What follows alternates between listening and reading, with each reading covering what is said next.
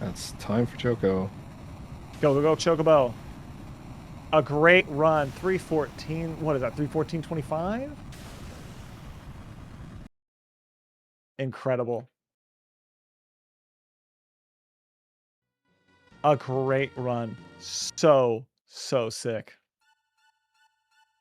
We're going to have a couple minutes here before we head into the next XF fight if the VII commentary wants to introduce themselves.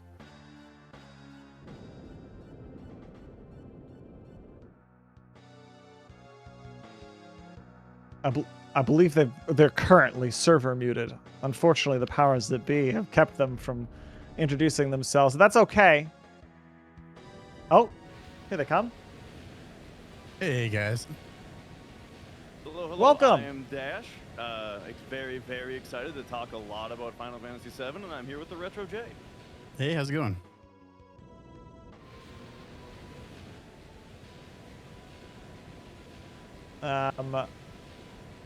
Very excited. So what's the category for this Final Fantasy VII? It is no slots, which is the most popular category, and it's on PS1 console. No slots is specifically referring to Kate Sith's level 2 limit break. That one's a bit overpowered, so this category bans its usage. The other kind of unspoken rule with that category name is that we also are not doing Disc 1 skip.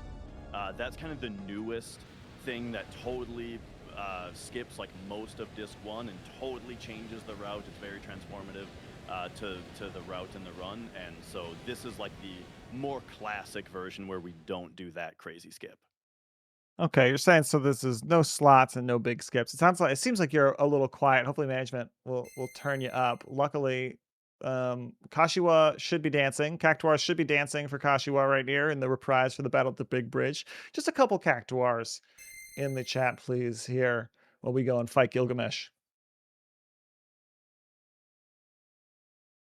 And yeah, just to clarify, there will be major skips in the FF7 run. It's just one particular extreme skip that isn't done. My mistake. All good.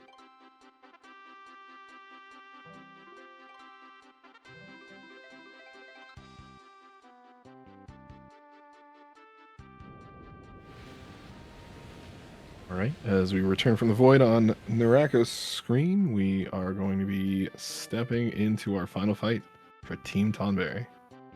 Get ready, Final Fantasy VII Team Tonberry. Now, this will be exactly the same fight. I mean, nothing like Zeromus and Final Fantasy IV. This fight, as long as you can get the guard right, the setup at the very part. That's the part that I feel like catches you. Yeah, especially with movers now that you have just pretty much all the money you need. It's not really a question of, is it gonna be enough? So 156k is more than enough to get us through here.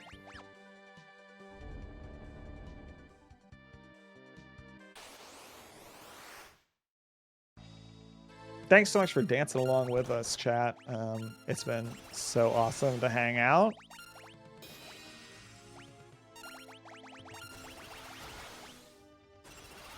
All right, we have one dead. Looks like we got the other one off. We're set up here. Looks like we also have a berserk throw. Yeah, seems like a berserk, and then they cure it of the sort of madness.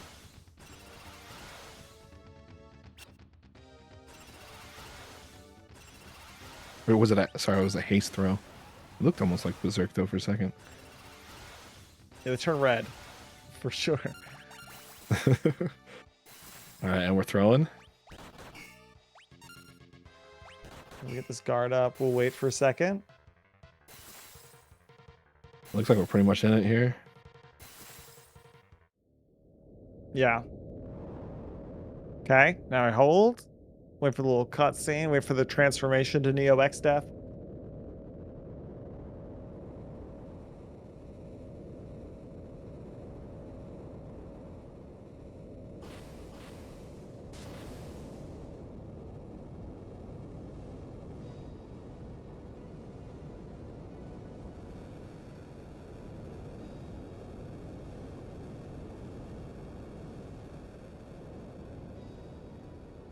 I think Shinshi might have just gotten a personal best.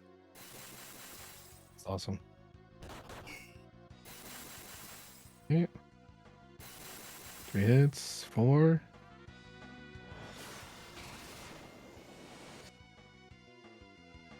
Oh, this getting a little iffy. It should be okay if we can get these off. So here's the one left. Last That's one. it, time. That's time for Tonberry. Well, great, a great run by both. I mean, what, 2 minutes off? I think. Incredible run, and it's just been so great to hang out with you, Captain. Thanks so much. Yeah, always a pleasure, sir. And we'll cede commentary to 7 and chime in when there's notable things for Kashiwa. We'll see y'all in the chat. Thanks so much, guys. Good luck, runners. All right. So, welcome to Final Fantasy VII. We've got 3 great runners for this game. Firstly, in the yellow corner, we've got the Brazilian behemoth, Doumeis. In the green corner, we've got the best of the Midwest, Corn-Fed. And coming soon, in the blue corner, we are going to have the beast from the east, all the way from Japan, Rupan, will be joining for Team Mog later. So it is going to be a very good race for these 3. And man, there is a lot to talk about mechanically for this game. They've invited me for commentary, so I hope you guys are ready to get nitty gritty. But yeah, before I launch into that, what do you got to talk about, Jay? I'm just excited to see how these 3 runners handle each of their respective challenges and what they're going to go through, and hearing the explanations from you as well as about, certain mechanics of the game. Yeah, awesome thing about racing just in general is to see people have to deal with like disaster recovery and damage control, when things don't go perfectly, I've spent a lot of time talking about the strats if things go well, but when you have to go a little bit off script is very exciting. So right away, we're seeing a boss battle. We've got Guard Scorpion here. He is weak to electricity, so we're going to be seeing the usage of... You start out with the lightning materia with Cloud, as well as ice, but lightning is what's important here for doing double damage with him. And the big thing for this fight that we're gonna... the concept that gets introduced here is the limit jam. So the way that battles work in this game, as everybody knows, is the bar fills up, you get a menu. When you input your command, that enters the queue. Things go through the queue, what's the word I'm looking for? Consecutively. No, the opposite of consecutively, right? No, consecutively, not simultaneously. But the thing is that limit breaks are prioritized in the queue. So because we have the battle speed set to maximum, all the battle speed set to maximum does in this game is it increases the rate at which the ATB bars increment. And so it makes it so that one character's ATB refills before the following character's turn animation is even over, generally. So what that means is if we are... so we didn't see it with Doumeis here, but we're going to want to pay attention to the other folks. What you'll see is they will, in this fight, try to have their turn order be such that the character who's holding a limit break goes first. Actually, we are going to see it with Doumeis. Doumeis right now is targeting a regular attack and not sending it. The reason is he's waiting for the tail to go back down so that he doesn't get counterattacked. And now watch this. He just queued up a big shot, but that was after Guard Scorpion already queued his next turn. But because it's a limit break, it goes off first. So he just got Barret, Cloud, Barret, all in one turn order and was able to finish off the boss before he got his next turn. So that's the limit jam. Super handy mechanic there that he used with holding onto an attack while the limit filled up and making sure you're able to get both of them in one turn along with Cloud's bolt stack. Yeah, and that was a really good fight. Generally, if you are able to take him out right when he lowers his tail like that, that's a really good fight. Also, he only had to do one tail laser. Sometimes it sometimes you might use a limit break before the tail laser phase where he puts the tail up, and then you generally want to do 2 tail lasers at that point to fill up both of your character's limit bars from empty.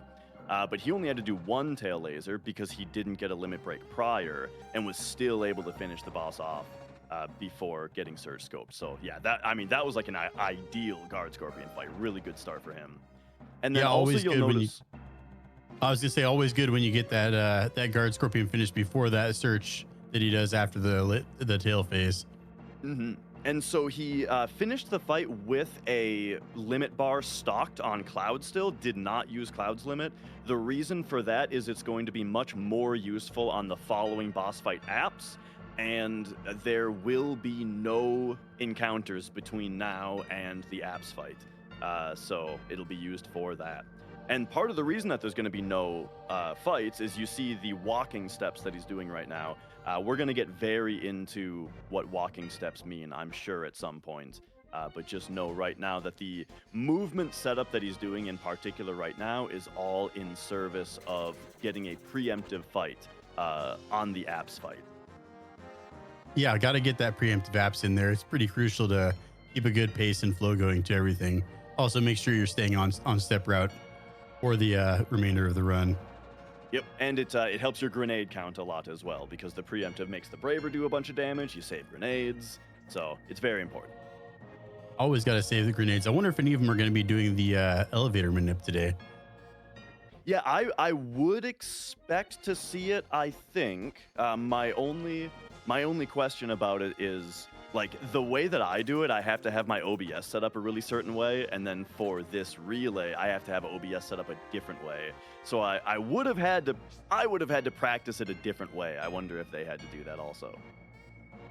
It could be. I'm more inclined to think they're probably going to do the stairs just because it's a lot safer and probably less meticulous to get it set up, and easier to keep it from going awry if it does. Yeah, stairs is definitely the safe and extremely consistent strat as well. Not to mention the free elixir. Oh yeah, which can be really good for Materia Keeper. Mm-hmm. All right, several so we're other, gonna see. I was just gonna say several other spots in the game too, from what I've seen. Yeah, this is a 100% run, but I actually had to elixir Safer Sephiroth one time because to get the VMG proper.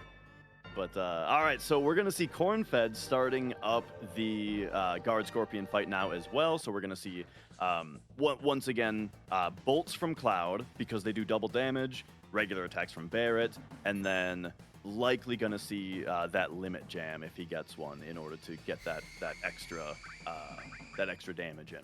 So one thing I didn't mention is Guard Scorpion, he does search scope on the character that he's going to attack on the following turn. So that's what is able to tip you off to be able to set your turn order to start with the character who's getting hit.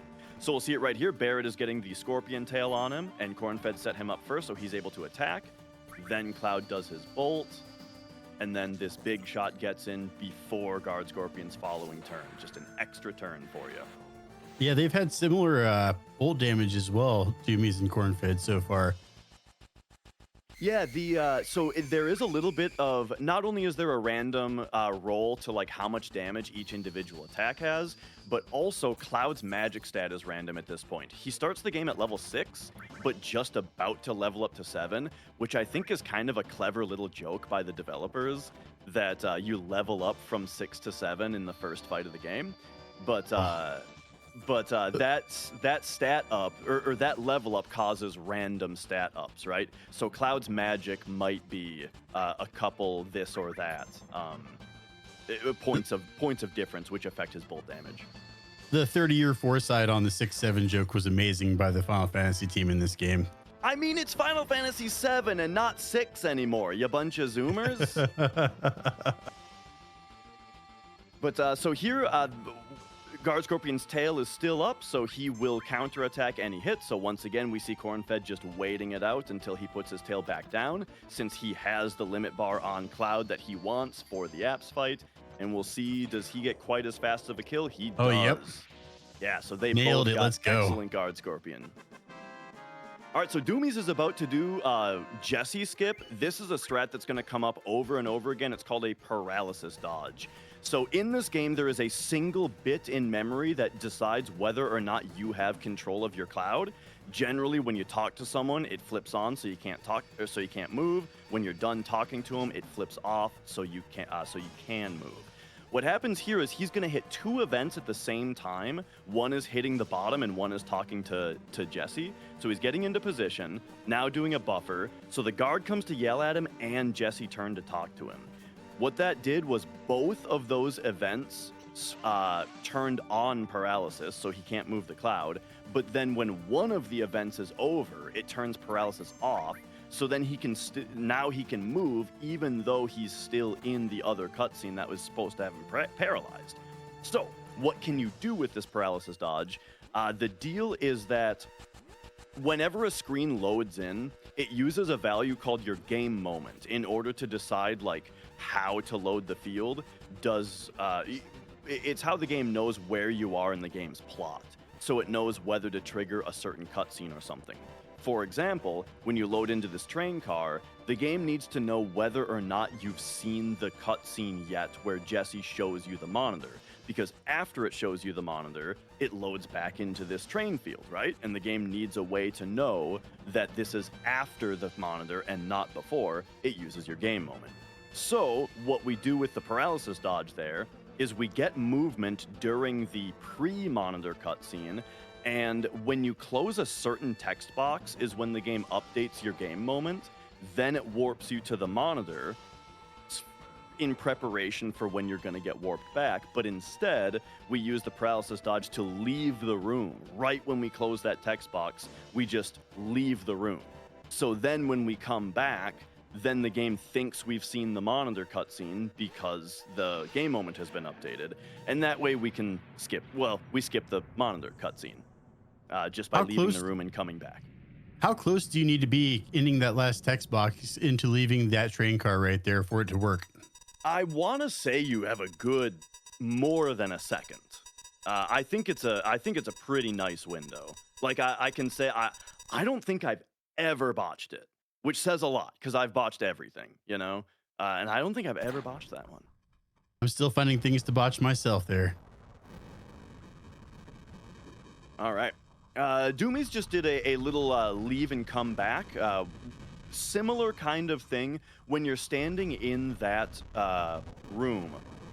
You have to wait for like the riffraff to leave before you can get into Tifa's bar.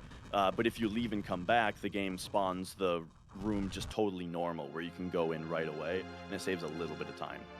You might notice. Go on. I was gonna ask, is that faster than just going down straight and doing the shop right there? Doing the shop early actually saves about 4 seconds. The drawback to it is you can only afford 2 fewer grenades. And so if you want to be super safe, you might not want to lose out on those 2 grenades. Okay. And then, also you might notice we are shortening the character names down to a single character. The reason for that is pretty clear. It's that you have to wait for a text box to finish typing before you're able to close it. And so if there are fewer letters to type, such as the characters' names, then you can close them faster. And so you save. I did the math, and at least I found out through my estimate that it saves about a minute over the course of the entire run. Really, an entire minute just from cutting down the character names? I wouldn't think it would be that much. Yeah, it skews heavily toward Cloud and Tifa. They save easily the most, and then Sid, I want to say, saves the least. But that's kind of normal because you only take 2 characters off of Sid. I was going to say it mostly probably correlates to how many lines each character has in the game, right? Yeah. How many lines do they have? And also you get Sid later in the run also. Oh, and another kind of important aspect is that since we skip Cosmo Canyon, that cuts a lot of Red's lines specifically, you know? So there's little things like that affect it as well. But for the most part, it's very intuitive that Cloud and Tifa affect it the most, and the character with the shortest name affects it the least. Now, which one of the 3 major skips saves the most time out of the run? I would say that there's 4 major skips, right? You got guard skip, Calm, Cosmo Canyon, and Raid on Midgar. And I think Calm Skip saves the most. Okay, fair enough. So it's not too far off from each one. They're all about 20 minutes or so.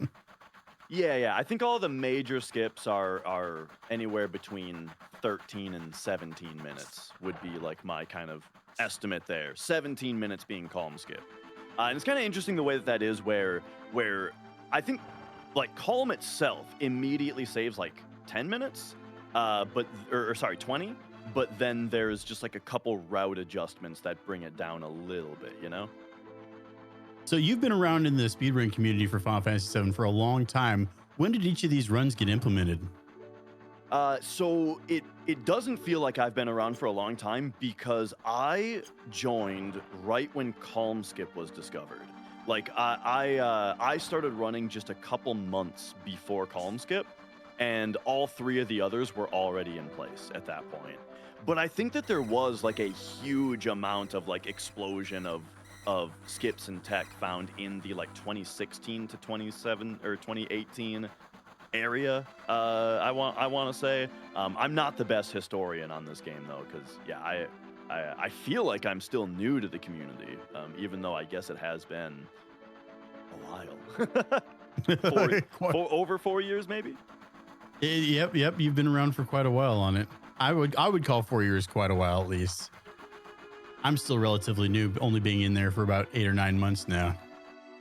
Yeah. It's been awesome having so many new people still coming on in. Even Cornfed came in after I did, and he's one of the top runners. Yeah, Cornfed's a great runner. He's helped me with a lot of things himself, and I know he's got a lot of knowledge when it comes to this game. Mm-hmm. The other two runners, though, Doumeis and Rupan, they have both been around longer than I have. Oh, really? Okay. Yeah, I'm excited to see how Doumeis does. I can't wait for Rupan to start. I've never seen him run before, and I kind of want to see what he does with the Japanese version of the game. Yeah, I don't want to overhype it, but I've seen Rupan in races before, and he's very innovative. He does wild stuff sometimes. That's really smart. All right, so Doumeis is in a shop here on the top right. We're gonna see him sell the top slot of his inventory and then buy 21 grenades. So the thing is, selling the potions is a big part of that is because it's the top slot in the inventory. That means that those grenades dropped into the top slot. We need them right at the top. And then, oh, by the way, now he's doing guard skip. So these guards aren't placed correctly. You can run past them and use that field transition, which is never it's never used naturally in the game, but it is programmed in and it does work. So you can just go there. And that skips the entire second reactor where you go in with Tifa, you try to blow up the second reactor, but then the Shinra president shows up, and then you fight Airbuster, and then it blows up, and Cloud falls into the church, and you meet Aeris, and all of that got skipped. And then Aeris is supposed to come with you into Wall Market to find Tifa. That's where we're at in the game now, is where we went to Wall Market now. So just then, I saw Doumeis take off his magic materia from Cloud, and I'm wondering, is that solely just to maximize damage during the apps fight? Yes, and sometimes the Reno fight as well, if you want to get a regular attack in to save a grenade there. It's also safety for that. But I would say mostly for apps, yes. And yeah, that's a big thing about this game. One thing that I totally ignored when I was a casual player, but every materia have effects on your stats. The lightning and ice materia that Cloud starts with both reduce his strength by 1. So yeah, he unequipped both of those from Cloud in order to raise his strength stat so that his braver is going to do more damage on apps, and he's not going to need the bolt or the ice spells. Unless he misses the preemptive. If he misses the preemptive, then you'll want the bolt, but I don't think he's going to miss it. No, probably not. His steps look really good through reactor. And yeah, so to circle back to our conversation about shortening character names, very interesting side effect of guard skip is that I mentioned that we skipped over the part where you meet Aeris. Well, that means that we skipped over the part that you name Aeris. So we never named her. And an extra interesting thing about just the fact that we can't name her is that her name in the ROM, like at her character sheet, her name is pre-filled in as Aerith with a TH. And it's the naming screen that defaults her to Aerith with an S. So she ends up with her name as Aerith with a TH. But I always say, don't get too excited about that meaning anything canonical. Because if we're going to say that that's canonical, then I'll have you know that Cait Sith has no name. His name is just blank before you name him. And Vincent's name on the character sheet is Sephiroth. So don't get too excited. That's something I did not know about this game. Yeah, Vincent uses Sephiroth in the Calm flashback uses Vincent's character sheet, and Cait Sith uses young Cloud's character sheet.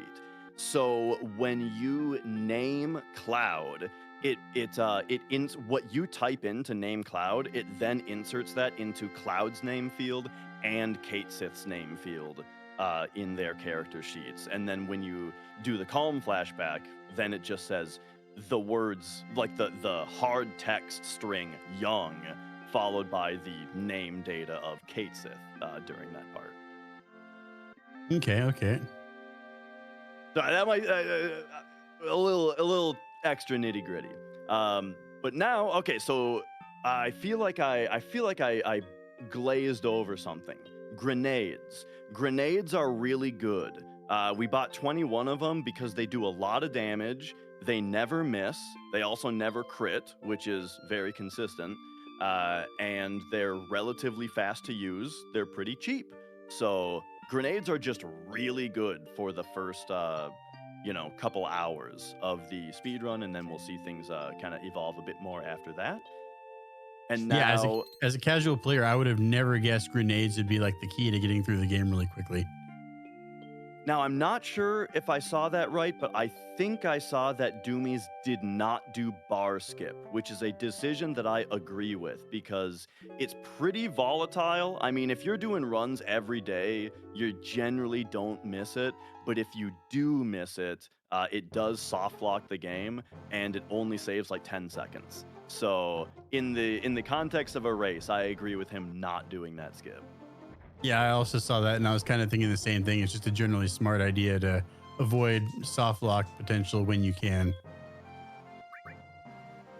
All right, we're about to see Cornfed do his shopping as well. Or actually, I meant to pay attention to whether he did do the pre-cutscene shop, and because I would expect him to, but we'll find out. No, he did not. He's going now. Yep. It's funny because it alters your menus. So like I've started doing it, and now even if I was saying that it's for safety, it would actually mess me up to not do the early shop now because it changes your inventory. I guess he did just sell everything though, which makes it the same. So okay, all right. Yeah, that's a tactic I generally use, is selling everything and going afterward, or going beforehand and selling everything. I was wondering about that. That's the reason Doumeis just sold the top notch, is because he's used to the menuing that way. Yep. Yeah, and it's important to note that if you do the early shop, you have to sell everything because Barrett hasn't paid you for the mission yet. So you don't have enough money otherwise. And then furthermore, you can also only buy 19 grenades instead of 21. All right, so Doumeis is about to do squats. The whole wall market thing that's going on here, just to kind of explain, is that we do want to go out of our way to get Cloud to be the prettiest girl of the three and to get picked by Don Corneo, because if he does not get picked, then there is like, you have to go to that other room where like the guys walk around like zombies, kind of chasing you around and stuff. And there's multiple fights you have to do, and it's a disaster. You run out of grenades, it takes a bunch of time. So it's much better to get Cloud picked, and it's not random. You just need to get a few key items. You need to do the materia shop quest, where you buy the thing from the vending machine. You need to get the digestive to give to the lady in the bar, and you need to win the squats game. And those three things get you the sexy cologne, the diamond tiara, and the blonde wig. Oh, and then you also need to make the correct selection for what kind of dress you want. And then if you do all of that, then he will always pick Cloud, and you'll get through much faster.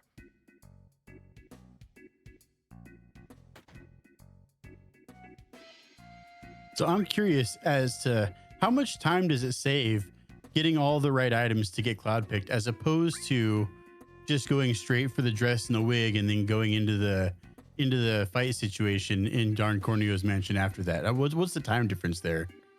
My concern is you'll run out of grenades, and so like it's gonna spiral into way worse than it sounds like it is, you know, because you won't be able to finish the apps fight, or you know you'll run out of grenades before you're finished with the apps fight, or maybe it's Reno, but either way, like then the Reno fight, you're having to deal with the pyramids, and he might kill everybody because your team is super weak. You know what I mean? So I'm inclined to say it's just not feasible with our current routing.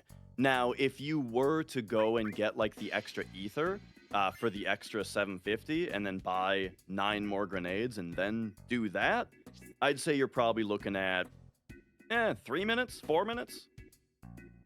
3 to 4 minutes. So not an insurmountable outcome should you go that way during the relay here.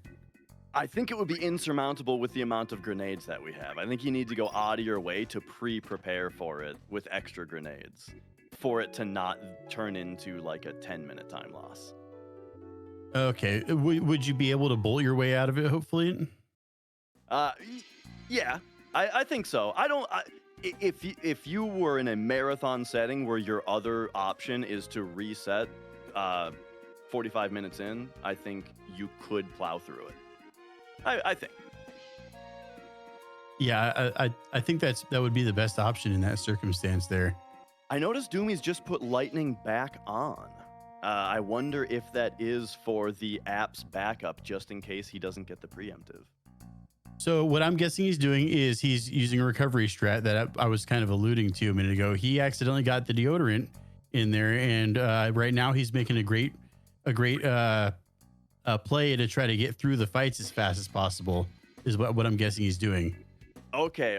So I've been a little bit bogged down with like general explanations, and I actually did not notice that there was a.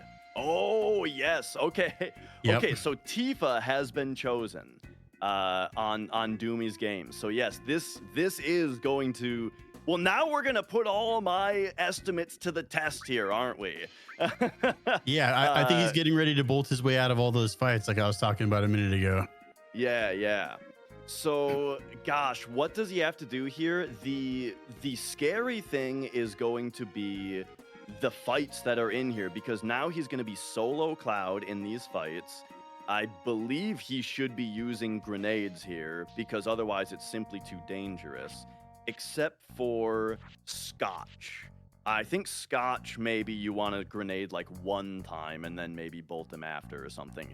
I'm gonna be real, you guys, though. Like this is dramatic, because like if I'm in the runner's seat, Cloud not getting picked is actually one of my nightmare scenarios for a race in this game.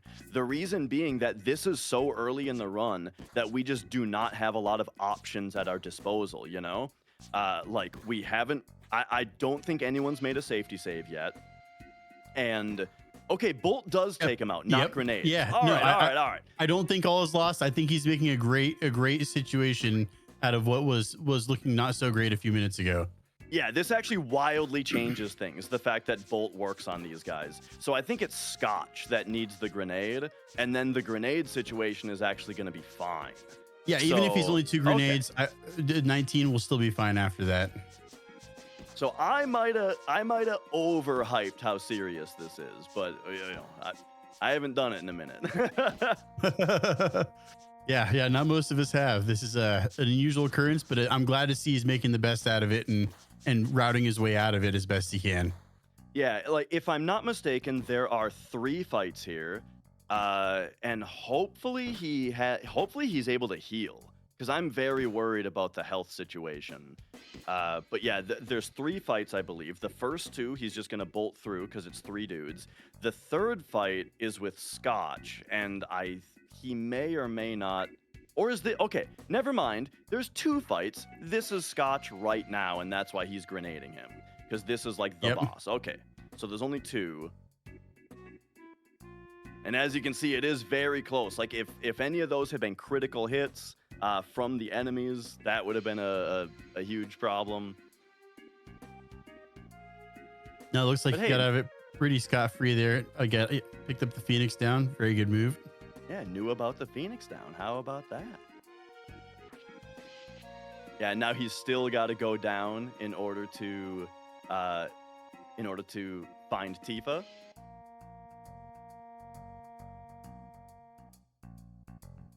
All right, and yeah, Corey's about catching up with him. That actually is a matter of great debate in the community about whether or not Scotch should be a boss that's in all bosses. When we do all bosses, should we need to not get picked and fight Scotch? Like that hasn't been the rule for any category that requires all bosses. We don't require that you fight Scotch, but yeah, it's a. I wonder. No, there's no way to skip the 5v4 to find out if the game treats him as a boss or not, is there? I mean, whether or not the game treats something as a boss is something that is, what's the word? Like, it's not. The game doesn't have any particular flag that says this is a boss. Otherwise, there wouldn't really be any debate, you know. So like, if you were to menu through a fight, or like menu at the right time to skip a fight per se, and you go into the next fight, is the next fight, no matter what it is, going to be doubled? If it is a scripted fight, as in a fight that is triggered not by the random encounter logic, yes. But if it's a fight triggered by the random encounter logic, then no, and that clears the glitch. Okay. I was kind of wondering if that would be a good way to define what a boss fight was, but there's a lot of triggered or a lot of unskippable fights that aren't what you would call a boss generally. Yeah, lots of scripted fights in the game. All right, and so Doumeis is coming up on the apps fight now. So hopefully oh, right, there's this little cutscene first.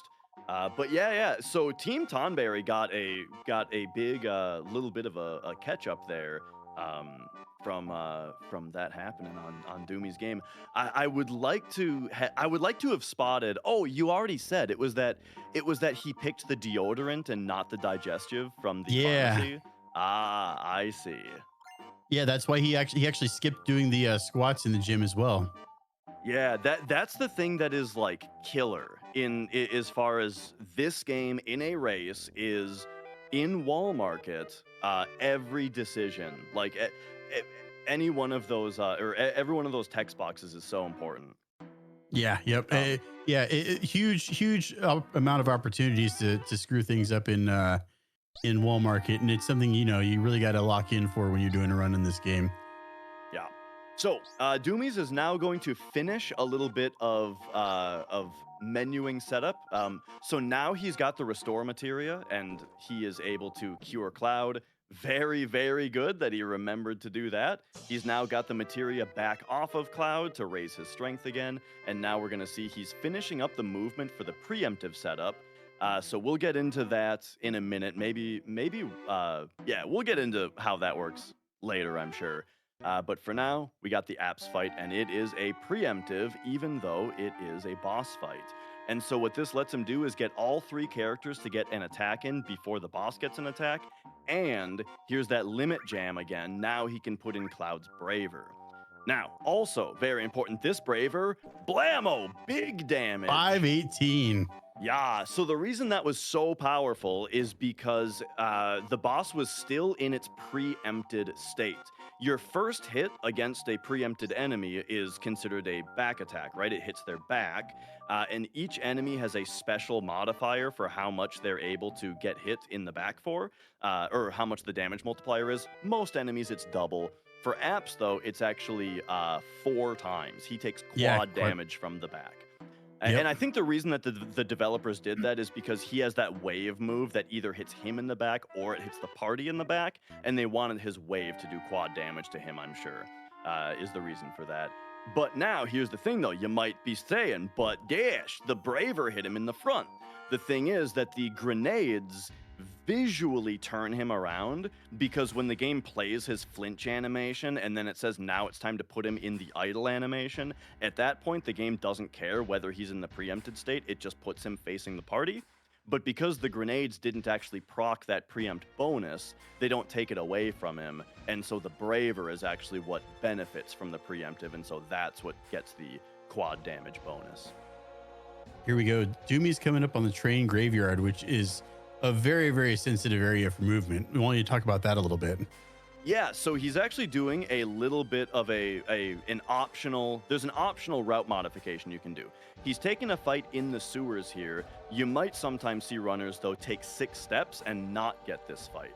The thing is, either way, whether you take 6 steps and get this fight or not, you end up with the same number of steps and the same formation incrementation and all that. Basically, everything shakes out the same in the end, except for the fact that if you don't take the 6 steps, it makes the step route easier because it puts you further ahead, which just allows you a little bit more wiggle room on how tight your movement is.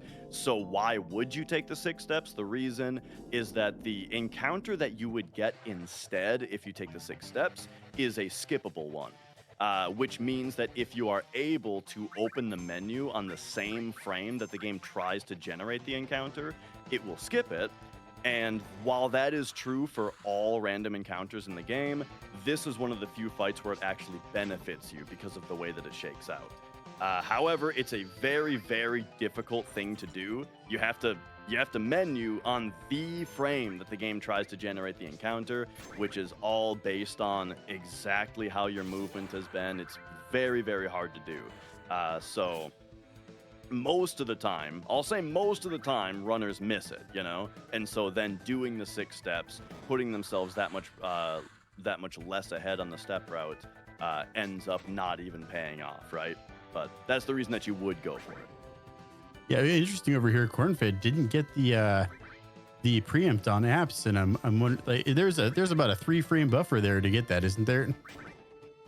Yeah, depending on the way that you do your setup, it most likely was his reactor movement. And so I'm curious, did he cast Bolt on apps?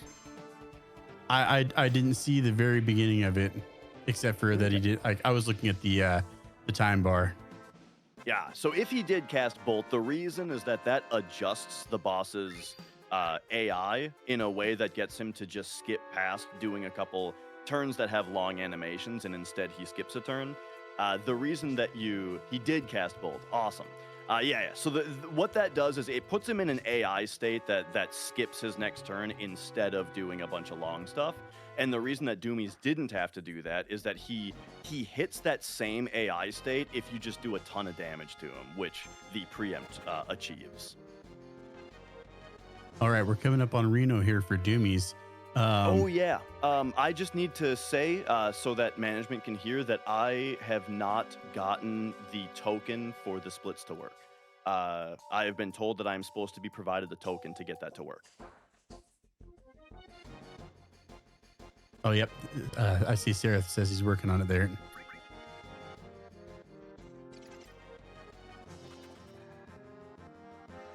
All right, anything to watch out for in the Reno fight? I did get the token. I have it. I am now working on it.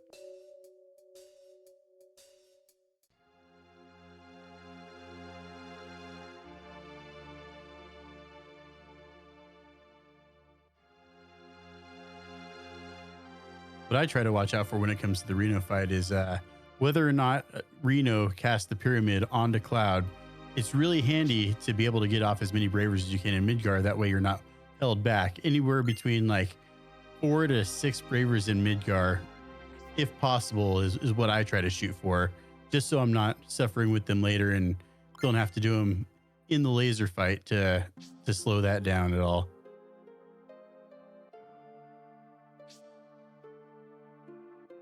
Jimmy's coming up on it right now.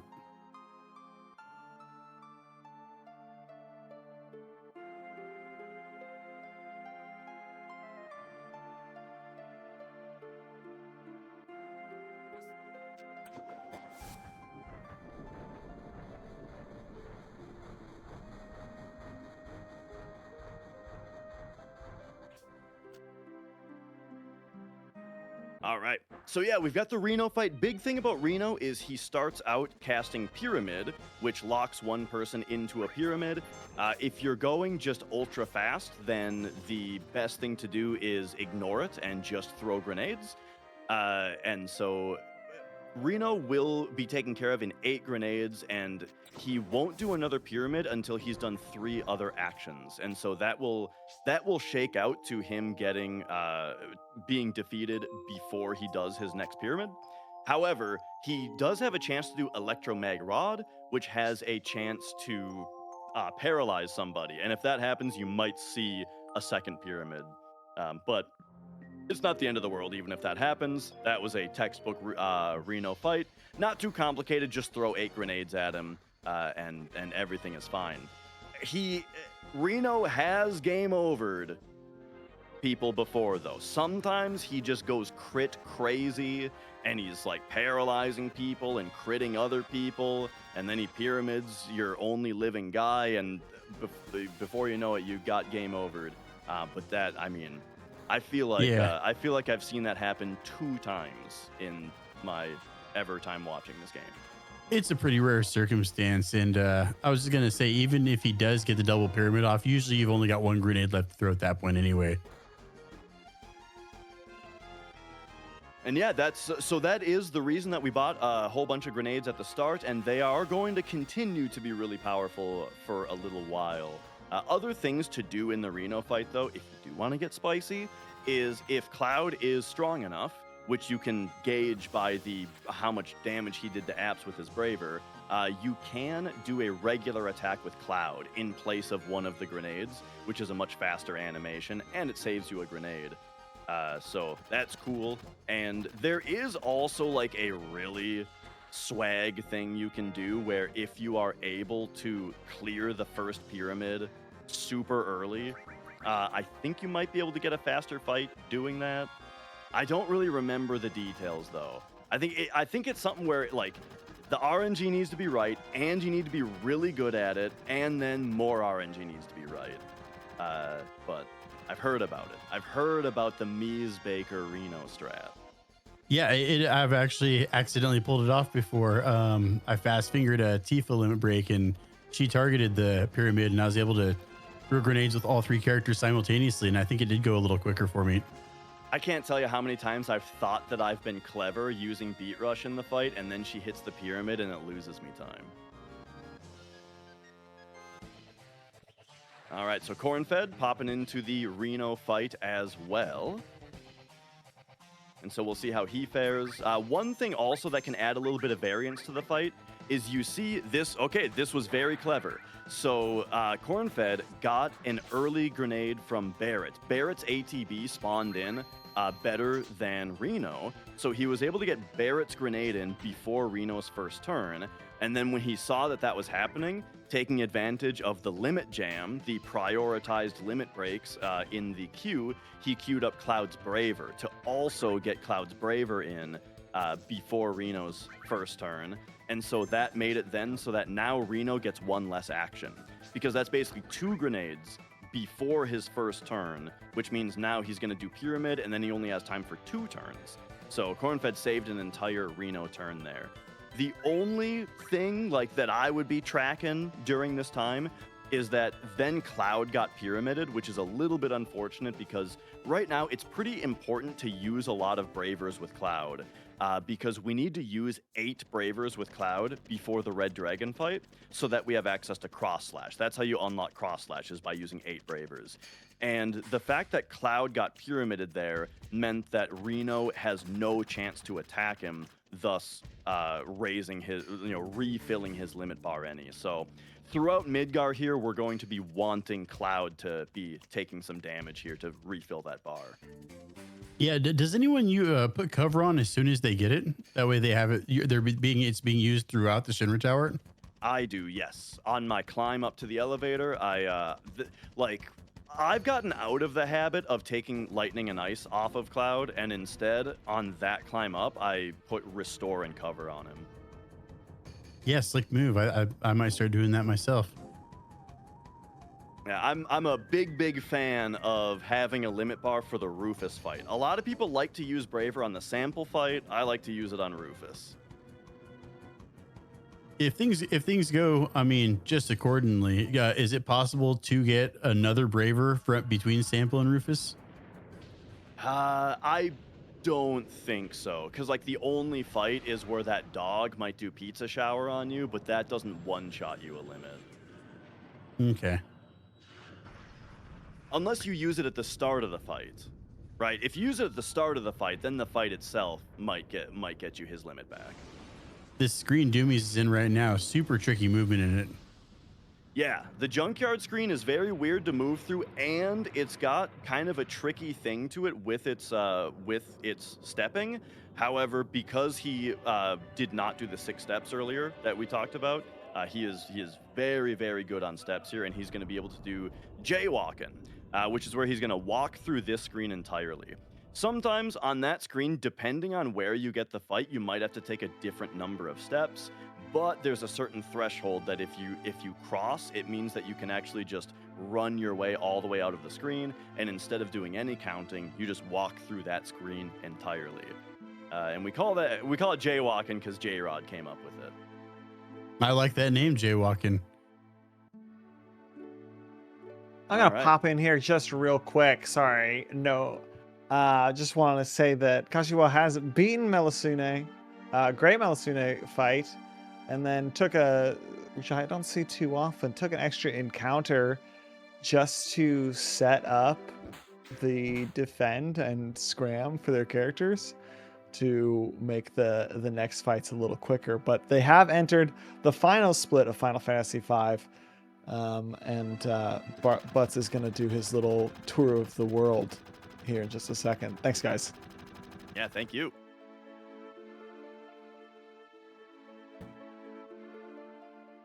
Okay, so Doumeis is now in a long little cutscene, which is a very significant cutscene because if folks are doing elevator manip, this is the long cutscene that gives you all of your time to check what RNG pattern you're on and whatnot. So we're going to have to be paying attention to the way that he behaves coming out of this cutscene to see if it looks like he's manipulating RNG or not, because it'll be exciting to see if anybody does elevator manip. Yeah, if it'll take some gumption to pull it off, but if they do, it'll pay off big for him. Yeah. All right. I think we should talk about walking steps. I feel like we've got a moment for that. So what is the deal with, we're talking about step route, we're talking about ahead or behind, we're talking about walking steps, going under encounters. Here's the deal. Here's how all of this works. Is FF7 uses a system called Danger, where as you run around in a hostile area, actually all of the time that you run around on fields, we also got to talk about fields are just, it's like the module, it's the engine of the game where there's the pre-rendered background and you're the little chibi character running around. As opposed to this is like the menu is different. Battles are different. The world map is different. These are all like different engines, right? Or modules. The field module, as you're running around on that, the game is always tracking your movement. It's counting every frame of movement. Every 8 frames, it does a check. First, it asks, are you in a hostile environment? So Cornfed got his fight a little bit further back. I think, are we going to see him doing walking steps, or is he jaywalking also? It looks like he's jaywalking. Yep. I hope he was far enough ahead. It looked like he was just barely. Oh no! Oh no! Cornfed was not far enough ahead to jaywalk. I knew it, man. It looked really sketchy whether that was gonna work. Okay, so that has an effect on the whole rest of the run. Okay, so we got to finish talking about steps. So if you're every 8 frames, the game of movement specifically, only 8 frames of movement, the game does a check. If you're in a hostile environment, which is a field on which random encounters are possible, or activated, I should say, then it will increment your danger value. and then it will check your danger value against a random number in order to determine whether or not you should get into a fight. And so, like, the reason for this is because after you get into a fight, your danger resets to 0. So that way you're not likely to get into a fight right away because you have low danger, but you're not likely to go too long without a fight because you'll have high danger, right? So that's kind of the balancing factor. Here's the thing about Final Fantasy VII, though, is that list of random numbers that it checks against is actually the same seed, essentially. It is the same every single time. So when you hit new game, it starts you at the top of the same list of random numbers every time. So that means that if you start up the game and you move the same way every time, you will get the same encounters in the same places every time. So there is a little bit more to it, though, that we do as speedrunners. That doesn't just mean that we know where the encounters are. There's another piece to the puzzle, which is walking steps. When it does that check every 8 frames and it wants to increment your danger, if you're walking and not running, it only gives you 1/4 as much danger as it does than if you're running.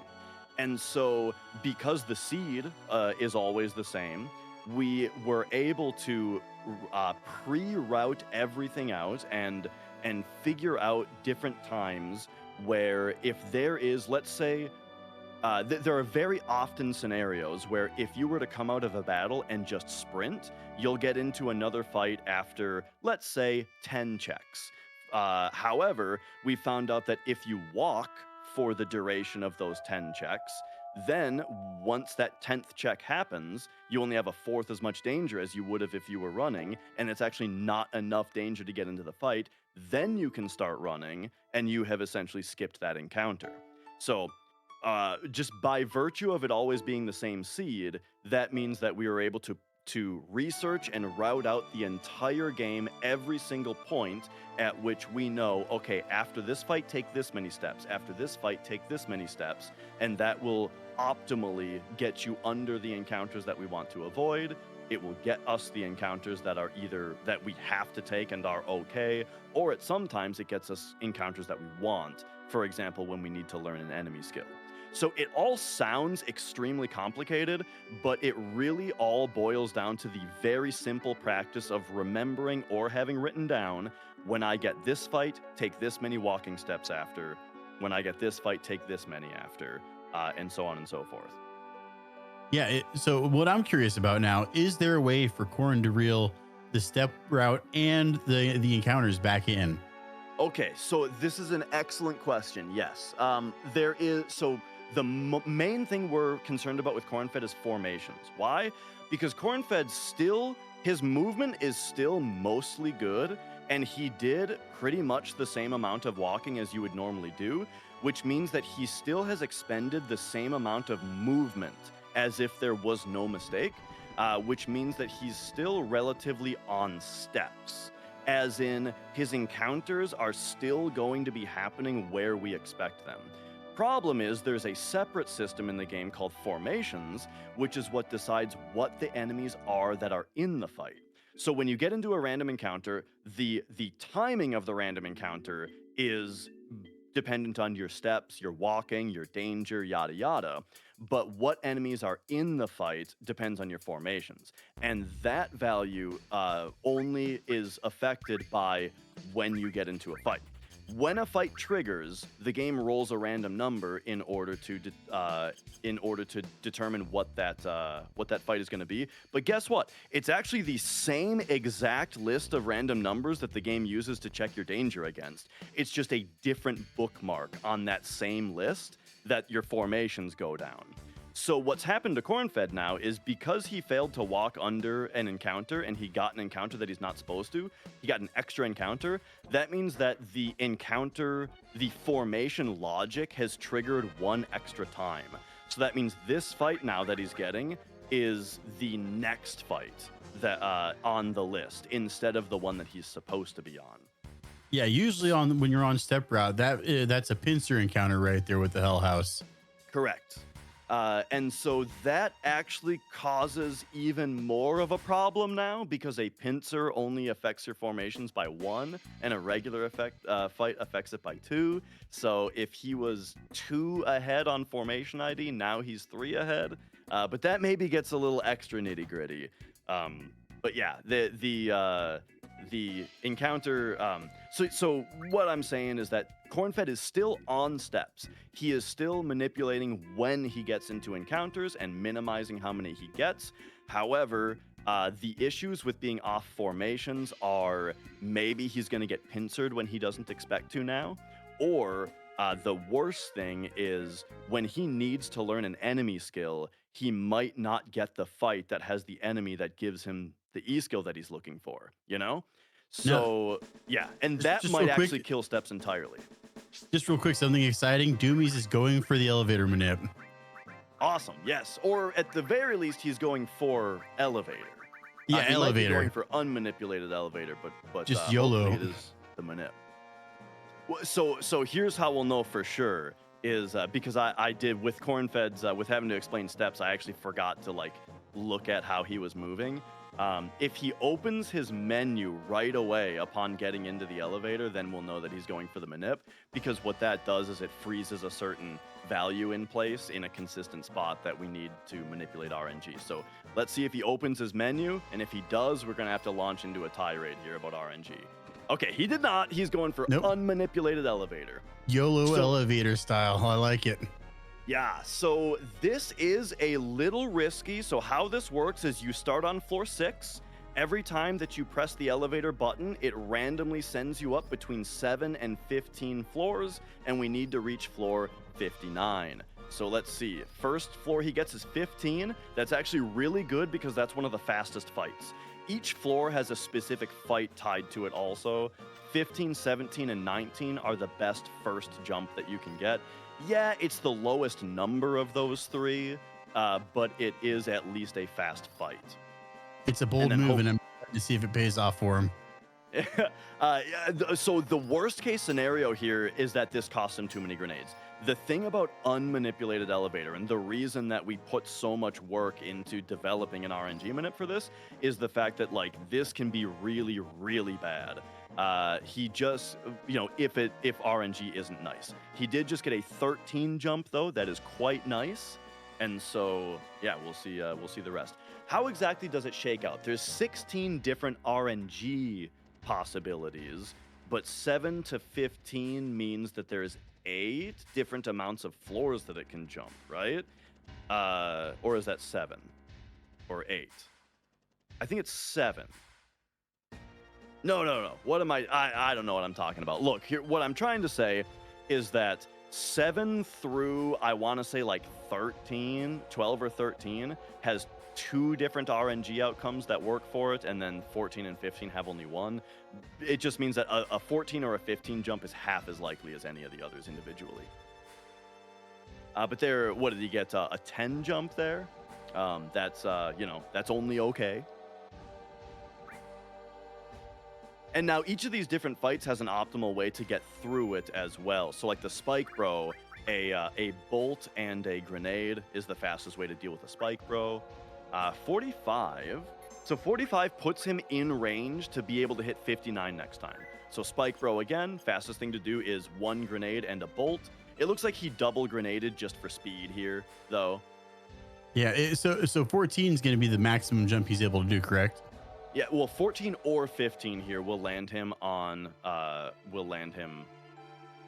59. So it's unlikely. 58. Oh, Get out of unlucky. here. So he's got 1 extra fight here. I don't think this was too bad though. Doumeis doesn't have bolt equipped. Okay, I thought he did. Cornfed's chosen the safer route with the stairs. So it is a little bit risky that he doesn't have bolt equipped on Cloud. I mean, if you're in the elevator, the thing is, he fought 3 Spike Bros, and so having bolt on Cloud would have saved him 3 grenades. So hopefully his grenade count is going to be fine throughout the rest of Midgar here. And then Cornfed is going for stairs, the tried and true consistent method. And so what is really the difference between these two? On average, stairs is about a minute slower than elevator. I would say Doumeis' elevator there was about average, and so it probably is about a minute faster than the stairs. However, again, the elevator might mess with his grenade count too much. And so that could end up costing him in the future, but we'll see how that shakes out. Also, another kind of just weird thing is that unmanipulated elevator also levels up your characters a little bit beyond where they would be if you took stairs or did the manip. And so what that means in the run, you might be like, oh, extra levels, great. However, we really want Bravers on Cloud. And when we fight Genova later, a really awkward thing happens where the extra level on Cloud is going to raise his max HP such that he's no longer guaranteed that Genova is going to be able to one-shot Cloud into a limit break each time. So it also puts a little bit of stress on your Braver count.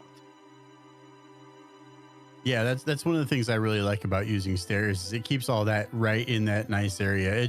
I think it's still possible to where you can get above levels in HP to where that's not possible, but it's super rare for that to happen. I do wonder a little bit. Again, I wish I just had seen if this happened, but I wonder if he used the extra money. Oh, you know what? I've been talking about grenade count. I bet he used the extra money from the extra fights in Don Corneo's mansion to buy more grenades. He probably did that.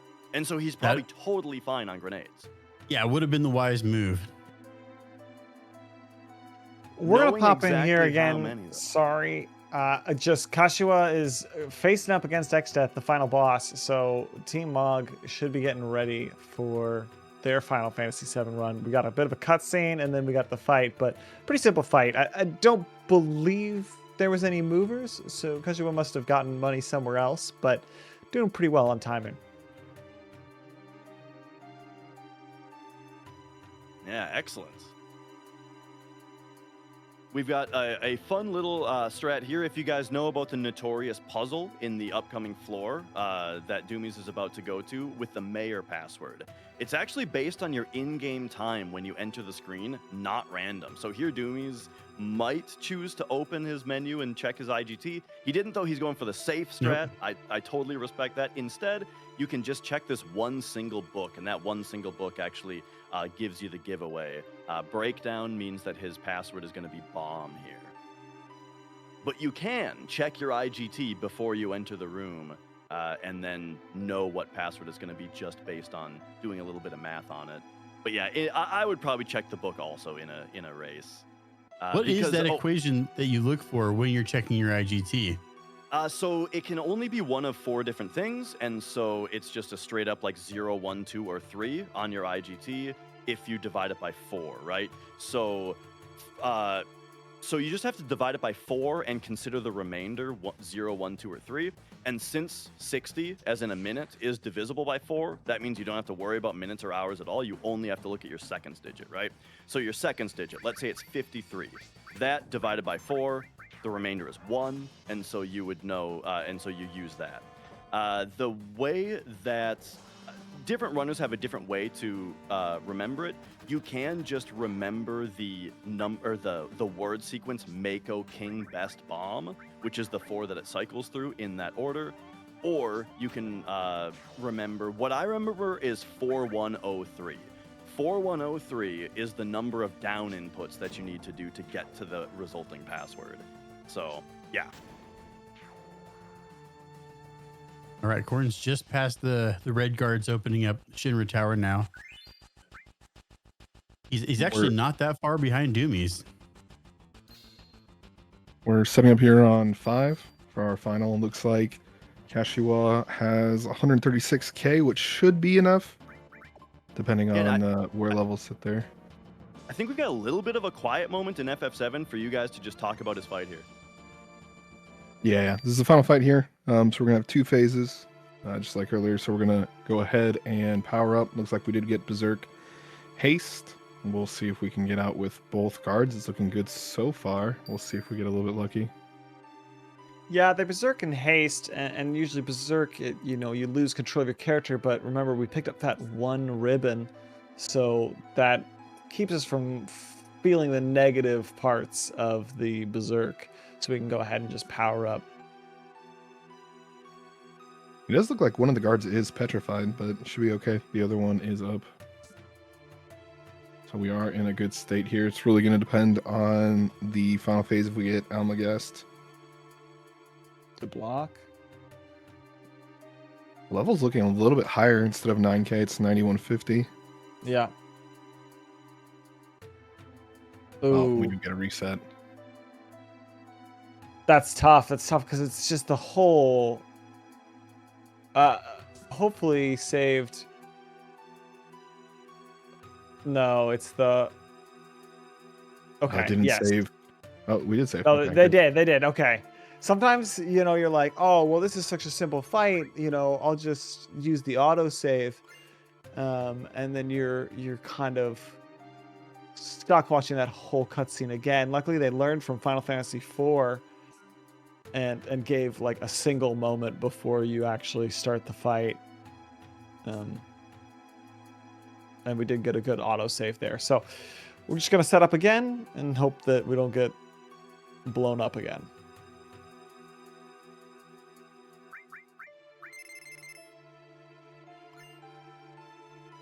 We got 7 Samson's Mites. And we say Samson's Mites, that's a mix ability. So we're mixing 2 items to create basically a power potion called Samson's Might. Increases the character's level by 10, which is why we're basically just level capping Ferris and Butts here so that their Zenonage does this 9150.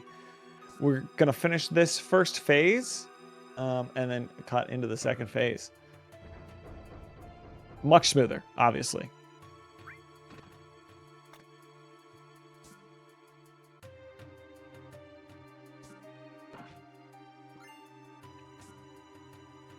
Basically says everything will return to nothing. Team, get ready here. It's just going to be a few more hits.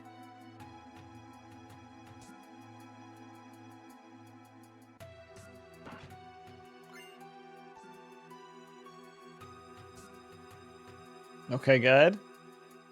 Slow down. We got 4, so that should be good. I think we're, melee on the frog. I think we're in a good spot.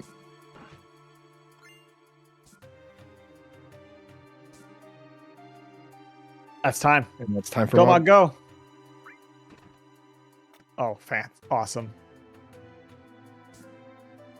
A pretty good run by Kashiwa. Great run by all 3. And again, thanks so much for having us. Yeah, thank you so much, and good luck, runners. Good luck. All right, so we got Rupan starting up FF7 now, and he is going to be running the Japanese version. And I know the question is going to come up 100 times, so I'm going to say right away, yes, the Japanese version is a little bit faster due to text boxes. But in the context of like the whole relay race and stuff, the FF7 runners decided it doesn't matter, right? Doesn't matter that it's a little bit faster, and also it's nice that it's Team Mog who's getting that little bit of a bonus there. But yeah, it's so that's the answer to that. Yeah, what a way that played out. Very favorable for him at this point. It's gonna look a little bit interesting too, because the game is 99.99% the same.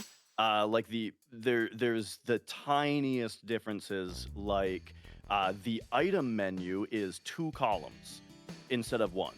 So like in battle, which looks crazy if you've only seen the American version, And then I want to say also that like if a character has a status effect, it will display it instead of their max HP on the main battle status, and the US one doesn't do that. So that's what I mean. There's like these absolutely tiny things, but I want to say that there are absolutely 0 differences as far as things like step route, formations, enemy AI scripts, right? All of that stuff is exactly the same. Yeah, it's gonna be interesting to see how different it looks. I bet it's gonna peel off just as for us watching it. Yeah. I've said I would really like to try to speedrun this version one time, not knowing any Japanese, and just see if I can get through it. But the thing is, like, I read item names, right? I don't have everything down to the inputs as far as menus all the time, especially because there are certain little variances. Like on some runs, a nut drops. On some runs, you steal a right arm. On some runs, you buy a soft, right? And on some, you don't. So like your item screen isn't always in the same order. Yeah, and on top of that, like I'm wondering if the materia is going to be. I'm sure it's going to be in Japanese, which doing the menus that throw me off big time. Right, exactly. Okay, so Doumeis is coming up on the sample fight here, which I'm going to just remind myself out loud that this is a fight that we will split on. And yeah, so the thing about this fight is it is one of the earlier times. We didn't talk about it earlier, but we have now switched to ATB wait mode. What does wait mode do? It makes it so that A, when you are targeting or in a sub-menu, it will no longer increase ATB for any of the characters. So on the bottom right of the battle screen, you see where it says time. Sometimes instead it says wait, and all that means is are characters currently gaining ATB or not. And so with ATB wait, we can start to kind of optimize a little bit. So first, Doumeis is firing off a fire with red, which saves a grenade to do this fire instead of throwing a grenade. But you can only do it once as far as getting that benefit from it goes, just the way that it maths out. Otherwise, throwing grenades is very fast in this fight, but he's doing it in a particular way. You notice that right now he's just holding this grenade. He's not throwing it yet. The reason is in order to keep ATB weight on, in order to stop anybody from gaining ATB. Why? Because only one of his characters at that time was not already queued. If two of your characters or more already have full ATB, then there is no reason to. It only hurts you to let time flow at that point. Well, it doesn't only hurt you, but it hurts. It helps you less. Oh man, I'm doing a bad job with this. Basically, you only want time to flow as long as at least two of your characters are gaining ATB. That way, it maximizes how many turns you are getting versus the enemies. We're going to see ATB used in a much more, a much clearer way later, though, where we just straight up get extra turns, and it's awesome. Yep. Jimmy's changing it back to active now. Make sure you can escape those fights faster. Yeah. So we should. I lied to you guys a little bit a second ago. I said the difference between time and wait only decides like whether or not a character is gaining ATB.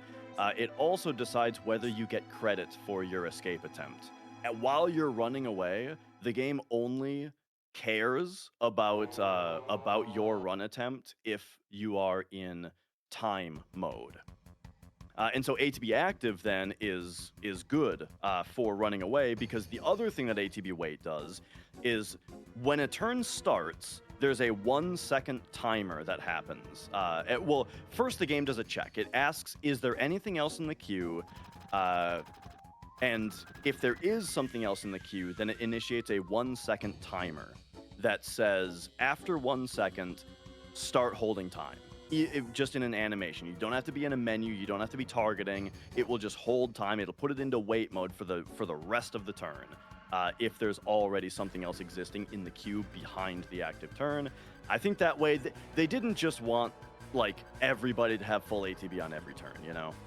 So I think that's why they did that. But then the other thing though that triggers a 1 second timer is during a turn, if one of your player characters strikes full ATB, their ATB becomes 100%, that also starts a 1 second timer that then holds ATB automatically for you 1 second later, which sounds overly nitty gritty for me to explain, except that we're actually going to use that to our advantage later with a even niftier trick.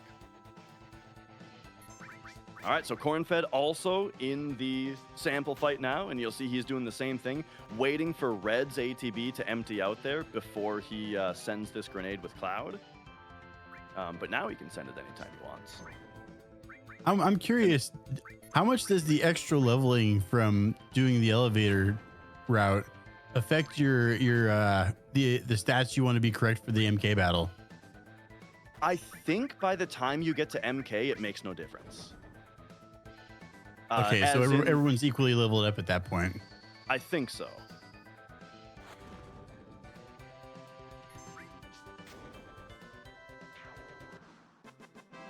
Very All fast right. fight for Corrin there. Yeah.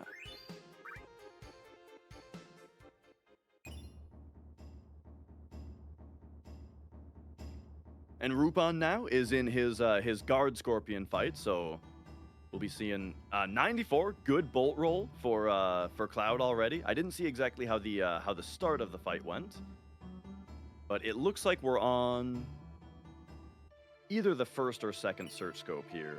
It looks like we're on the second search scope, and the first one must have already hit Cloud. So now he's winding up a second hit on Cloud. So yeah, now it's like decision time of whether or not he's going to use the Braver, the limit bar that this is going to give Cloud. I would say yes, use it. And the reason being that Cloud's max HP is only 312, so 2 tail lasers is basically guaranteed to refill Cloud's limit bar. So yes, we are seeing that with Rupan, unlike the other two. So he's going to use this Braver before the tail laser phase. So now we get into this phase where Guard Scorpion will counterattack any hit that he takes. And so we're actually going to purposefully use, we can fit, optimally, we can fit 2 tail lasers into this time. And so he's going to use that to refill the character's limit bars here. Yeah, and you get a little bit of extra damage on Guard Scorpion, which could make up for low rolls by doing that. Totally. The only risk to it is if it had done a critical hit on Cloud there, Cloud would be killed. Then he would have an empty limit bar. He'd have to use his Phoenix down. Yeah, that would be a nightmare, but it doesn't happen very often at all. Very, very rare. It just looked like he put through a second Braver. I mean, it doesn't matter, but I was like, wow, what if it doesn't kill him? Yeah. I wonder if the rationale there would be that like that would be better like than not having it on apps. But sometimes I get tricked though, where I think that they put something in and they don't. Like, you know, he might have targeted with it and then canceled it, you know, and it looks the same almost. Okay, yeah, I see what you're saying. I saw what you meant though. I was worried for a second. I was like, is this good strat? I don't know what's going on here. Yeah, you said he did some innovative things, and I was wondering if maybe that was one of them. I'm also noticing he's on a totally different step route than the other 2 runners. So his step route is totally different, as you can already see. So that's interesting. I wonder if steps are counted or weighed differently in the Japanese version of the game. I believe it's exactly the same as far as I Okay. know. Is he completely? If that wasn't the case, I think there'd be a lot more talk about which version is faster, you know? I wonder if he's just skipping the preemptive app setup. I can't imagine he's not doing preemptive apps. That's so important. But I guess we'll find out, yeah.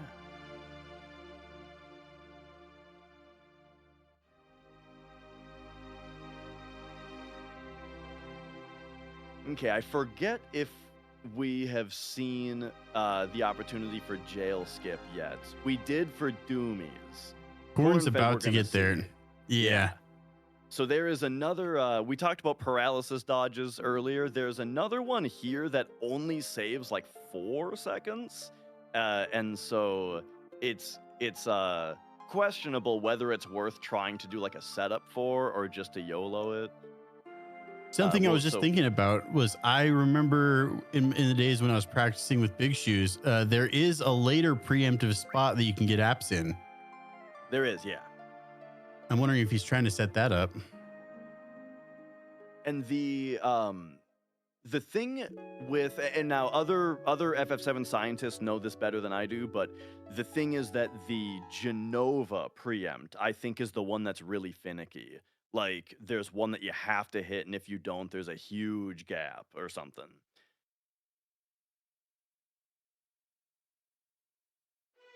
But I think, if I'm right, if memory serves right, of just people who came before me and are smarter than me who made the route, I want to say the one that most folks go for, and that's like on the standard long range route.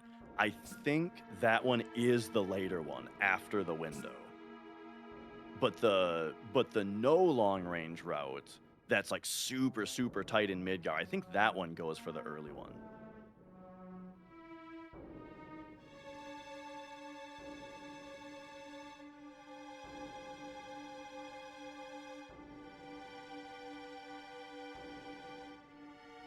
Okay, and so we have Doumeis coming up on the elevator fight here. This fight is... Oh, so we talked a little bit about ATB active versus ATB wait, and here we are back to a fight where ATB active is best. The reason being that it just doesn't really work out with ATB wait for you to get extra turns or save time in a meaningful way, but instead we kind of go back to this idea where if we have our battle speed set to max, which we do, then we essentially achieve like a round robin turn order. Watch how Red's bar refilled before Eris's turn was over. Eris's bar here refills before Barrett's turn is over. Barrett's bar here refills before the boss's bar turn is over. So ultimately, speed doesn't matter. The character's dexterity stats don't matter. It doesn't matter that we're underleveled and slow because the ATB active with the max battle speed achieves this round robin, which when we're throwing grenades is really good. So here, I'm wondering if he's going to end up using a limit to save grenades, or if he's just going to hold down that circle button and let him just toss grenades the whole time. It would be a good idea to use at least one limit. So there is a funny thing that happens when the second guy spawns. Depending on who gets the kill here and who's first in turn order. It looks like it's going to be Barrett. So Barrett gets the kill here. And coming down, Red is first in our turn order. So what's going to happen here is this guy spawns in, boss enemy number 2, phase 2. And his first turn is going to be queued up before Barrett's, not including what's happening now. What's happening now is a sneak attack. Oh, and it put Red to sleep. I was just going to say Red is first in the turn order, so he's able to throw a grenade with Red and then jam a Sled Fang in afterward.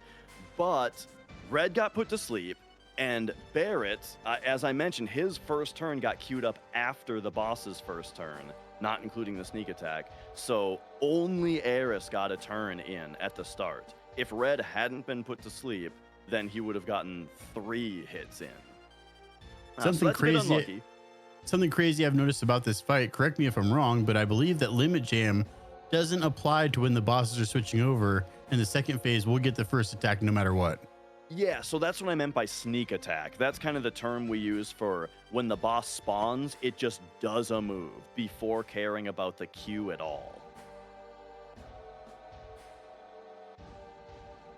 Looks like he's going to get through it perfectly fine. And we got Korn coming up on the same fight here. Yeah, he got a little bit unlucky as far as how fast the fight was, but he did handle it handily. And then he's moving right on to the Rufus fight. And so the Rufus fight is another part where stairs versus elevator kind of makes a big deal. I mentioned earlier that I am a big advocate of using Braver at the start of the Rufus fight, or having your Braver available at the start of the Rufus fight to use on the dog. However, if you took stairs, do not Braver the dog. It's like very likely to not do enough damage. And that's something that like elevator, whether you RNG maniped or not, elevator will make you strong enough for the dog. Yeah, and even a grenade can low roll the dog, and that's super unlucky right there. Yeah, he got a really good grenade roll there. Yeah. All right. And then, a crit. Okay, yeah, crit from Rufus is pretty scary. If he sees oh my gosh, another the double crit. So now he's going into the back row. He's going into the back row to take half damage now. Normally you wouldn't bother having to do that, but him critting twice is like we're in the death zone. And then, oh my gosh, the fact that he bravered into a barrier twice made him take an extra hit. So that's why. Oh, that was lucky close, there. dude. Lucky. That could have very well ended up bad, but he got away with it. Yeah. So normally, you only have to hit Rufus 4 times, but that assumes that that assumes that you only bravered into a barrier once. So yeah, that was brutal. I missed it. Did he heal right there? Doesn't have to. Doesn't have to. All right. I was so wondering yeah, I was wondering if there was because I know this right here is a live screen that he was in right there where you can get an encounter, and I was wondering if the stairs offset through where that encounter was possible. Oh, the stairs offset. Well, so do you mean the stairs as in the not elevator, or what stairs do you? Yeah. Not elevator offset. Gotcha. Or Well, he elevator took offset. elevator. That's what I was meaning. Yeah, he was on steps. There was 0 chance for there to be a random encounter there, unless he did something wild. So yeah, no need to heal there because there wasn't going to be an encounter, and now the party gets automatically healed before the motorball fight. But what you did see is he put 4 green materia on Cloud. The reason is that motorball is also weak to lightning, and so he's going to be using a bunch of bolts with Cloud once again. And he wants Cloud's magic stat to be as high as possible. So I mentioned earlier that those 4 green materia, each of them reduce Cloud's strength by 1. They also increase his magic by 1. So for powerful bolts, we want them equipped. And then I noticed someone was sleeping on Cornfed's boss fight. Apologies that I didn't follow it super closely because Doumeis' screen was very exciting. But looks like, yeah, Cornfed got the triple shot there, which it's not that dangerous. It's just, it's just a little bit slow. No, and it looks like Cornfed is back road right here, if I'm not mistaken.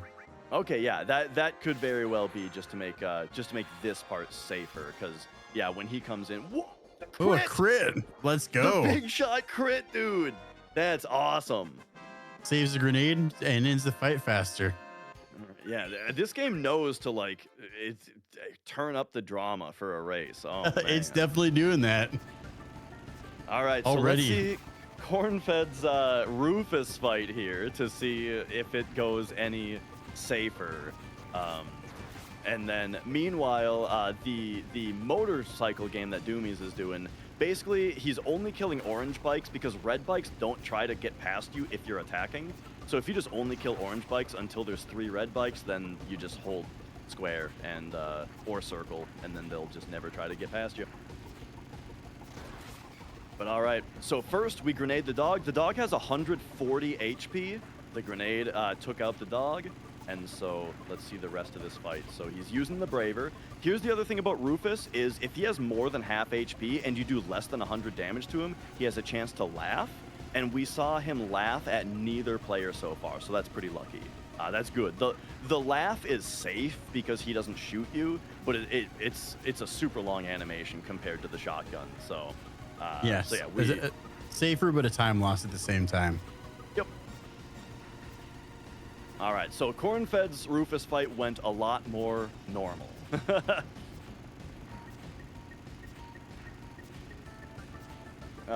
Do you have to be not, chat's asking, do you have to be not moving on the bike for this red bike trick to work? I think you want to be in the middle. Yeah. If you go off to the right, then the bike on the left will think it's safe enough to get past and vice versa. So yeah, you got to stay in the middle while you're doing it.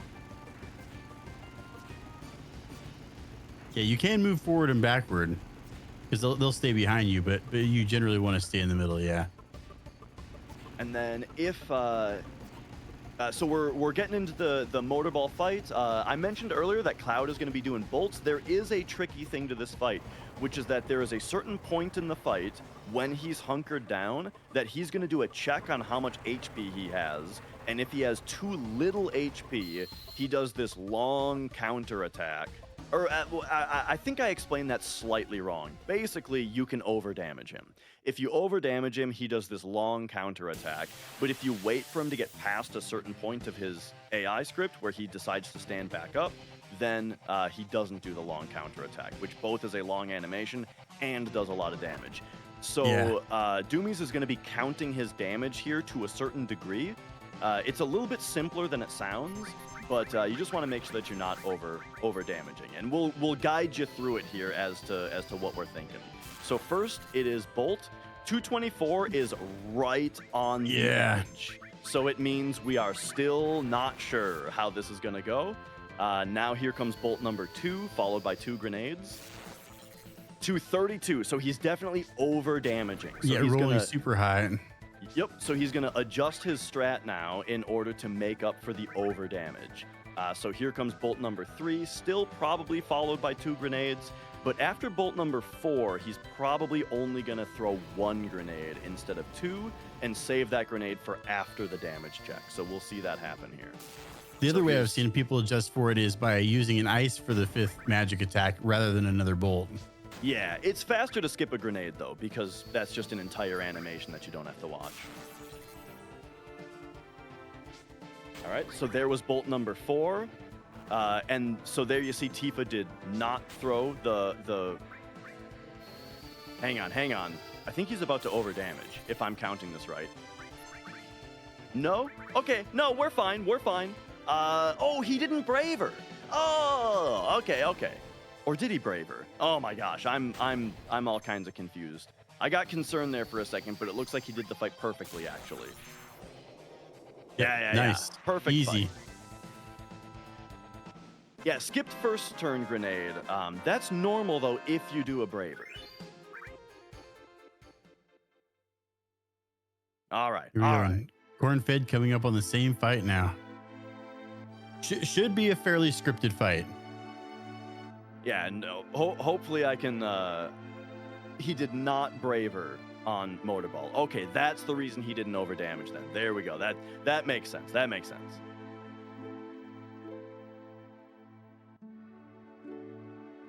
Okay, so we have Rupan just completed guard skip, and he's going to be doing that wall market quest now.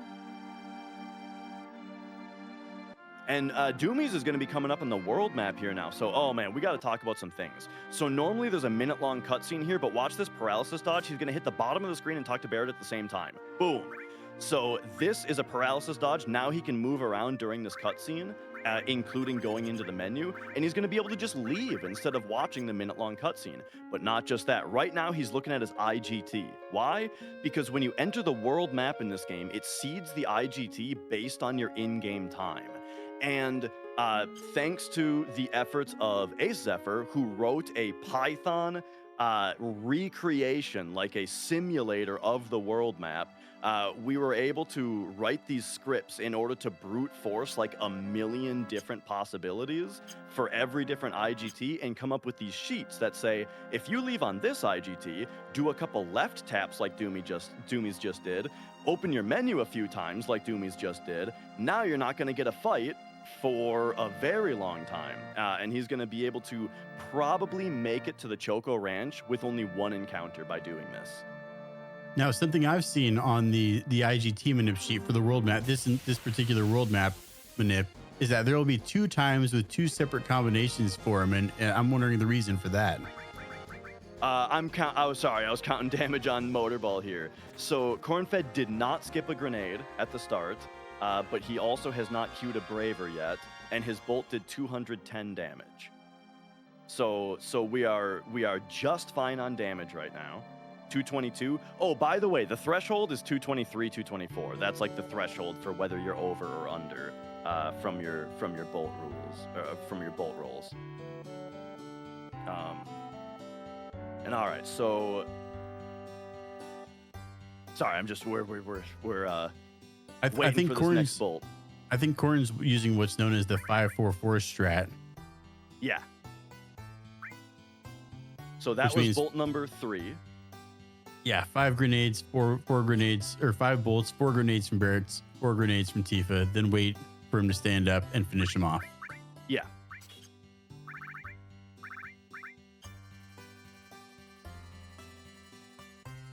So this is the 5th bolt, and here, if Cloud's ATB resets and Motorball stands up, that means he did it correctly, which he did. I did not over damage, and now just a couple more grenades and a bolt will finish him off. At the same time, Doumeis is doing another world map manipulation here, leaving at a time that that will produce a Chocobo encounter, because we need to steal a Chocobo, because we got stuff to talk about with Chocobos. First, I got a split here. Oh! All right, and then, all right, so we now have to talk about column skip. So here's the deal, all right, here's the deal. The world map in this game is made of triangles, right? Well, as far as hit detection goes, they did a couple things in order to simplify hit detection so it doesn't bog down the CPU too much. First of all, the world map is split up into chunks, and the game only checks hit detection for the chunk that you're in. It also loads chunks in and out because it can't handle having the entire world map loaded at once. Secondarily, the other thing that happens with hit detection is I already said the game only checks hit detection for the chunk that you're in, for each of the triangles of the chunk that you're in. However, furthermore, before it even looks at every triangle of the chunk that you're in, the game keeps a list of the last 6 triangles that Cloud has interacted with on the world map, and it checks hit detection on those first. It looks at the last 6 triangles that he stood on first, and if he's standing on one of those, then it doesn't have to bother checking all the triangles of the chunk. Okay, so here's where it gets real funky, is that the game does not update the list of triangles when Cloud is on a Chocobo. And B, the pointers at the data for those triangles are not pointing to a chunk ID, they're pointing to a location in RAM. So, if you, now, I think after I said all that, now we can talk about it all in real time as Doumeis gets on his Chocobo here. First, he stood on the grass in front of the Chocobo, and he's going to save the game as a safety save because there's a potential soft lock here that's like 5%, and there's nothing we can do about it. So, for marathon safety, we gotta save the game here so that we don't lose to a soft lock. So he stood on the grass, he got on his Chocobo. Now what he's doing is he is moving the Chocobo in a certain pattern, which is unloading chunks and reloading other chunks in the world map to shuffle the chunks around in such a way where now, when he gets off the Chocobo back here and the game tries to look at Cloud's last 6 triangles, it's looking at data that's from the wrong chunk, and it's seeing an infinitely large triangle that Cloud can always stand on, which allows him to move over and bump into the chunk to the left. There's a neighboring chunk to the left now that he can't go into because it's a different chunk, right? And the game only checks the hit for the chunk that you're in. So now we need to do more Chocobo movement in order to corrupt that chunk's triangle. So now we have 2 infinitely large triangles on neighboring chunks, and what that does is it allows us to run straight through the mountain. And that, friends, allows us to run all the way to Junon without ever doing the entire Calm flashback. So we skipped the entire 20-minute Calm flashback just now, and we can go straight to Junon. Now, I did lie to you a little bit. I lied to you when I said that the triangle is infinitely large. It's actually infinitely small. It's a triangle who, at least from a bird's eye view, is a single point in space, so it has an area of 0. And what happens with that is that there is another bug in the game's programming, sort of, where when the hit detection script for Cloud runs to see whether or not he's standing on a triangle, if the triangle's area is 0, the game just always thinks he's standing on it. So it's a little bit of the opposite of what I said, except it comes out to the same outcome. All right. Rupan's coming up to the apps fight now, and I'm curious if he's set up for a preemptive fight or not. Yeah, with the different step route that he's on. Curious if he's going to get that secondary one, or if he just decided to skip preemptive apps altogether. And then Doumeis is coming up. Like, we got action happening. Doumeis is fighting Bottomswell. Cornfed's doing Calm Skip. Rupan's about to fight Apps. So we'll talk about the Bottomswell fight real quick because the battle swirl is imminent.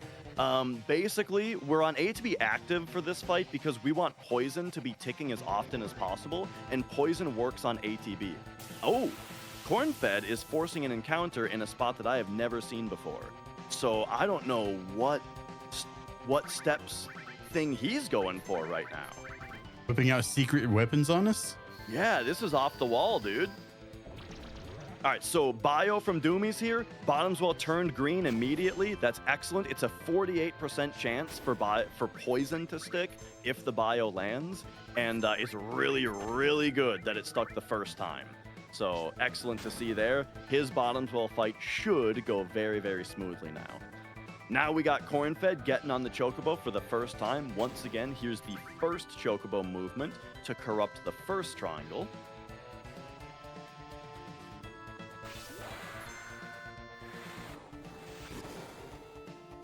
Oh, the snake though! So the snake control ya.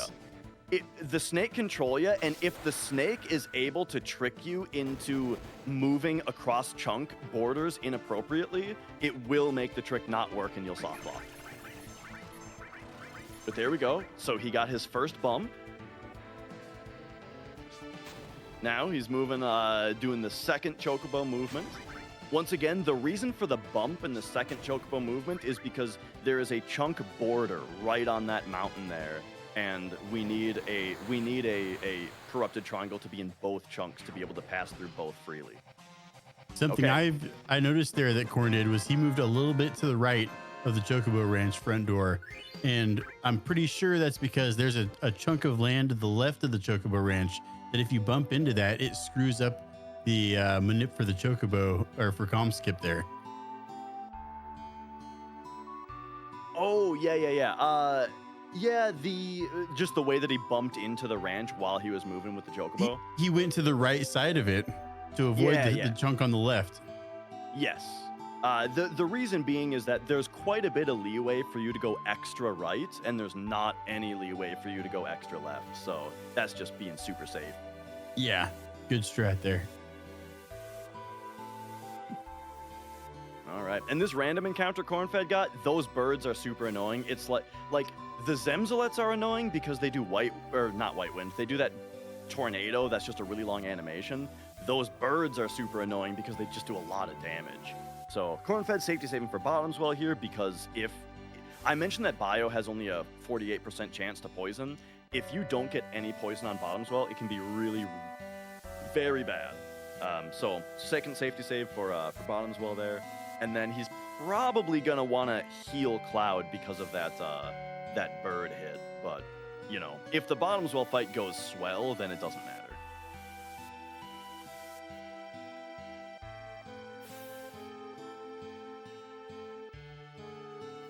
Okay, and then Rupan is coming up on apps pretty imminently here as well.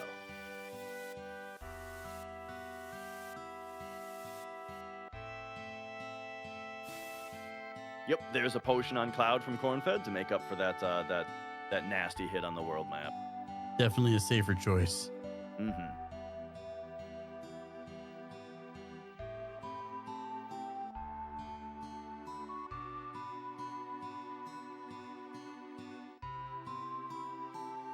Okay, so it looks like Corn-Fed is going to be... It's pretty close. He's going to be getting into Bottomswell first, though. Except Rupan's going to be on apps only moments later. So let's try to follow both of these at once. Doumeis has a little bit of a period of just cutscenes for a minute here. Yeah, he's got quite a few minutes of cutscenes before we get into it. All right, so firstly, here comes Corn-Fed's first bio attempt. We'll see if the poison sticks. It did not. No stick. Now we're gonna see whether he gets whether Rupan gets the preemptive. He does not. So once again, we're likely gonna see that a bolt from Cloud here, I would imagine, in order to do that AI adjustment. There's that double wide item menu, and it does look weird. Second bio did not hit. And then also you see how Cloud's max HP is his status ailment instead. Yeah.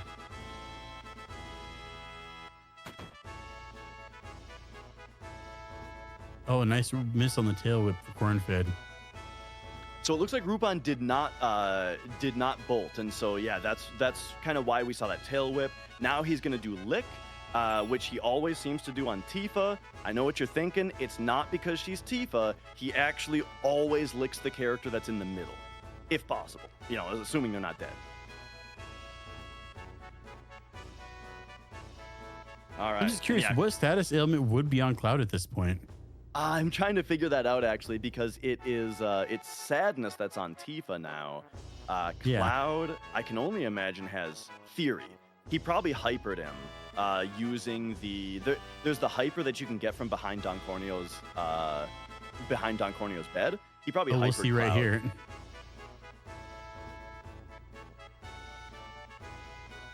Yeah. It was in fact Fury. Awesome.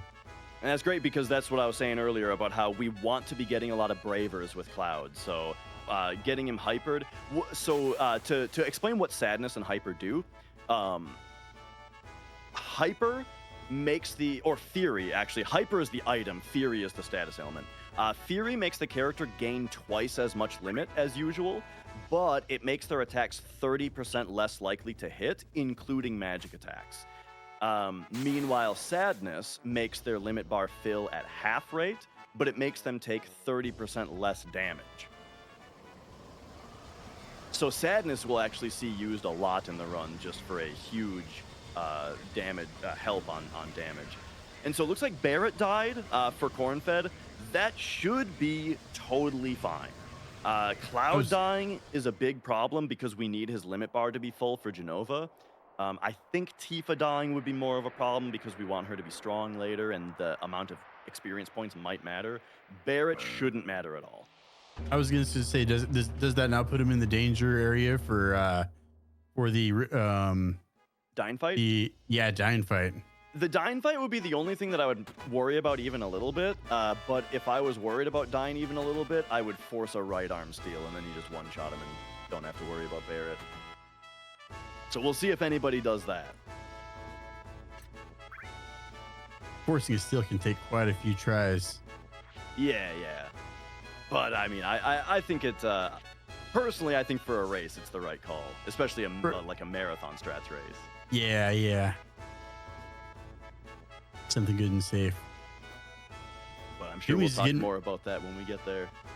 Doumeis is getting ready to come up on a mini game that I did not know how it worked until, or maybe he just got back from it. I was watching Corn and Rupan, but oh no, it looks like he's getting ready to come up on the marching mini game, and I had no idea how to be successful at that until I started speedrunning this game. It's something they do not do a good job of explaining in the game how to make it work. I think you share that with 99% of FF7 players who, like this mini game is just impossible.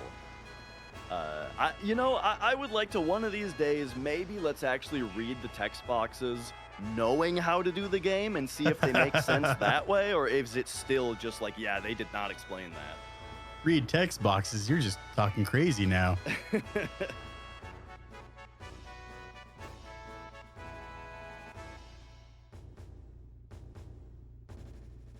All right.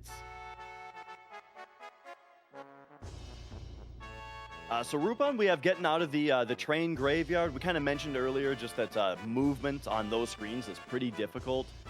There's a couple tricks you can do to save some steps. And then these Reno stairs that he's coming up on, though. We didn't mention this earlier. This spiral staircase that you run up to get to Reno, for people who are just learning steps, this is like a huge pain point. What's the word for, like, you wouldn't expect it, but it's true? A screen that I'll just say that. It's a screen that you wouldn't expect to be hard, but it's true. It's hard. Well put. You gotta practice it.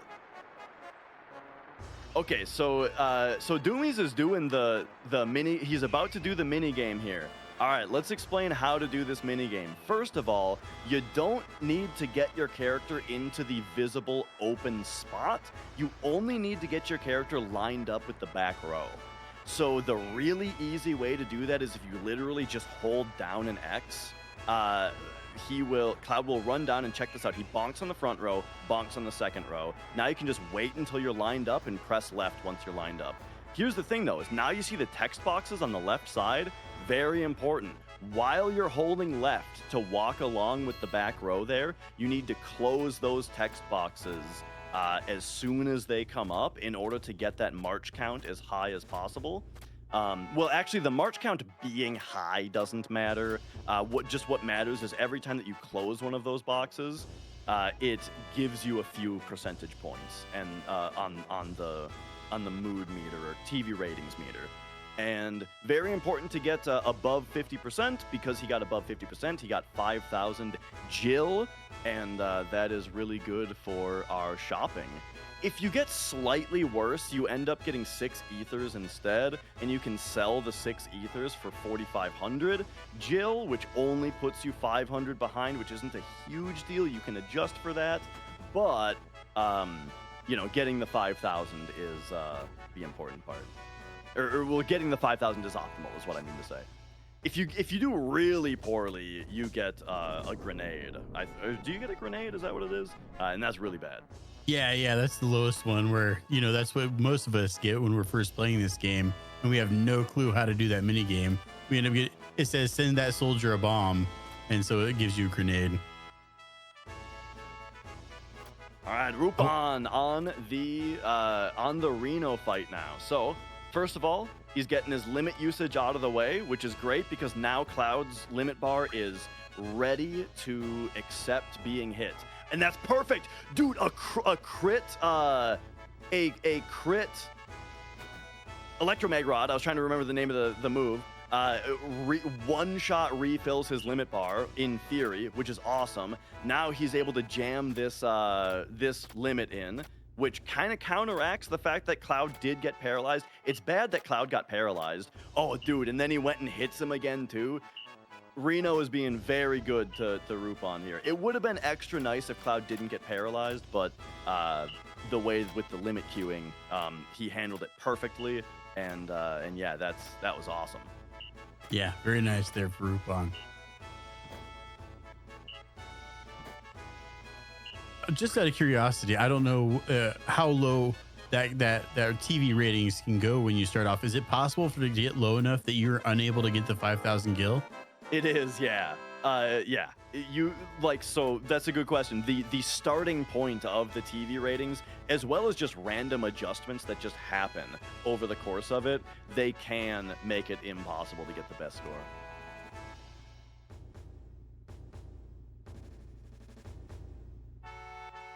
All right, so Doumeis is now on his way to a shop here. So we're going to use that money that we got in order to set us up for some things for the rest of the run.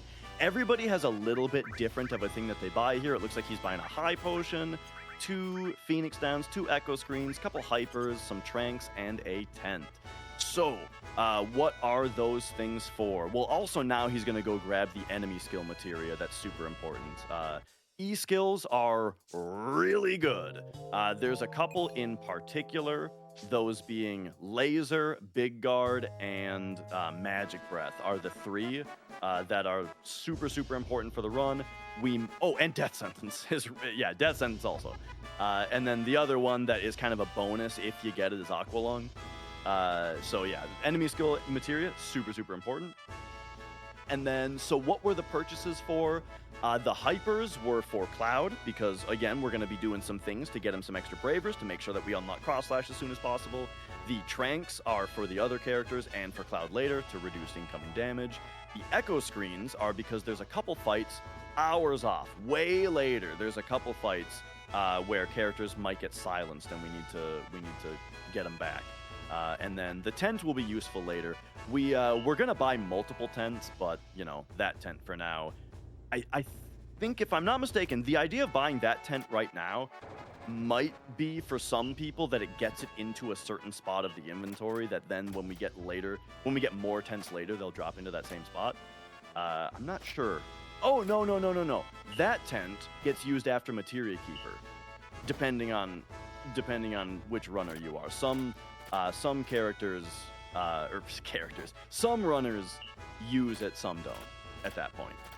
Now I'm curious. So I saw Doumeis buy 2 Hypers, and I know what one is for before the Genova fight. Could the second one be just in case Genova happens to triple laser target him? Yeah, so couple answers. One might be that if you only use one instead of two, it doesn't put an empty spot in your inventory and it keeps hypers there. If you know you're particular about your inventory placement. The other might be like, yeah, if Cloud dies on Genova, then when you Phoenix down him, you can also rehyper him. And then I know that's a super low chance, but it can happen. Trust me. Oh yes.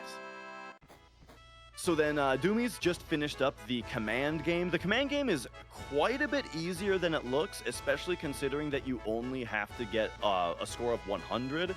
And as long as you're able to do the special move at the end, that gives you 30 points. So you really only have to get up to 70 if you can do the other thing consistently. And that gets you the Force Stealer, which is a weapon for Cloud. It's got a few things that are very important for the run coming up here. Firstly, it's a lot stronger, it's a lot stronger, physically and magically, which is going to help on the Genova fight. Also, its materia slots have double AP growth, so we're going to be able to use it to level up the materia that we want to be leveled up. One thing I didn't mention earlier is when we got the mayor password. Why was it important to get the mayor password on the first guess? The reason, A, it's faster, but B, you get the elemental materia, and the elemental materia is really important. It's going to come into play later. And the reason I remember to say that now is because that's also materia that you want to level up with your higher AP growth.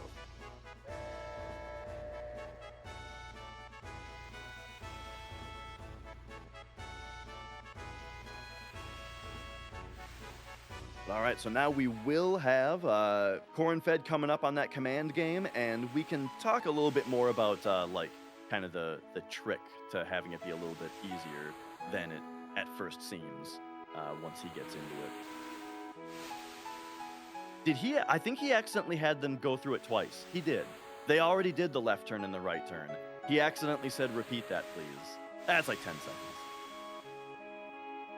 I think Rupan is completely disregarding step route. He's just kind of running for it. Well, he forced an encounter at the end of that room, so that tells me that he's on a route. Because the only reason that you would force an encounter if you're off steps is in order to make sure that you don't get an encounter in like a screen where you know that there's pincers. Well, you know that there's pincers. I guess there are thieves in the following room. So maybe if he's completely off steps, he does know that room's encounters have thieves, and he doesn't want to get an important item stolen, and so he forced an encounter to make sure he doesn't get something stolen from him. Could be something like that. One of those innovations you were talking about earlier. Yeah, we'll keep an eye on it, though. I think he's on a route.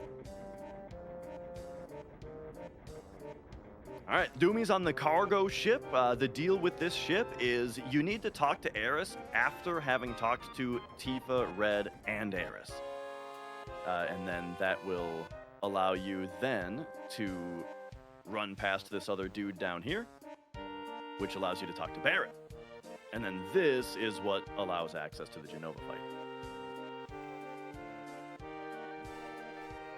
And so as we come up on the Genova fight, we will briefly talk about it. It is another mostly spam grenades fight. However, as I mentioned earlier, we're going to have Cloud hypered so that he will hopefully get, as often as possible, he will get his limit bar filled so that he can use Bravers against Genova. A, for extra damage, which is especially helped by him having the Force Stealer now, and B, in order to get that count up to unlock Cross Slash as soon as possible. I did mention, though, remember, I said that because he did Unmanipulated Elevator, his Cloud is level 12, 409 max HP is quite a bit. He put some materia on Cloud in order to reduce it down to just 400, but still, that is too much max HP for Genova to one-shot him into having his limit full. So that is probably going to reduce the number of Bravers that he's able to do on this fight. Yeah, I think he's probably hoping for a lot of double tail lasers as opposed to single shots. Well, hopefully you only get one double tail laser. We don't want to see tail laser twice. But yeah, that said, I should say on Cornfed's screen, the thing about this minigame is that the location of the text box aligns with what command it is. So like you can know which button to press just by the location of the text box. That makes it a lot easier. That's all I wanted to say about that. Jenova also is another boss that the step route got us a preemptive on. I should talk more about that. But first, here comes a Braver that does double damage. Blammo! 614, very good, as expected, since he is the higher level, so he's got a little bit more strength. So yeah, good damage on that Braver. And now, kind of the deal to pay attention to is he doesn't want Cloud to be last in his turn order because he wants to jam those Bravers. If Jenova attacks Cloud and it fills his limit bar, but then he's the third character to throw a grenade, well, then he doesn't have anybody else's turn to jam his Braver during. It's just Jenova's turn at that point. And then if she shoots Cloud again, that's wasted limit bar, right? So here's what I was talking about. You see how Jenova just shot Cloud, and it just barely did not fill up his limit bar. That's exactly what I was talking about. That is because of that elevator versus stairs. So that's not going to happen to Cornfed. But there's a single tail laser, which did give him the limit. And this time it did not reduce limits, though, because tail laser never gives a full limit bar. So if he did get the limit from the first one and then got tail lasered, he wouldn't be sitting at a full bar right now anyway. So that one didn't matter. But yeah, after so she does single lasers, then she does tail laser, then she does double lasers. She's done with double lasers. Now she has a chance to do gas, or she skips it. It looks like she skipped it. And oh no, never mind. I lost track. There's gas. And so next she's going to be going back to doing stop. And after she does stop, she skips a couple turns. Yeah, it gives you a big opportunity to throw a whole lot of damage at her. Yep. So stop is on Cloud this time. It missed, so that's pretty ideal. Oh, and then Red got the kill. All right. So pretty fast fight. Yeah, coming in just right at 2 hours and 6 minutes there is not a bad time for a relay. Yeah, and then here's Cornfed loading into the cargo ship now. And we got the Ifrit materia sitting there. Ifrit is important to pick up, not because we are likely to summon Ifrit, but because it's fire elemental, and we're going to be wanting to sell our fire materia for some money. And so the Ifrit materia is going to avail us of elemental linkage for what we need it for later.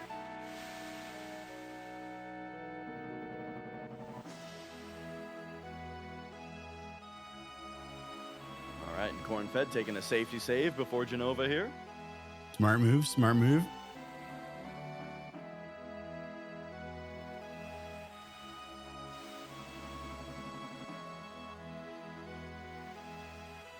Meanwhile, Rupan is approaching the Shinra Tower here.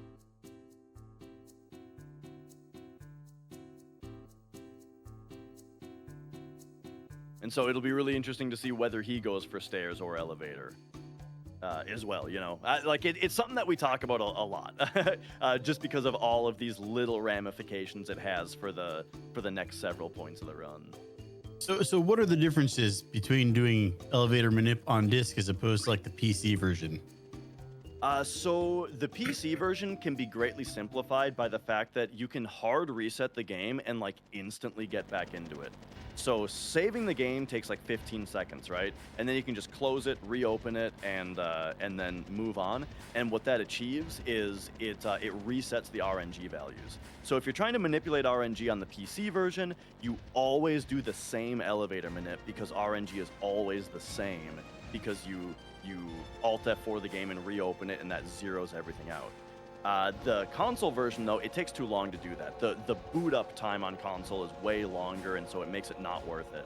So instead, what we have to do is track RNG on the way to the elevator, and you know, there's a couple different methods to do it, but the most popular and the most effective way is to look at that waterfall on the screen.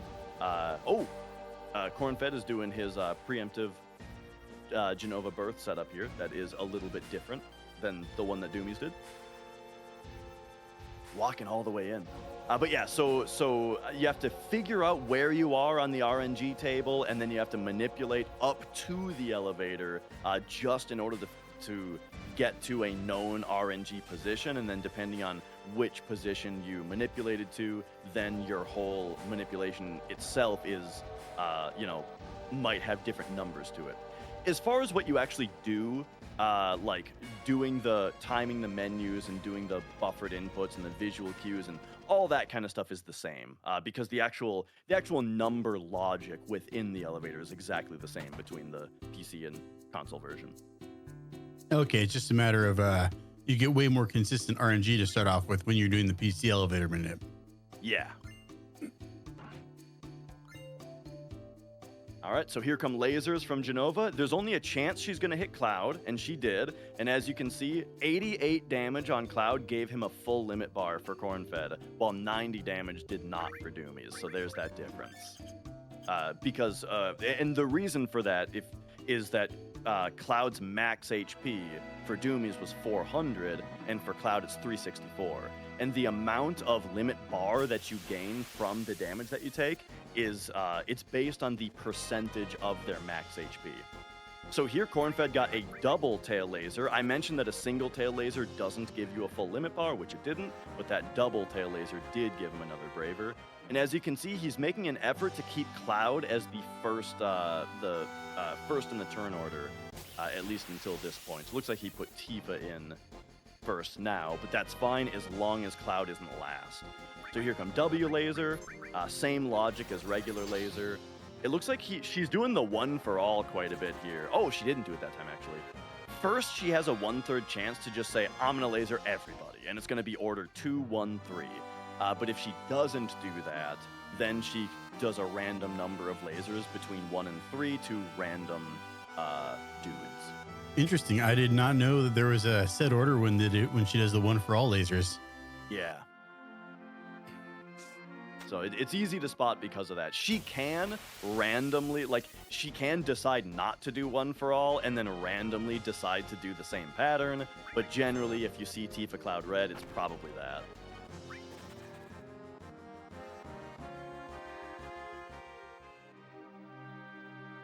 Rupan decided to take the stairs. Very nice, safe move. I approve of it. Yeah, because you had mentioned earlier, but it's worth restating that not only are there all of these other things that we're talking about with taking stairs, with the Genova fight, the difference it causes there, but also like you mentioned earlier, there is a elixir to pick up on the stairs, which can super handy. Can add some safety.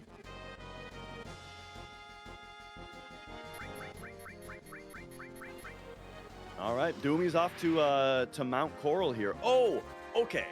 Earlier, I feel like you asked if Cornfed is going to be able to fix formations, and then I launched into all about formations, but I'd never answered your question. So the answer is it's very hard. In fact, I would say sometimes formations fix themselves accidentally, and sometimes they don't, is really kind of the answer, I think. So how would they fix themselves accidentally? The thing is, I guess we'll talk even more about how formations work real quick. Here's how it works, okay? So, like I said, there is a list of random numbers that is the same every time that you play this game. When you hit new game, you get the same seed, the same list of random numbers, and every time that you get into a battle, there is a bookmark specifically for choosing who the enemies are in that battle that moves to the next position in order to get that random number in order to give the answer of who's going to be in this fight. But it's a tiny bit more complicated. What it does is it grabs one random number first to check against the special encounter table. The special encounter table is stuff like pincer attacks or back attacks. But there is a large slice of the pie of the special encounter table that just says roll again on the normal table instead. So if it gets that, if that's the return, then it grabs a second random number and it rolls that on the normal encounter table.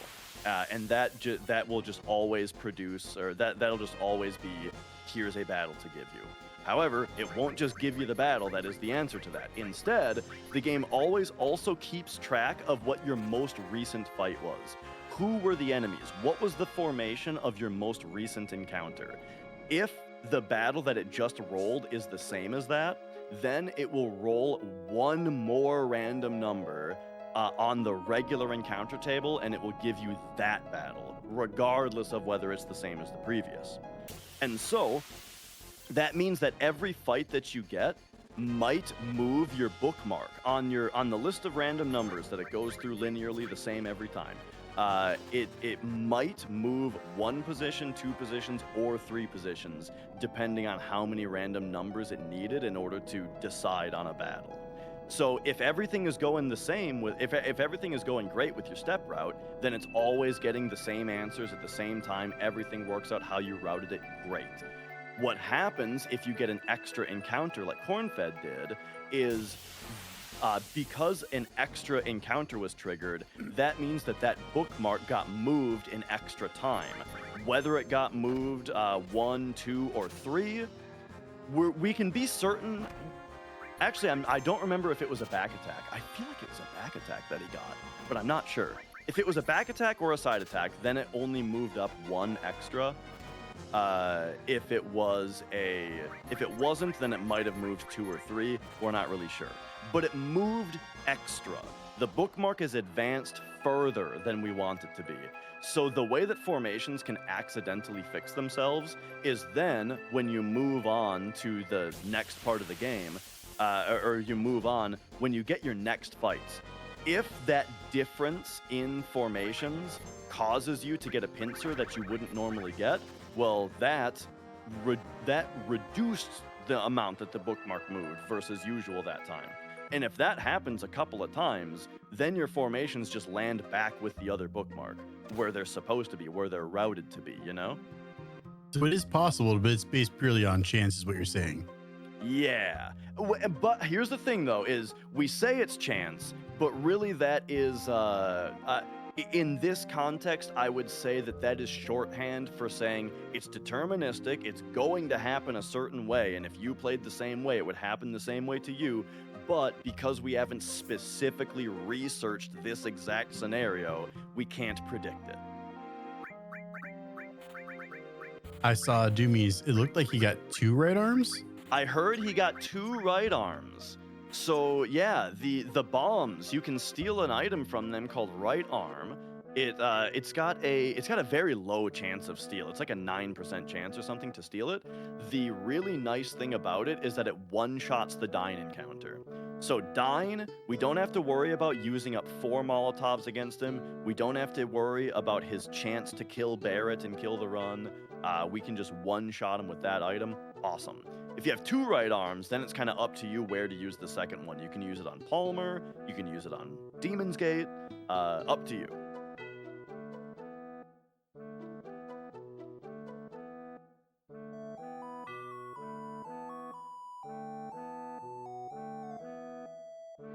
And yeah, that's one of the big questions, right? That always comes up when if you walk into an FF7 run, 4 hours in, right? There's any run, right? There's like a certain set of questions. Did this happen? Did this happen? Right? People always ask, right? How did Elevator Manip go? How'd your Demon's Gate fight go? One of the big questions is always, did you get a right arm? Because the thing is, I mentioned that it's like a 9% chance to steal. So generally that means as far as like PB attempts go, if you're going for world record, you're going for PB, something like that, generally on average it will lose you time to stop and force a steal on it. But it's generally seen as being worth it to just throw 1 steal attempt out while you're running away, You can buffer your escape during the steal animation. If you get it, awesome. If you don't, oh well. Is generally how it's treated. But that's what I was mentioning. Rupan checked a different book than I'm used to. Maybe that's also a JP difference. Is just where which book tells you what the password is might be different. But I have no idea if he got the elemental or not. It looked like the mayor was pretty pleased, and he's leaving now, so I can only imagine he got the right password there. But yeah, so that's what I was saying earlier, though, is that like even though on average it will probably lose you a little bit of time to force the right arm steal, it's definitely like the safe thing to do for the Dine fight. Because one other thing about the Dine fight is that there isn't a good save point to use. The only save point that's in the vicinity is off steps, and it will kill your step route. So it's I think the good safety thing to do for Dine is to get that right arm. Yeah, especially in a marathon setting like this where you don't want to risk dying to Dine, which is totally possible if he's to crit you and then gets the retaliation double at the end.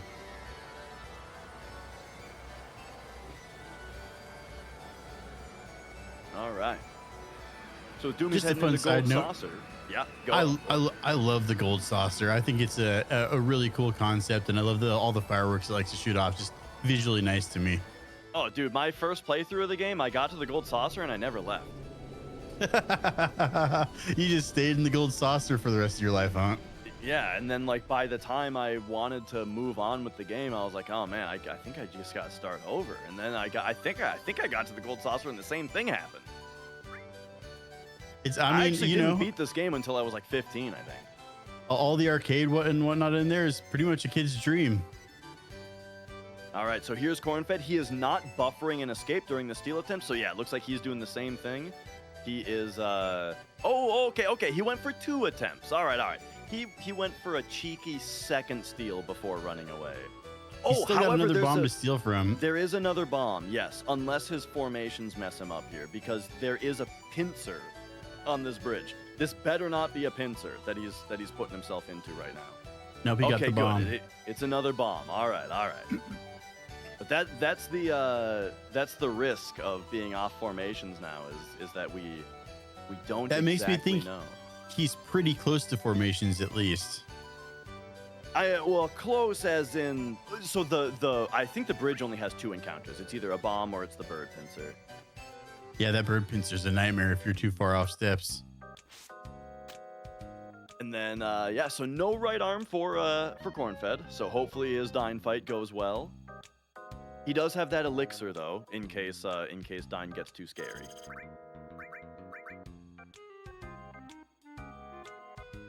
All right, and then getting Katesith in the party. So one thing that I didn't mention earlier, I talked a lot about character sheets, and you know the state of the character sheet before and after you name the character. Another thing that I didn't talk about though is that is also the point in time at which the game decides what level that character should be and levels them up to that. So for example, Eris on the character sheet when you hit new game is level 1. But when the naming screen comes up, that's when the game says like, okay, what's Cloud's level? What's the party average? Whichever one it does, I can't remember. Subtract 1 or whatever. Okay, she should be this level. Boom, bing, bing, bing, bing, bing. Give her those levels and increase her stats accordingly. Well, again, because we never named Eris, that also meant that she joined the party at level 1, which is funny. There is actually another you can actually I should have mentioned this earlier also just for fun is that you can actually skip Barrett and Cloud's naming screens as well on that first screen where they're like trying to unlock the door and you run up and there's that little cutscene where you name Cloud, Barrett runs up, you name Barrett. You can skip that cutscene and both of their names, and then Cloud's name is ex-soldier for the whole game and Barrett's name is Barrett. But then Barrett joins the party at level 1. Cloud is still level 7 because he starts at level 6 and then he levels up from the first level and the game doesn't do it for him. I was wondering why I saw somebody and like deep into the game and their name was ex-soldier and I'm like, did they do that on purpose? Did they go back and name him that? Like, how does that work? And I guess it was the name skip you were just talking about. Yeah, because they can't do it manually. If you try to name him ex-soldier yourself, it's too many characters. Which then ends up being kind of funny, so his name is ex-soldier, but on the fields, it cuts the R off of the end, like in the text boxes, but in the battle, it still displays correctly. So he's just ex-soldy then? In the fields.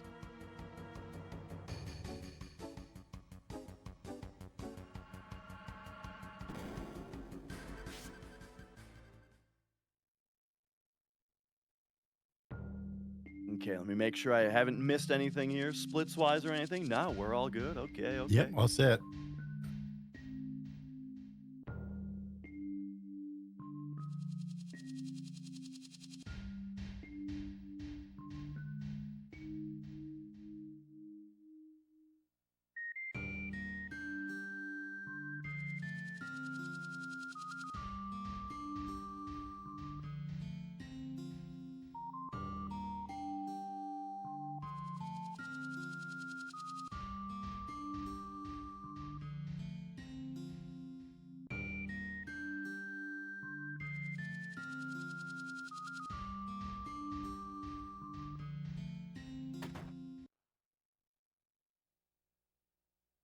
So something that I've had happen to me, when I was far enough ahead on encounters, like when I've gotten more encounters than I should have for that point, I've actually gotten the two of whatever creature gives you the laser in the screen before you're supposed to get it.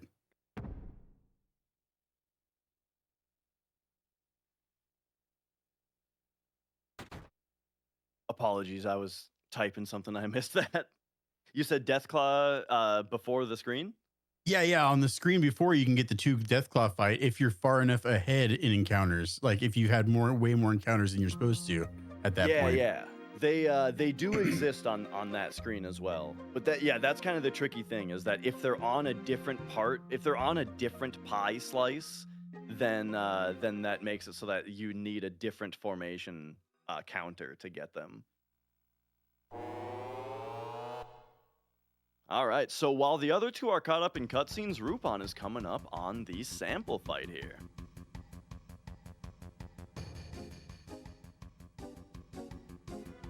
Oh, but first he has to name Red.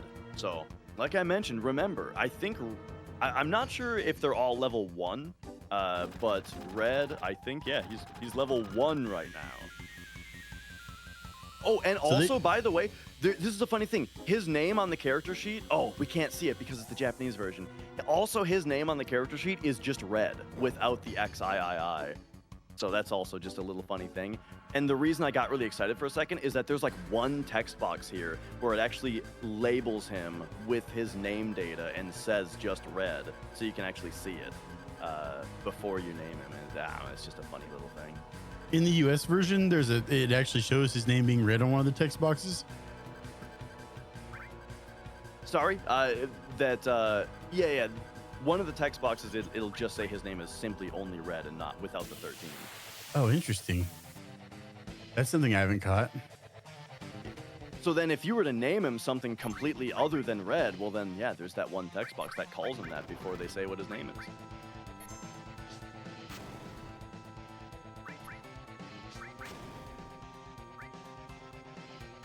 All right, so here we see Rupan going for the braver use in the sample fight. So hopefully, Cloud takes a little bit of punishment here to bring his limit bar back up. Something interesting. Yeah. I was remembering talking to you in somebody's chat about this. Is that you can there are certain bosses you can't crit with a limit breaker if I'm not mistaken, like because your level isn't high enough compared to theirs. Correct. Yeah, the formula for whether or not you get a critical hit depends on the difference in level between the two characters, and there is some point where it becomes impossible for you to get a critical hit. So an example of where that happens to us in this speedrun is the Demon's Gate fight. We cannot get critical hits against Demon's Gate. And that's also part of the reason that he gets so many crits on us. I think Demon's Gate is like level 50 or something. Maybe it's 40. I didn't. Same with Red Dragon, an abnormal amount of crits from those two bosses. Yeah, Red Dragon does get a lot of crits. And yeah, I don't know if I've ever seen a crit from a regular attack on him. All right, so Doumeis, with the step route so far, one thing that the step route achieves here is getting this fight with these two Death Claws.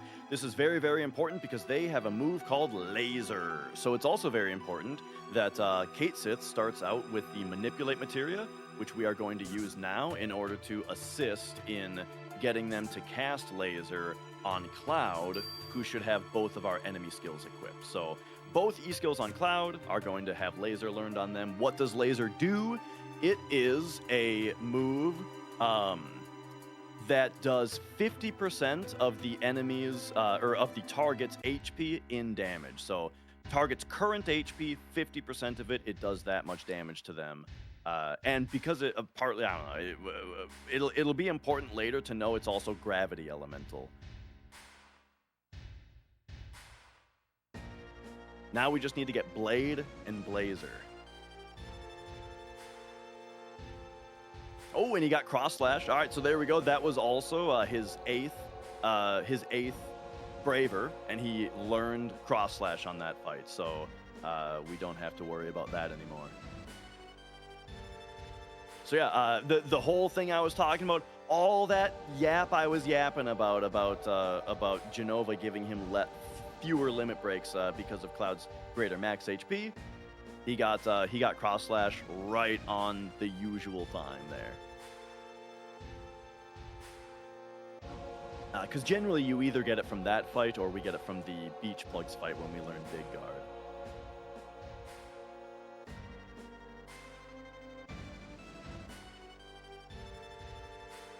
Okay, so Doumeis coming up on the Dine fight, and this is where, once again, we expect to see one of those right arms get lobbed.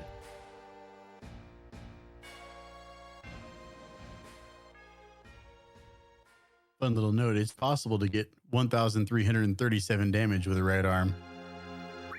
I don't think I've ever actually seen it. But yeah, it's also possible for Barret to have 420 max HP and 69 max MP. We wait for the day where somebody has those values and then gets a 1337 right arm also. I got the 1337 right arm the other day. Nice. It was beautiful. Yeah, I think I got clipped.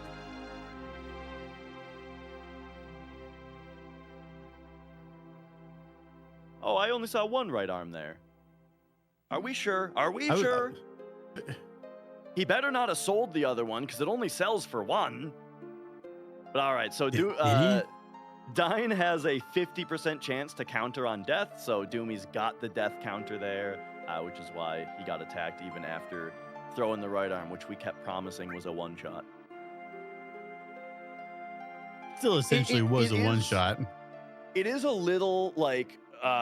it's very dark humor of the game, yes, to defeat him with a right arm.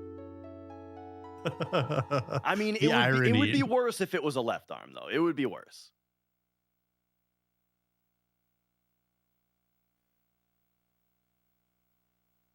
The fact that it's Barret throwing the right arm, there's a joke in there somewhere. I was just trying to find it. Couldn't come up with it, though.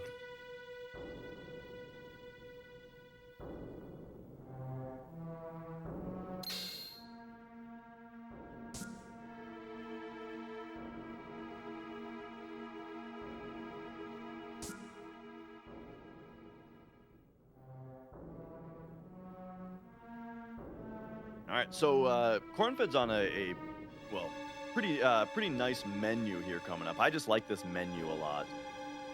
Where he's popping in here, sorting by most, because we just bought a bunch of Molotovs. Sorting by most right there puts your Molotovs and your Tranks at the top. And then also back rowing Kate Sith. Here he's putting those two E-skills on Cloud. Probably, I don't know if I missed it, but he likely also put the Fire Ring on Kate Sith. The reason being that it's possible to get your Fire Ring stolen from the thieves that are in this area. And you absolutely do not want that. Yeah. And because he's off formations, he's got two thieves in that fight instead of just one. But like I said, he's still on steps, so we're still gonna see 6 walking steps here, likely 2, 3, 4, 5, 6. And so he's still gonna get the encounter where we expect. We need to Prage, though. We need energy to see whether Cornfed gets Death Claws here. He might get the 2 Death Claws in the Bull Motor, which would be just fine. He might still get the 2 Death Claws, but he needs Death Claws to stay on steps here. Yeah, also a chance he has to farm. You know, it looks like he got him. Nice. Okay. Very Okay. nice. Yeah, he reeled it back in perfectly. Because, yeah, the thing is, on the step route, you force this encounter right on the edge of the screen, and then you leave. And so if you don't get Death Claws here, and so it's better to be off steps than it is to not have laser. So if you don't get Death Claws here, you just have to farm an encounter, and all of that extra movement is like an insurmountable amount of wasted movement as far as your step route is concerned.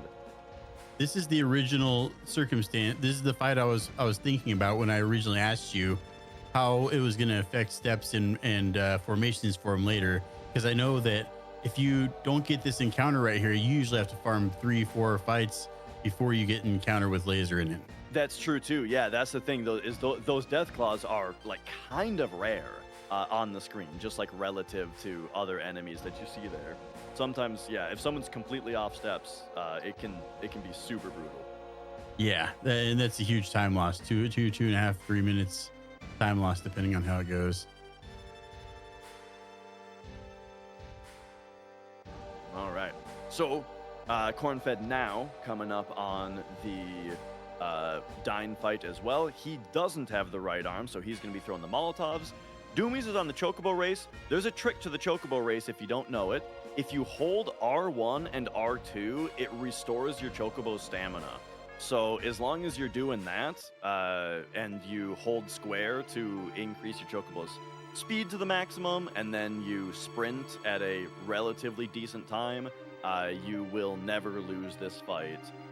I think only on the US version. This might actually be something where the Japanese version is a little bit of a risk for Rupan. I think the Chocobos are harder on the international version. Interesting. So Rupan could have a chance of potentially losing the Chocobo race, is what you're saying? Yeah, and what happens if that happens is you just have to do it again.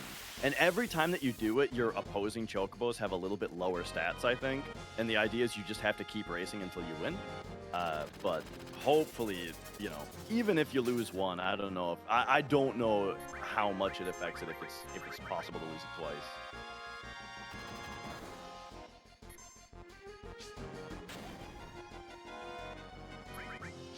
All right, an elevator fight for Rupan right now, though. So the big thing to watch out for this fight mostly on the top left is when the Heligunner comes down, does he put people to sleep? That's like the biggest thing for how fast are we going. As far as our...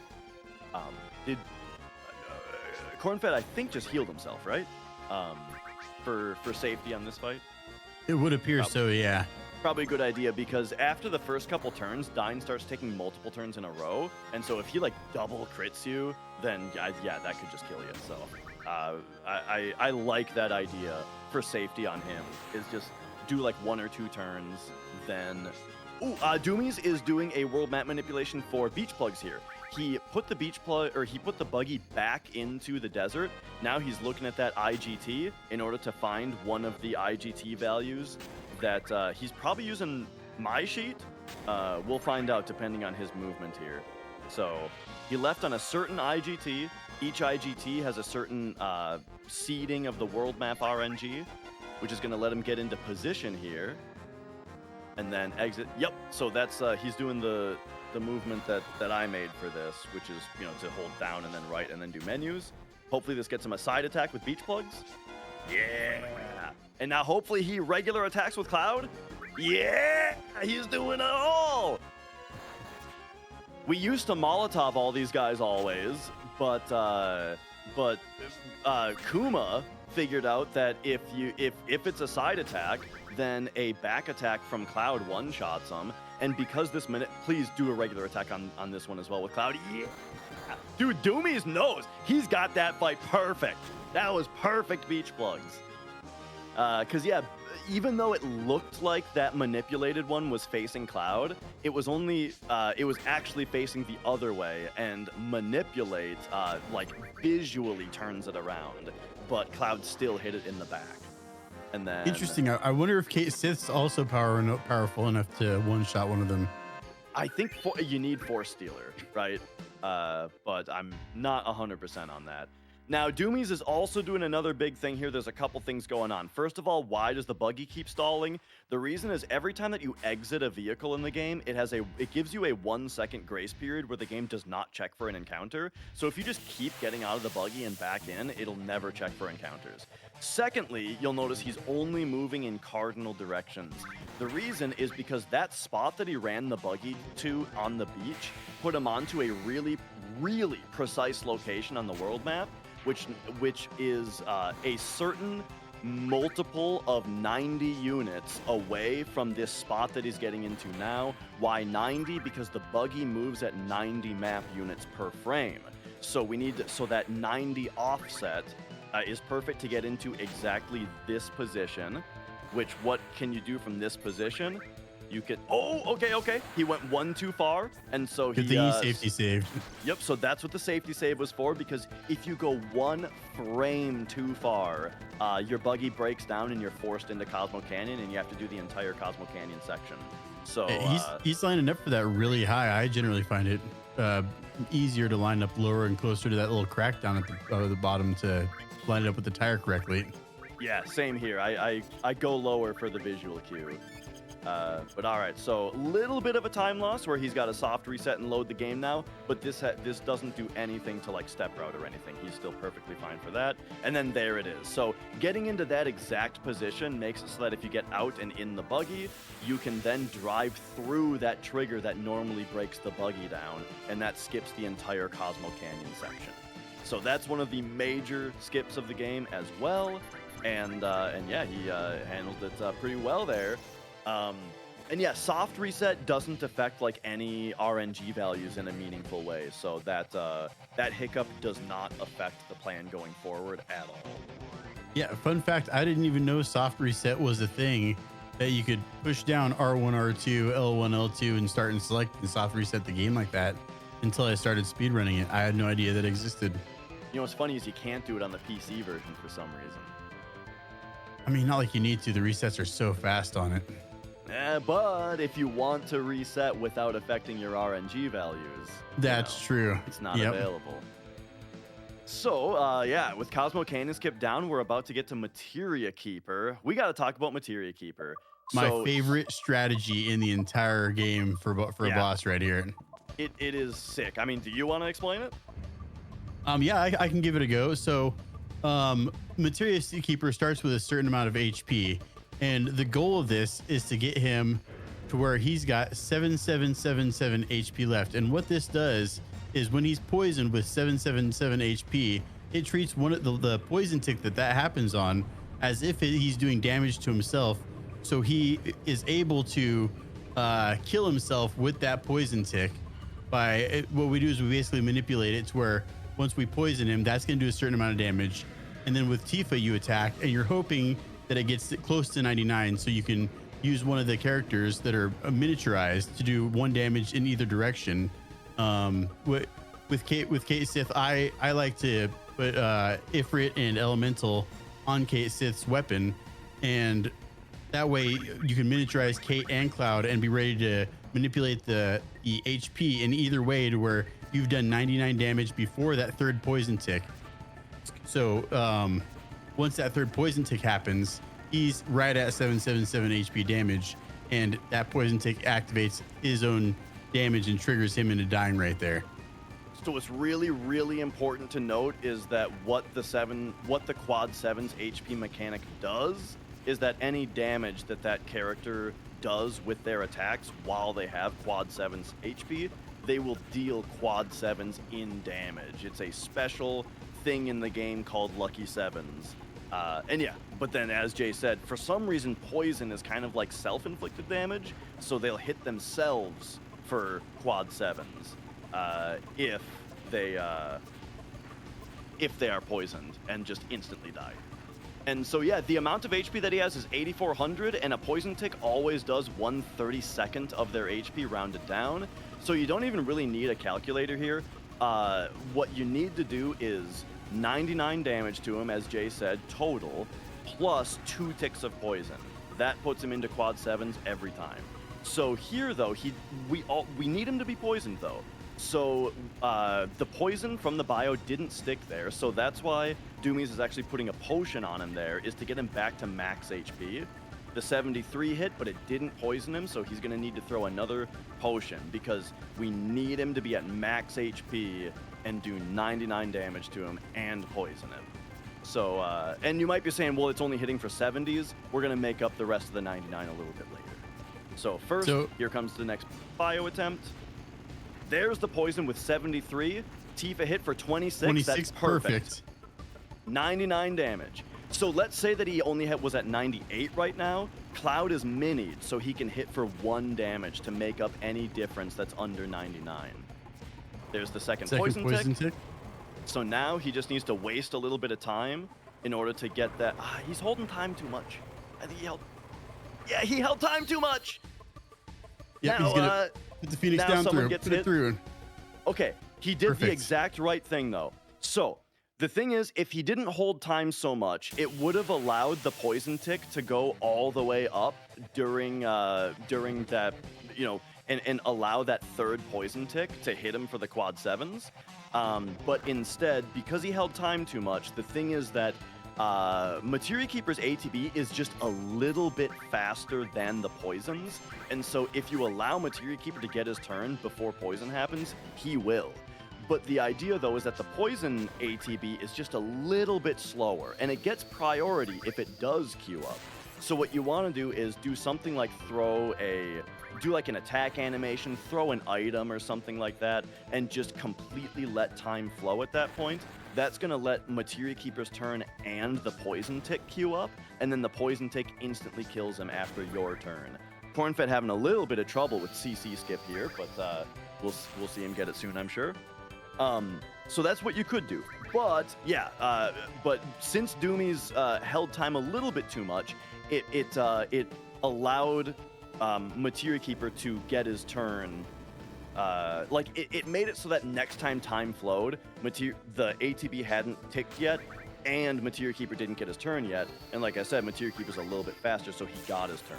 And if he gets his turn during having quad 7s, he's going to hit someone for quad 7s and kill him. However, Doumeis did handle the backup absolutely perfectly. If he does get his turn, the thing is, at that point, if you allow any time to flow at all, that poison is going to queue up, and then immediately after Materia Keeper kills somebody, he's going to die. And then you're going to end the fight with somebody dead. And then they're not going to get experience. The materia that they have equipped isn't going to get any AP on it, which is bad not only for leveling up, but also bad for the ones that we want to sell for some money. So all that's really bad. So instead what he did is the moment he knew that Materia Keeper was getting his turn, before that poison queued up, he held time in the item menu. Because holding time stops all ATB, it makes it so that the poison is not going to queue up, and he waited in that item menu until Materia Keeper's turn was over, then threw a Phoenix down on the person who was dead.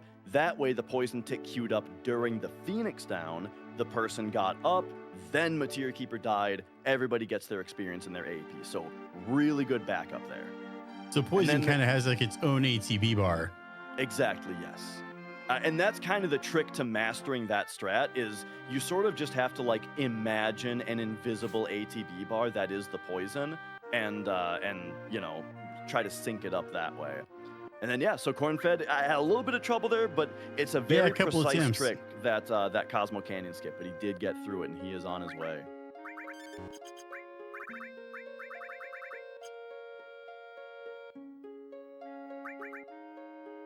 So something that I like to do when it comes to this Rocket Town segment is, you see how he just came out of talking to Shara by going back to the back of the tiny Bronco. I do that part first and usually grab that weapon in the chest to afford a couple extra Phoenix downs in case things go awry later on.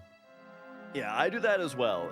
You know, the routing through town is, like, if you just think about Cloud's running, is like a little bit faster if you do the shop first, but I think it's totally worth it to get the drill arm first for the extra money.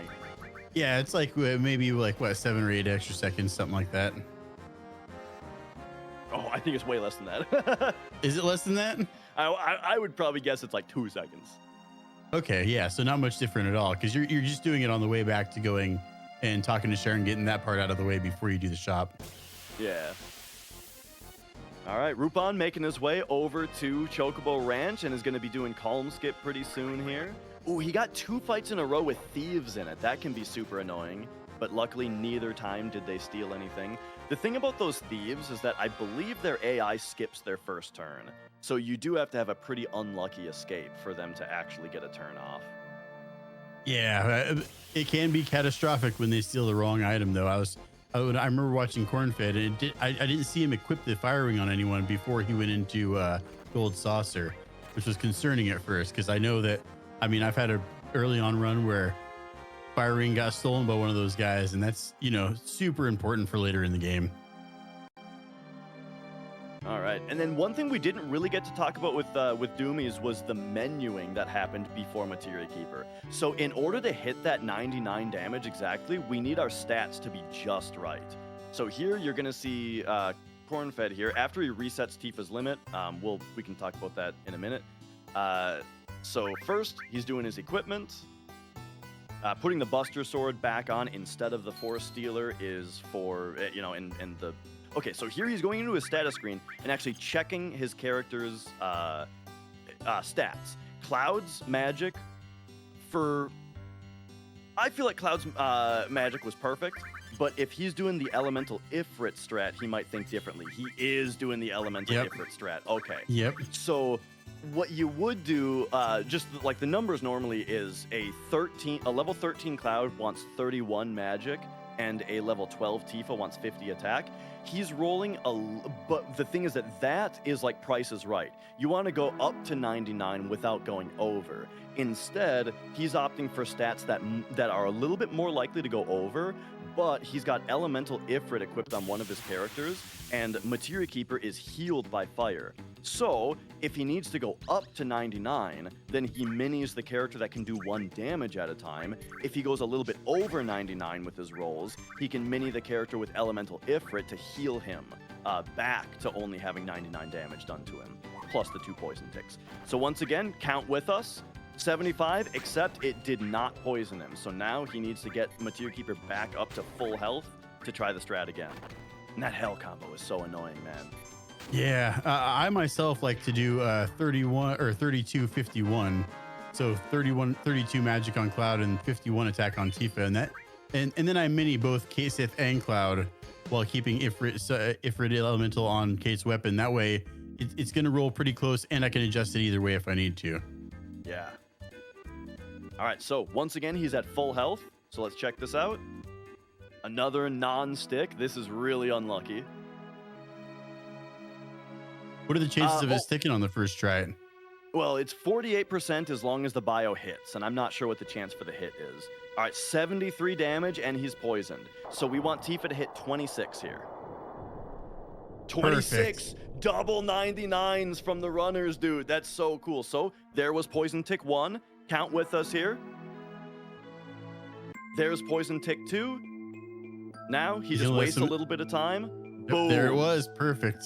He used manipulate. Too. Yeah, that's beautiful awesome. Strategy.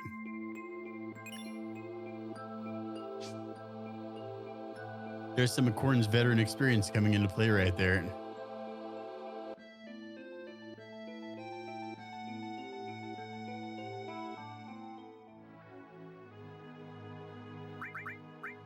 All right. So then here comes Calm Skip for Rupan.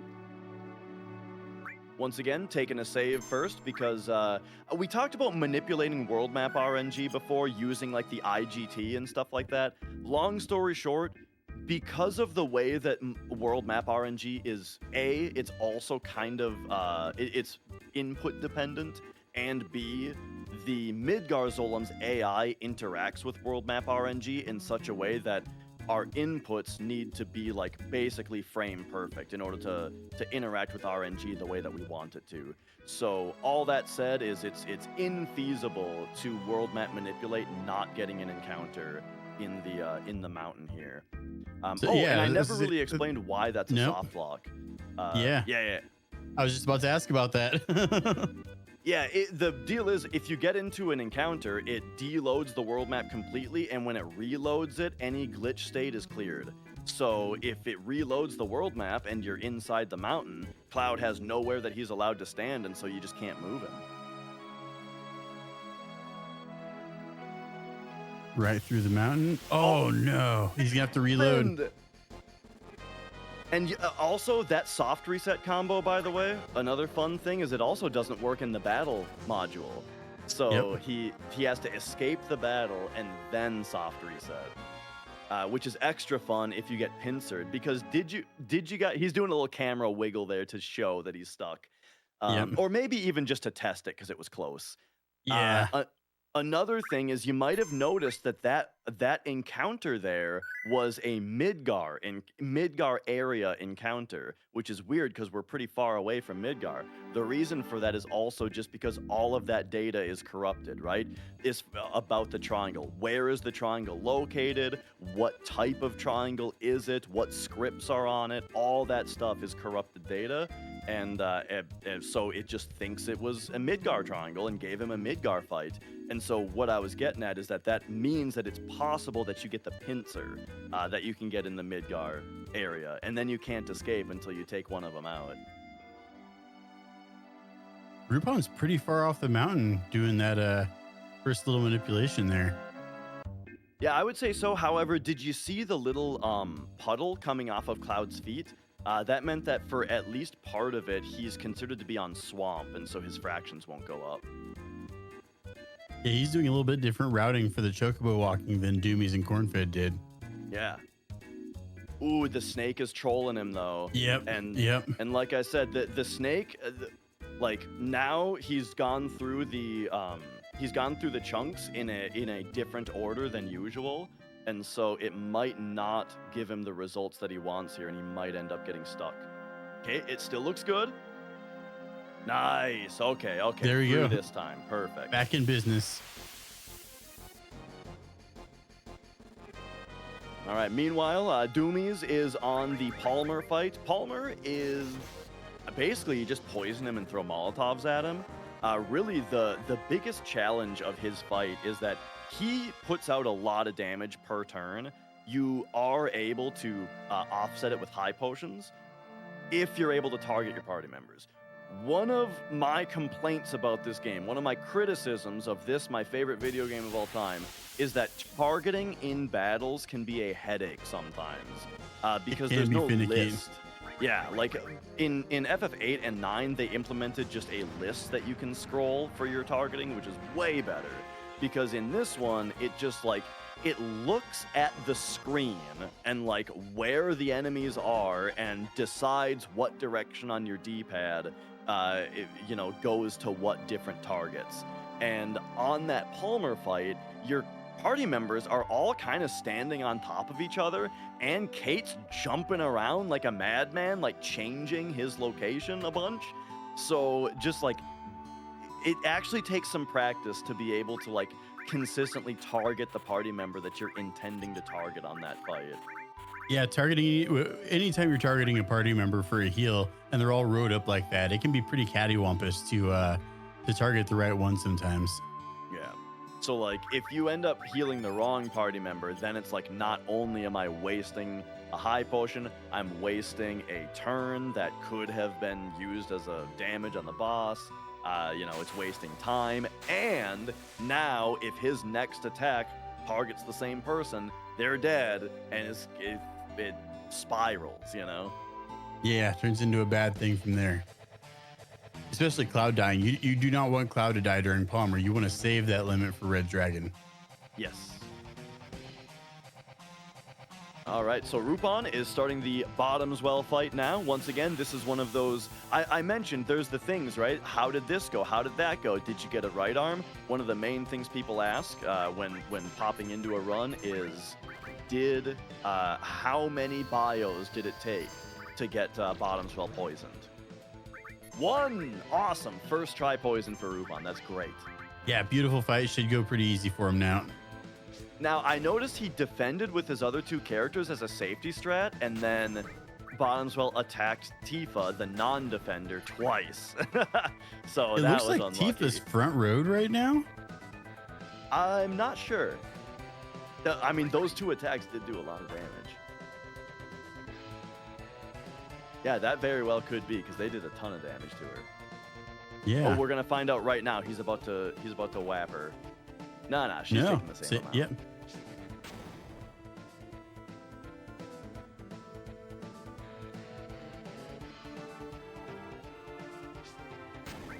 Okay, and then Cornfed and Doumeis are both headed back to the Gold Saucer to get the Keystone, which allows them to get into the Temple of the Ancients. And Temple of the Ancients is like one of the most exciting parts of the run, because it's got the Demon's Gate fight. Even though it's really shaky for me, I still love doing it just because 2 of the coolest fights in the game. Yeah, I like the Demon's Gate fight is one of my favorite fights in the game. I think it's super fun. But yeah, he can just kill you. I have less trouble with Demon's Gate than I do with Red Dragon for some reason. He just seems really prone to critting Cloud at the wrong times.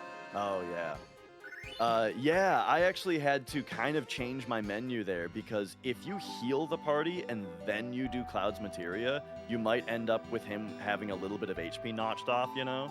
So I had to switch my menu ordering to do the Materia first and then heal him to make sure he's actually at full HP. Yeah, and that little bit of HP may not seem like a big deal, but if he does a chomp crit on Cloud, he could die from that. Yeah, exactly. Like, it's right there in the window where it matters. Mm-hmm.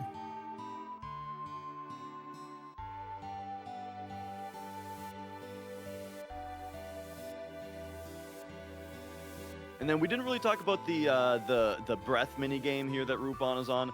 All you need to do is 41 charges. You can do up to 10 charges in a single breath. After you've done 41, you're done. So however you want to split that up. Yeah, something somebody mentioned to me one time was do the 5 first and then the 4 9s after. You don't have to like pay attention for when the 4th one ends. Yeah, that's what I do. And the reason it's 5 and 9 instead of like 1 and then 4 10s is because since 10 is the max, it's like if you accidentally do one of your 10s as 9, you don't have the option to do an 11, you know? But if you accidentally do 8 instead of 9, if you're doing 9s, then you have the option to make it up with a 10, you know? So that's the reason for 5 and then 9. Now, hang on though, I lied to you a little bit. You actually can do 11, it's just frame perfect.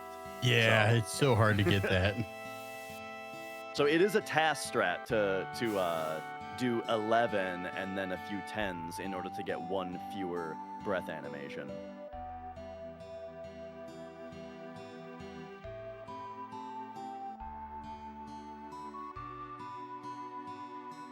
Something I like to do during the Palmer fight right there is I kind of just have 2 people queued after the poison attack hits and sticks to him. I like to just have 2 people doing Molotovs, and then I'll wait for the 3rd person to see who he's got to heal. Yeah, so this is another fight where we're inactive, and so, you know, first of all, it makes poison hit a lot, but secondly, it gives you that time to think about, like, how I kind of think of it is, each time someone throws a Molotov, their bar is refilling, and as it's refilling, I think, do I want that person to do the same thing again, you know? And if so, hold circle.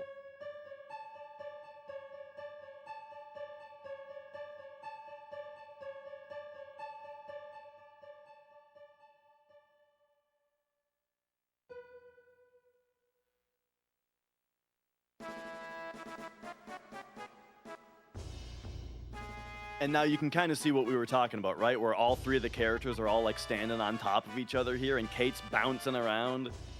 Yeah. Like right now, it's hard to tell whether that curse is pointed at Cloud or Kate, and that can be really finicky when you're trying to heal one of them. Yeah. I found out that up and right, like diagonal upright, is like the trick for moving from Kate to Cloud. That's one thing they did kind of a wonky job with when they programmed all that, was like you would think it would just be up, but it's not. Sometimes you got to put it in a weird direction to get it to move up or down or left or right, whatever it is. Another thing they kind of did with that was the movement changing from screen to screen, because you could be in one screen where up is up and down is down, but then the next screen up is right or left, or it changes the dynamic of the D-pad and which way it actually moves the characters depending on the screen. That's a really good thing to bring up. Yeah. For folks who haven't felt these controls themselves, first of all, the game has no analog, right? This is a D-pad only game. And yeah, every screen has individually programmed what direction is up.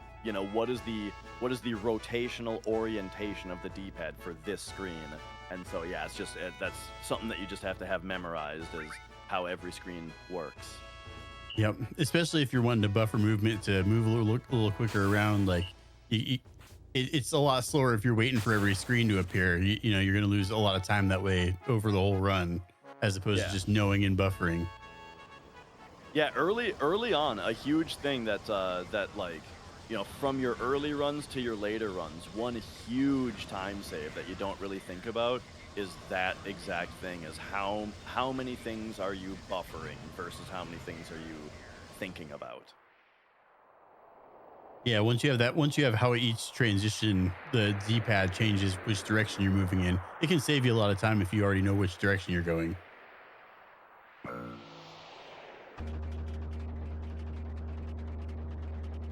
All right, so Doumeis is in the play. Fastest thing to do is to take the second option every time, which ruins the play as quickly as possible.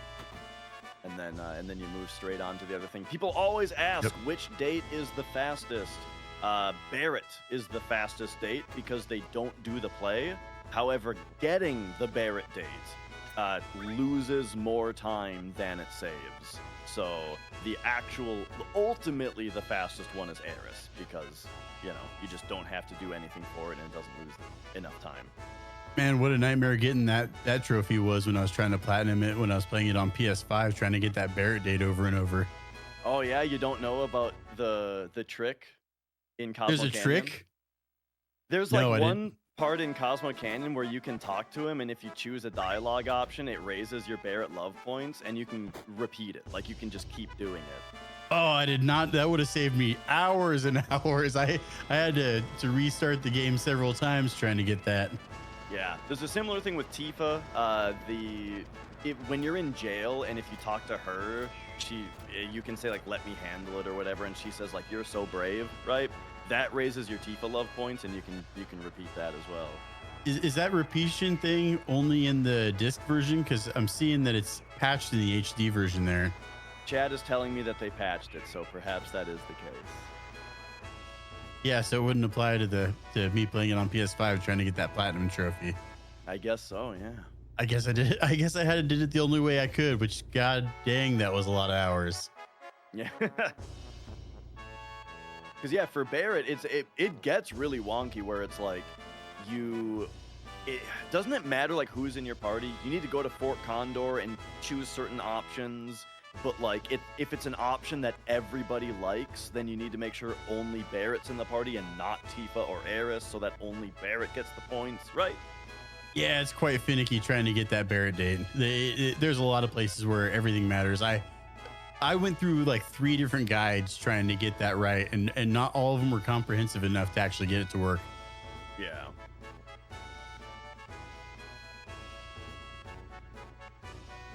Okay, so Doumeis is now coming back from getting the Keystone and is going to be making his way to the Temple of the Ancients. Little bit of a detour to make first, though. He's going to go grab the Deathblow materia from Gongaga. While we're in Gongaga, he's going to get a spider web, probably. The spider web slows one enemy, which is very, very good on the Demon's Gate fight. And then he's also probably, I'm just assuming the strats that he's using here. We'll see if he deviates, but probably going to purchase the Fury Ring accessory. Oh, he's not going back yet because we're on the Kate part. Anyway, probably be purchasing a Fury Ring, which is also really good for the Demon's Gate fight. Fun little fact that Doumeis just showed off. A lot of casual players don't realize this, and I didn't until I started speedrunning it, was that when K-Sit disappears into the fight arena, you can just skip straight to the Chocobo arena and catch him, and that gets rid of the whole chase scene where you're chasing him all over the gold saucer. Yep.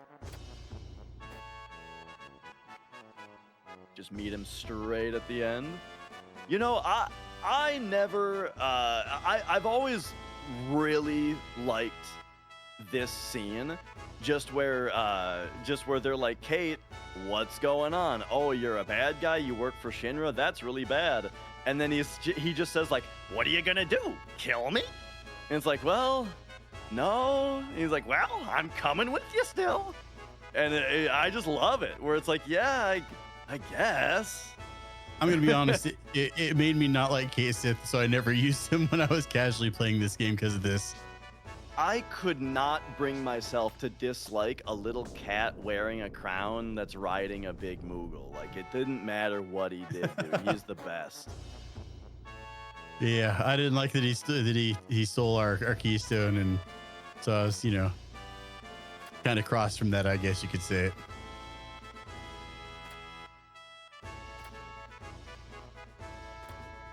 All right. There is a potential deviation in strat here on who you take along with you to the temple. Doumeis is choosing Kate Sith, which is, I mean, there's a little bit of debate. Do you take Kate Sith or do you take Tifa? Pros and cons. Kate Sith is tankier, and so he's a little bit safer on the Demon's Gate fight. Also, his limit break dice is more useful than Tifa's beat rush. Lastly, he's literally faster in cutscenes, because there's a couple differences in the cutscenes where he works a little bit faster. There's one in particular that's pretty big. I'm talking like 10 seconds. And then the benefit of taking Tifa, though, is that when a character is not in your party, they still gain 50% of the experience that everybody gains. But if she's in your party, she gets 100% experience, and then she'll be a higher level for, I believe, the Schizo fight and the Carry Armor fight. And that makes it so that she's much less likely to underroll damage on Schizo and ruin your fight. And also, she just wallops Carry Armor with the extra strength. So yeah. Yeah. I like Tifa to take Tifa, A, because she's Bae, and B, it's safer for later in the game. Yeah, it trades temple safety for later game safety.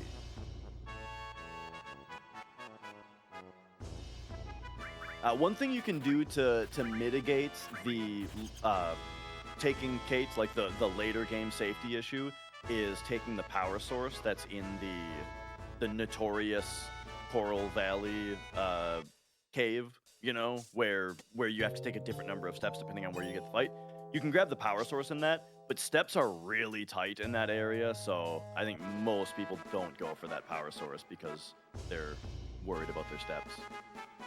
Yeah. Where do you get that first power source at? The first one comes from the basement in Costa del Sol. Okay, that's right. I say that's the only one I have ever gotten. All right, so here Doumeis is going for the spiderweb steal that we mentioned earlier. So this fight can go pretty wrong because this move Stopweb. So if Stopweb hits Kate Sith, then you can either just leave and decide you're gonna do it without spiderweb, or you have to wait for the stop to wear off on Kate, which is super brutal. But he got the spiderweb, and he is out of there. I've also seen the steal fail here like 16 times in a row for some people. Oh, and he's doing kind of a new-ish thing where a lot of folks on this part, you count out 14 steps on the first screen and then 24 and a half on the second screen. But instead of splitting up the steps like that and also having to count behind the log and stuff, he instead ran to a visual cue and then did steps all the way into town. It's kind of similar to jaywalking, just with the idea of like, I'm gonna take the steps later and then just do a setup instead of counting, Doumeis is going upstairs? Tell me this is on purpose. What is this? Oh, it wasn't. Nope, it was an accident. So this is a D-pad thing. Like, pray tell, folks at home, when you came into that door to that shop, what direction do you think you should press on the D-pad to get to this shopkeeper? Did you say up left? Wrong! That makes you climb the pole. You press directly up on the D-pad to go up left on that screen. but don't press down to go down right on that exiting Gongaga screen, because that would send you down left. So yeah, you got to know every screen's D-pad orientation. Yeah, it's something I feel like they could have done a little better when they were making this game, is making everything move the right way. And yeah, from chat's confirming this. From what I've heard is that that newer strat that I mentioned that Doumeis just did about that walking setup was, that was a Kuma special. That guy is always coming up with new innovations. Speaking of, I really hope we see somebody do the Kuma strat on Genova Death here. What do you mean when you say the Kuma strat? The advanced weight trick to get the extra Tifa attack at the start. And then okay. It's like basically you always get the fight that we used to only get if you got the silence opener.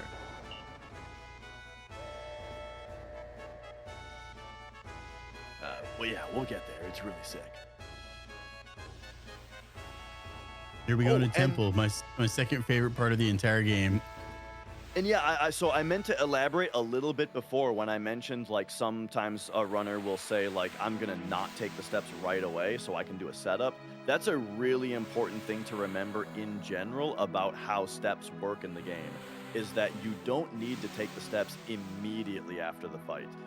As like the briefest recap for people who didn't hear the whole steps explanation, it all boils down very simply to, after certain fights, you take a certain number of walking steps, and that's going to help your encounters. And by help, I mean it's going to keep you locked into a known route. And yeah, a very important thing to note about that I didn't mention is that you don't have to take the steps immediately after the fight. And so sometimes that can help you do a setup. The really beneficial thing that can do is it just helps you save time. Remember, the other thing we were talking about is how one of like the major things that just adds up over the run is how much are you buffering movement into a screen transition versus waiting for the screen to fade in for you to be able to see the room that you're in before you move. Buffering is going to add up so much time saved. And that's something that you can do on walking steps. If you're in a fight that you need to take 6 steps after, for example, instead of waiting for the screen to fade in and then walking 6 steps and then running, instead you can buffer running out of the fight, and then as soon as you can see, stop and take your steps. There's a couple times where that won't work. There's a couple times where you have to do the steps right away, but that's the exception and not the rule.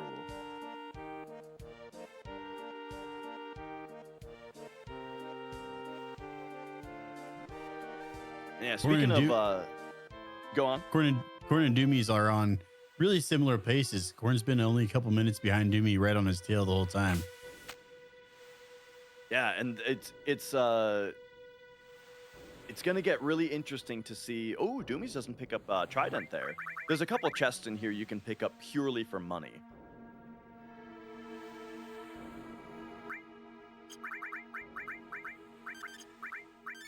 And yeah, I'd say Doumeis steps are, I think they're tiny bit behind, but totally fine. And I was gonna say, speaking of step or rooms with confusing D-pad layouts. Oh man, yeah, that's one of the worst ones right there. I feel like the MC Escher room is a little bit easier than it looks, because everything in that room is very like 90-degree angles, you know? Yeah. Which makes it really easy to conceptualize like what corners should I be hugging and you know, grinding on walls and stuff, which is actually just a general thing to talk about super in general. I mentioned earlier, this game has no analog movement. You are stuck to 8 directional movement. Well, how can you move Cloud in more than 8 directions? How can you get a finer, more precise angle to run him at? The way that you can do that is by brushing on a wall, right? If there's a wall that is at an angle that's finer than your 8 directional movement, and you run Cloud grinding on that wall, boom, that's an angle that you've gained access to by doing that. And so a huge part of optimal movement in this game is whenever we're going through a room, pay attention to the way that, like, if there's any walls that are kind of angled more optimally toward where we're trying to get to, they'll grind on it, right? So just pay attention to the wall grinding.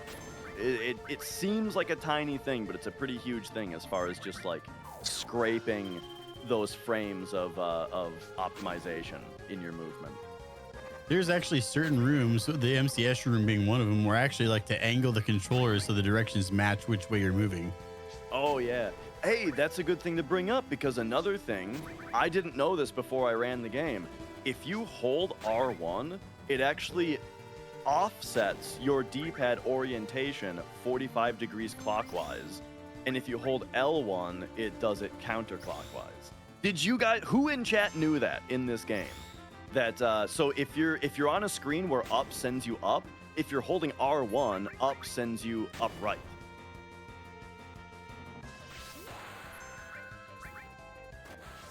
All right. Rupan on his Genova fight while Cornfed tries to steal his spider web. Also the YouTube comments. I can't forget those. I can't forget you guys. Who of you guys also knew about the R1L1 thing?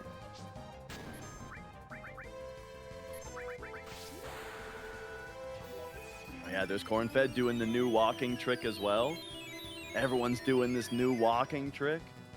I don't know, man. I'm an old man. I just count to 14 and then I count to 24 and a half.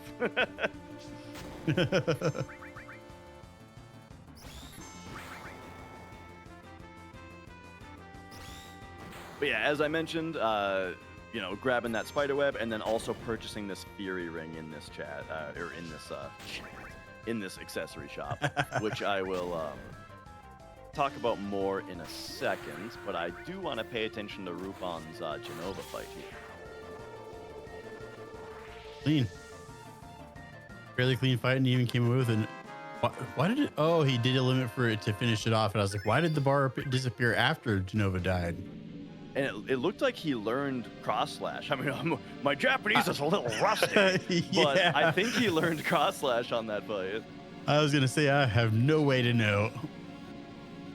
I mean, something happened on Cloud. Maybe he just leveled up.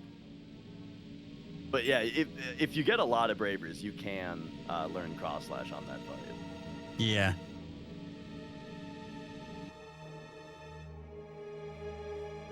Okay, so Doumeis is preparing for... Oh, dude, Cornfed did not get the pincer. Okay, Cornfed just got a random encounter in a spot where you can get pincered, and the enemies berserk you. So Yeah. you just have to wait and pray that hopefully your berserked characters will happen to kill one side so you can escape the fight. Yep, I've got away from that one time and died to it a couple. Yeah, it's like best case scenario, you lose a minute. But you're also extremely likely to just game over when that happens. It felt like I lost a lot more than a minute when that happened. Yeah.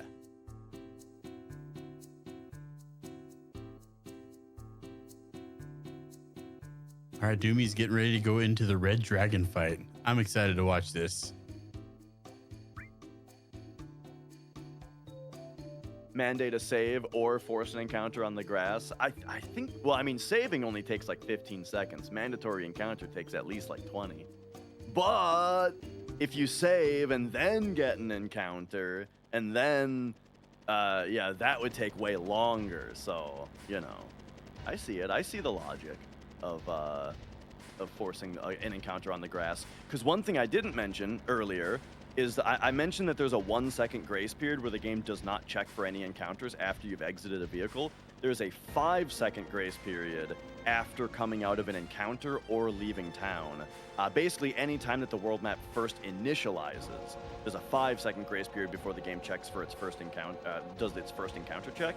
So yeah, if you were to stand, that pincer that we're talking about only occurs in the forest. So if you force an encounter on the grass, then you can run straight into the temple with zero risk of the encounter.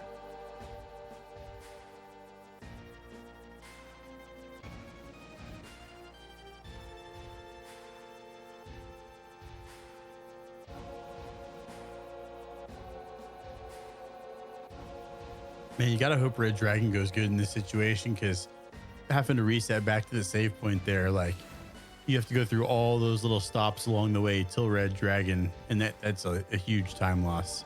Yeah, these cutscenes in front of Red Dragon always feel like they take 10 minutes. Yeah, I would way rather die to Demon's Gate than Red Dragon in this situation.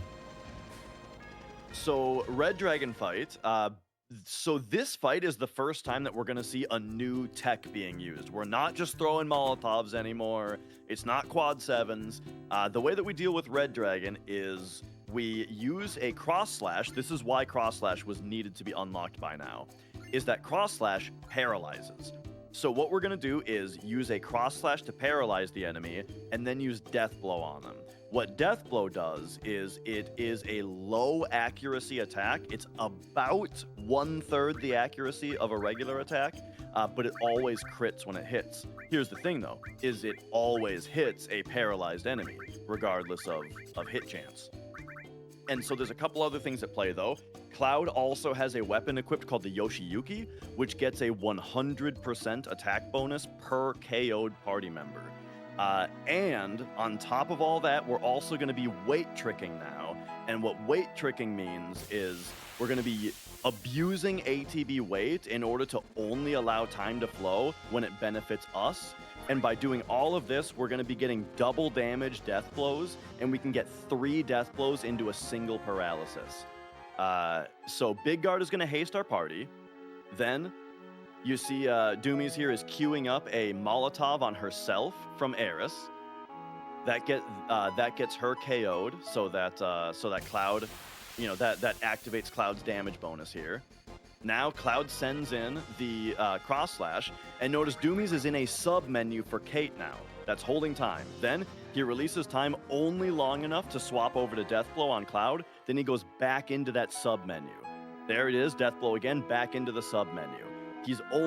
So again, because of ATB weight, when he's in a sub menu, it prevents ATB from moving, and paralysis decays according to ATB growth.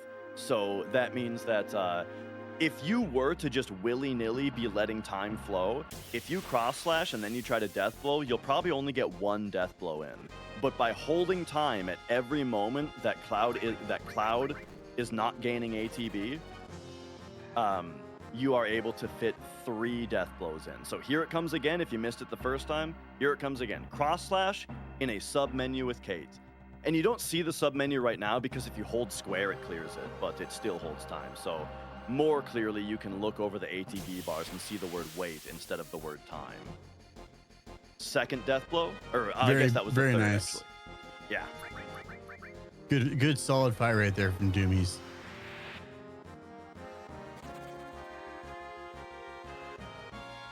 And then he's going to be going right into the Demon's Gate fight very soon here. And this is where Kate right here saves a little bit of time, is you don't have to call Kate to come grab the black materia and do the puzzles for the temple. Yep, exactly.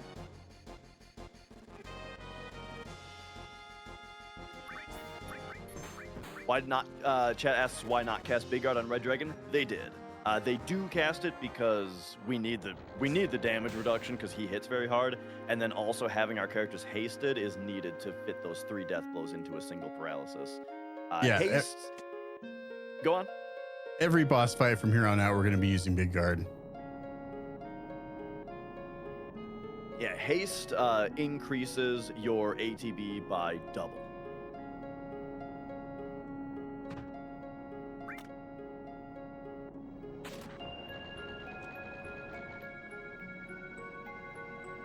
Yeah, really fun tech about a demon wall coming up is you get the boost, the haste boost from Big Guard, and then you also get a little bit of an ATB boost from the Fury Ring on Cloud. Oh, and that combined with the spider web on Demon's Gate allows you to get 3 attacks in to every one of Demon Gates. Great point. Yes, we haven't talked about the Fury Ring and what Berserk does. Yeah, so the Fury Ring puts Cloud. We're putting the Fury Ring on Cloud now, and what that does is it puts him into Berserk status. So Berserk does two things. It makes the character auto-queue attacks as soon as their ATB is full, and secondly, it makes them do 50% more physical damage. So on Demon's Gate, we're going to be able to utilize that for a couple things. Firstly, Cloud does more damage. Secondly, yeah, as Jay said, not having to menu over to Cloud and pick his attack really saves us on ATB. It makes it so that the way that we queue up the Cloud attacks here is Kate will be in that sub menu to hold time, like I mentioned, and then once Cloud is done attacking and his ATB empties, all you have to do now with Cloud Berserk is exit the menu and then reopen it as soon as Cloud's ATB is full. So yeah, this is one of the most exciting fights in the whole run on the top right here. There's going to be a little bit of setup first. The cave-in got rid of Eris, so Cloud's damage, double damage is activated. We've got Big Guard on now for both damage reduction and having our characters hasted. And then lastly, looks like Doumeis is going to be going for a safety heal here, which is very good because those rocks do a ton of damage. The only other thing you would do at this point is we really want to use that spider web that we stole in order to slow the boss, and it looks like he's throwing that out right now. Oh, but he didn't get it in time. Yeah, he bled a little bit of time there, and now he's gonna have to restabilize his ATB here because now things are a little off the rail. He's not gonna get 3 Cloud turns in like he's supposed to here, but he should get 2. No. Ooh. Okay. Yeah, this is very dangerous at the moment. Thanks to Kate's tankiness, he's able to concentrate on his healing on Cloud right now, which is going to save him. Also, gonna want to get another Big Guard off. Okay, big heal on Cloud. It looks like as long as there's not a second rock drop here, he'll be stabilized. There we go. So now with everybody hasted and with the boss slowed, he can get 3 Cloud attacks in per turn, and that time now he's stabilized and he did it. He got it on that one. So check this out. Demon's Gate gets 1 turn. Now count these Cloud turns. 1, resets ATB. 2, resets ATB. And then Safety Big Guard there. Good choice. He's choosing to do Big Guard after the second, which is totally fine. Especially if he wanted to dice there, that would have been correct. But yeah, either way, that was 3 Cloud turns before Demon's Gate's following turn. So check this out now. So Demon's Gate got 1 turn, remember? Now count these Cloud turns. We got 1. ATB, 2. Fill that ATB bar, 3. And now we get a Kate turn in if we want. He ignored the Kate turn that time for a little bit of speed. That's really dangerous though, yeah. Because and there's the kill anyway. Though. Dude, the funny thing is that crit rock drop, because it didn't kill, it actually helped because it filled Cloud's limit bar, which is going to be helpful for the next fight. Yep. So yeah, awesome fight. That was really, really good. That's one of the biggest pain points of the run. That's one of the riskiest fights. If there's any fights in this run that we think are at the highest risk of seeing a game over, that's one of them. That's one of the first ones that comes to mind. Now we got Cornfed coming into Red Dragon right behind him.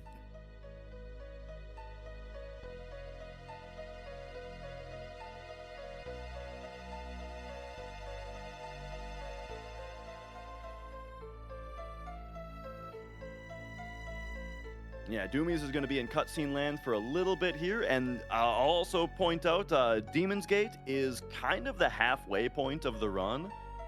So, just happy halfway point, everybody. Hope everybody's doing well. Hope you guys are enjoying the FF7. Are we enjoying FF7 so far?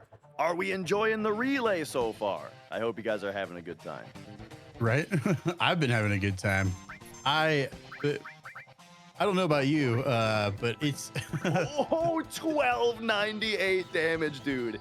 That's what we were talking about like how much damage this guy does, especially when he crits. Oh man. Yeah. The funny thing is, though, he did it on Eris, which is awesome, because we want her KO'd for this fight, for Cloud to get his extra damage in from the Yoshiyuki. So that was actually optimal. I mean, I'm curious.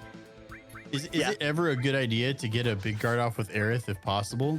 Oh yeah, that'd be totally fine. Because what I'm seeing right now is doesn't it take 56 MP for a big guard cast? It does, yeah. So pretty much always, Kate Sith will level up from this fight, and then that will raise his max HP to the point where he's able to cast 2 big guards on the Demon's Gate fight, if you're concerned about that. But will it raise his current HP? MP? No, I always use our Turbo Ether after this fight. Okay. So, but yeah, that means though, yes, that's... Well, what that means is... Oh my gosh, another crit fight, dude. This time he's big guarded though, so it only did half damage, which is just enough to not kill Cloud. That 35 was the difference we were talking about earlier when we were talking about putting on the materia after you or before you heal. That way you save that little bit of damage. That's the exact situation we were referring to. Yep.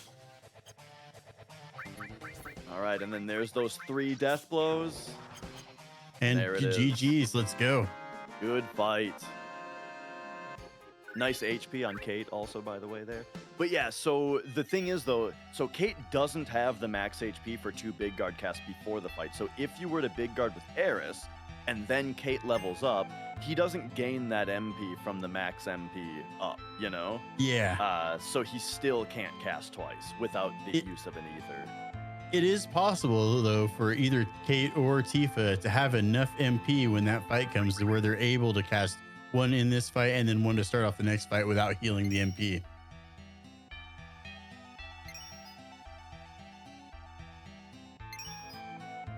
Yeah.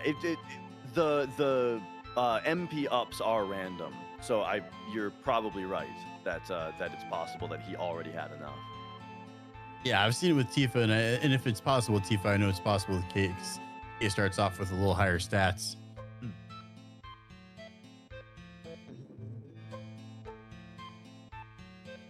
Interesting, though, they both decided to go with Kate Sith. No one used Tifa.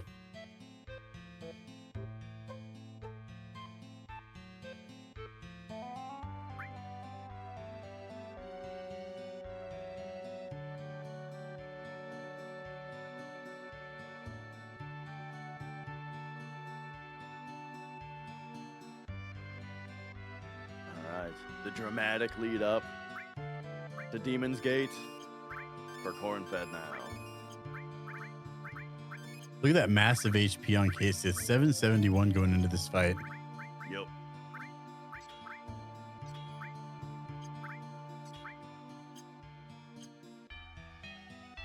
And a little bit more about that menu there.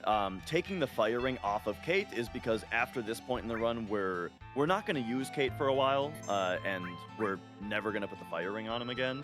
And so it's good to get it off of him at this point because it doesn't do anything for the Demon's Gate fight, but it was good for the Red Dragon fight.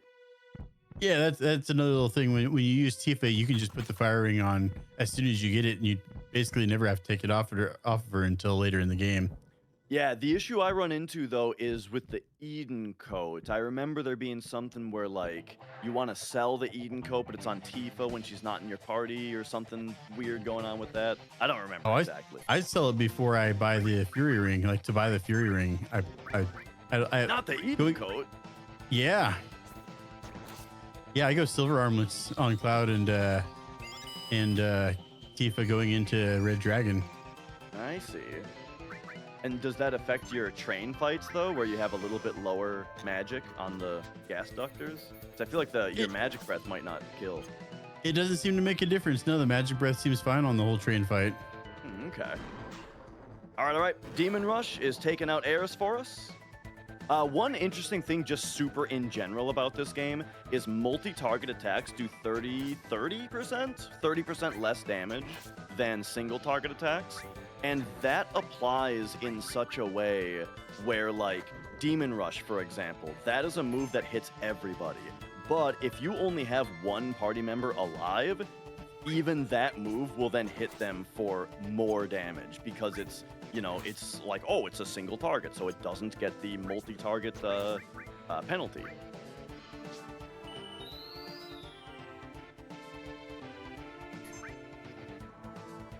Okay, and hopefully we see the Kuma from Cornfed, because he's got the dice locked and loaded here. Yeah, he's ready for it. We might see a sick limit jam here. I really hope so. Instead of 3 cloud attacks and then a Kate item, we'll see if he does 2 attacks. So 1 cloud, 2 cloud attack. Let's see an item right now. Okay. So there's 3 cloud attacks. Throwing a Molotov. Going with a Molotov. And then he's coming forward for his second Demon Rush. All right. I was surprised we didn't see Doumeis use the dice roll on Demon's Gate. Yeah. All right, so there's our 3 cloud attacks. Now, here's the thing. There's a chance that Cloud's going to attack again here. He did not. The reason is when Demon's Gate comes forward, he has a 30% chance to skip a turn before Demon Rushing. So sometimes you get your 3 cloud attacks in, Kate throws an item, then Cloud actually attacks again. And if you react fast enough and you manage your ATB properly, you can actually get another cloud attack in and another Kate item at that point. Okay, is this the Kuma? Yes. Nice. There it is. He's jamming the dice limit in. So normally it would be Demon's Gate's turn here, but the dice gets prioritized. 300 is the lowest roll, dude. And the crit rock. Let's hope Cloud can pull this off. There we go. Perfect. That double damage, or that quad damage on the last one really helped him out. Yeah. It is triple damage because it's 100% Triple, bonus that's right, yeah. per. It's not double per, but yeah. It's that is good stuff.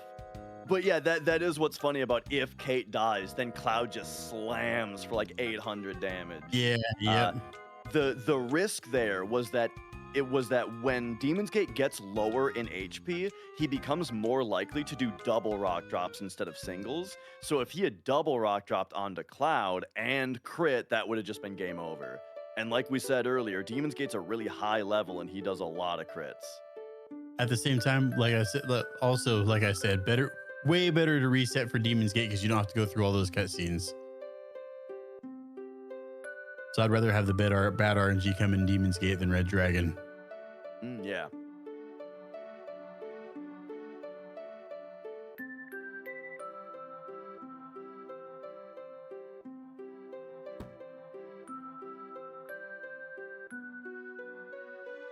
Okay. So Doumeis setting up something sick here where there is a little bit of we're going to talk about RNG again a little bit. So remember that list of numbers I was talking about that the game checks your danger against? And then for formations, to decide what enemies are in the fight, it uses the same list of numbers, but a different bookmark. It goes through again, or it goes through the same start point, just in a different way. Well, guess what? The same list of random numbers is also used for field scripts, and once again, it's an isolated system that has its own bookmark that doesn't affect the other ones. But what do I mean by field scripts? I mean things like, the elevator, for example. When we hit the elevator button and it goes up a random number of floors, right? That's a field script. Or we talked about how we can use the waterfall to figure out where we are on the RNG table. What we're talking about is that the glowing animation of it uses that RNG system. Well, another thing that uses that RNG system is at the very end of the game, the final descent, when Cloud jumps down all of those rocks, and every one of those rocks has a random chance to give you an encounter. By the way, also Doumeis, this fight is very important. He's doing it with Bahamut. Why are we summoning Bahamut here? Bahamut is the easiest way to just one-shot this fight, and we need to defeat the bound fat enemy, the little fat spiky thing in the front. We need to defeat him specifically with either a magic attack or a summon with Cloud. The reasons being that he has a specific death counter script that only works if he was killed with magic or summon, where he will counter with Death Sentence before dying, and Death Sentence is an enemy skill that we really want. Cloud's got our E-skills equipped, so there you go, that's that fight. He also tried to steal a Dazers from the Bound Fat before killing it, which is for some safety on the Rude fight. Actually, it's for safety on the Genova Life fight, and also for the Rude fight. You can use it a couple times. Anyway, where was I? That was Death Sentence, but I was talking about something else. RNG table. So yeah, those are field scripts, right? It controls a lot of innocuous things like animations, but it also controls how many battles you get during that final descent at the end. Now there is a tricky thing about the way that the field script RNG table or bookmark moves versus the other ones, and that instead of just going down the list of numbers linearly like the other systems do, this one uses a second value that is its incrementation value. So the list of numbers is 256 long, and it's simply every number from 0 to 255, each represented exactly one time, just in a hard-coded scrambled order. It's like a deck that's been shuffled, and then that shuffled position was hard-coded into the game as this is a shuffled deck. You know what I mean? That's why it's the same every time, but it's scrambled. So anyway, the field script RNG system that works for Final Descent later uses this other value that instead of just going down the list of numbers one by one, it references this other number that is from 0 to 255, and it says, jump that many positions on the RNG table and give us that number instead of just going one by one.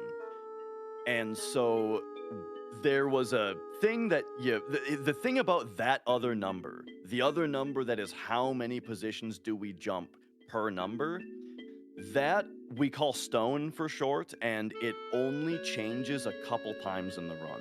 At the very start, it's 1, so it does behave as just going down the list normally, but when you do the squats minigame, for some reason it sets it to 33. And then, when you do the elevator, it actually changes it every single elevator press, which means if you took stairs, it just stays at 33. Then, it changes on that thing that Doumeis just did, where you dig for the lunar harp. On that digging mini game where like you set the people down and they point at the treasure and you try to find the lunar harp, when that game loads, depending on your IGT, it sets that incrementer value, and then it never changes again for the rest of the run. So that means the really simple, like much easier way that you can think about this idea of the incrementer is that it basically just shuffles the RNG table into a different order. For every different stone value, you can basically just think of it as the RNG table is in a different order. So later, for Final Descent, we're going to want to manipulate the RNG of Final Descent to give us 0 fights. Well, there is only a window of RNG that gives us 0 fights on a certain scrambling, a certain pattern of the RNG table, i.e. a certain incrementer. So if it gets set on that digging game and then never touched again, that means that the IGT that he loaded into that digging game on set the stone for the trick that's going to happen at the very end of the run. So just keep everything I just said, just keep it in your noodle. And there's going to be an exam later, and we'll all manipulate Final Descent together. Before then, we got to fight Genova. Yeah, I hope you guys were all writing that down. So Genova fight, by the way, let's talk about it. It's kind of similar to Red Dragon in that we want to use Cross Slash to paralyze the boss and then Death Blow it a bunch of times. However, Death Blow isn't going to be cloud with the Yoshiyuki anymore. We have Death Sentence now. Death Sentence powers up Tifa's weapon, the Power Soul. Tifa's got a weapon called the Power Soul. It makes her do double damage if she's in critical HP, and it makes her do quad damage if she has Death Sentence on her, and they stack to 8 times damage. And Death Blow, as we said, always crits for double damage. That's 16 times damage, Todd Howard. 16 times the damage. So How this fight is going to go is we are going to get Tifa into critical HP. We're going to get everybody hasted. We're going to death sentence Tifa. And we're going to cross-slash the boss. And then we're going to death blow her a couple times. Unless she aqua lungs. If she aqua lungs, it's going to be a little bit more complicated. She's got a 25% chance to aqua lung. Not Dash calling out viewers by name. By the way, Cornfed is about to do that IGT thing that I just spent 20 minutes explaining with no payoff.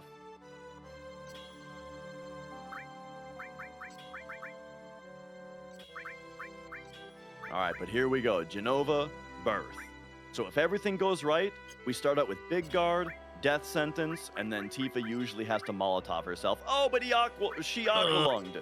Okay, so there's a backup, and if the backup goes well, this barely loses any time. But you have to perform the backup correctly, and RNG has to cooperate a little bit. So first, I would expect him to get up Sid. He got up Tifa, so I think this is a different version of the backup than I'm used to. Let's see what happens here. Okay, yeah, he does a different backup than I'm used to. Cornfed, by the way, closing his menu at 56 on the seconds digit. That's to set up that final descent manip I was talking about. Okay, there we go. Oh, I didn't mention Cloud's got the water ring on, which makes him absorb water, and every single one of Jenova's attacks is water elemental. So Cloud can't die on this fight. The thing about this fight is no matter how south it goes, you cannot game over on this fight because Cloud cannot die. All Unless you do Tifa's something like forget to equip the water ring. Tifa is death sentenced. She is critical. The boss is paralyzed. She is now hasted. Boom, there is big damage. However, because he didn't have the big guard, and then the double aqua lung. Because he didn't have the aqua lung out, the big guard out soon enough, it made it so that I would just Yoshiyuki at this point, except then Tifa's gonna miss out on a lot of experience. It's probably a good idea for him to wait until all the MPs drained. He's just Yoshiyuking. She already got hit by 2 death blows. She's got very low HP now, so he's just finishing off with the Yoshiyuki, which is getting 200% bonus damage from the 2 KO'd party members. She doesn't have very much HP left anyway. This is minimizing time loss. By the way, Rupan, what did I say? Chocobos on the Japanese version are harder, and he just lost the Chocobo fight, and now he's gonna have to do a second Chocobo fight. So while the Japanese version is faster due to text boxes, that right there is a weird difference that's actually losing him time now.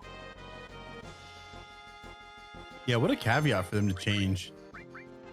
Here's another fun, wacky thing that's going on. Cornfed wants to learn Death Sentence now, but this fight has 3 bound fats. So he's still going to learn Death Sentence, but he has to watch the Death Sentence animation 3 times instead of only once. All right, Doumeis got through the Jenova fight. And yeah, the only issue with the backup there was the fact that... did I miss... Rupan's Materia Keeper? No, that happens later. Okay. Whew. All right. Oh, where was I? The only thing that happened wrong with that backup was that the haste big guard didn't come out fast enough, and so he wasn't able to get 3 death blows in on the paralyzed. He only got 2 in, and then it's just bad luck that she instantly aqua lunged again once she got freed.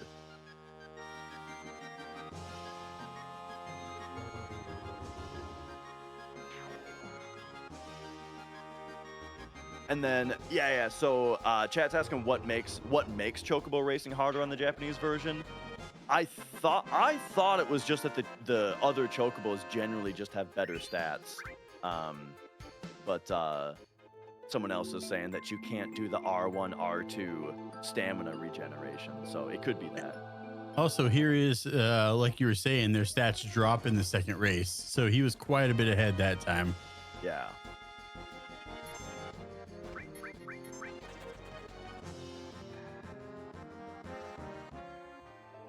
Temple of the Ancients, or City of the Ancients, by the way, my favorite area of the game. It's definitely got one of the best songs on the soundtrack. Yeah, that's that, and the whole look of it just makes it my favorite place in the entire game.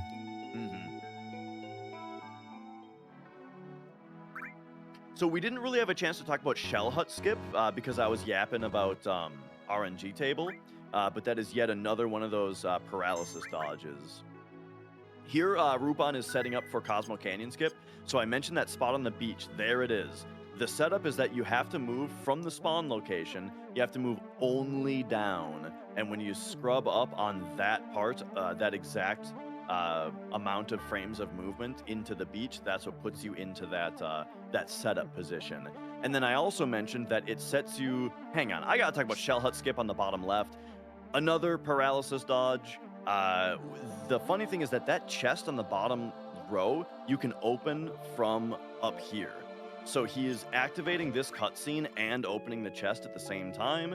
Opening the chest releases his paralysis, allowing him to move during this cutscene and even menu.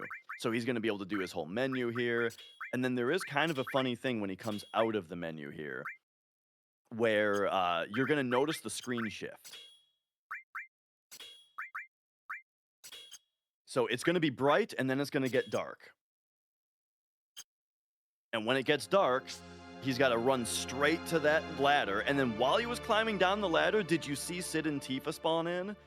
So that's the benefit of Shell Hut Skip, is he was allowed to just leave there without doing the cutscene. The thing is, though, if you don't grab the ladder by the time Sid and Tifa spawn in, the ladder becomes ungrabbable, and the cutscene will not play, and you're soft locked. So tiny bit risky, but I mean, as long as your execution is decent, you'll never miss it.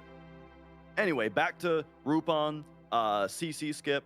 So I mentioned that we're only moving cardinally, because I said that the beach position is an offset of a multiple of 90 units away from the setup position, and the buggy moves 90 map units per frame.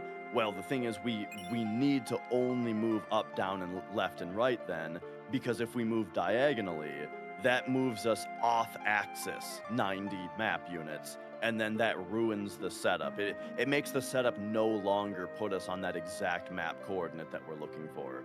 So that's the reason for the only cardinal movement, and the reason that it appears that everybody is so careful to not be bumping any walls or anything, because bumping walls also makes you move not at that exact 90 map units per frame that we need. And here he's in the setup position, so from here he needs to go one frame left and then one frame up. There it is. Got it. And he Perfect. did it. Nice skip. I don't think I saw him save right there. I could be mistaken, but I didn't. He did. Remember, he did? Okay.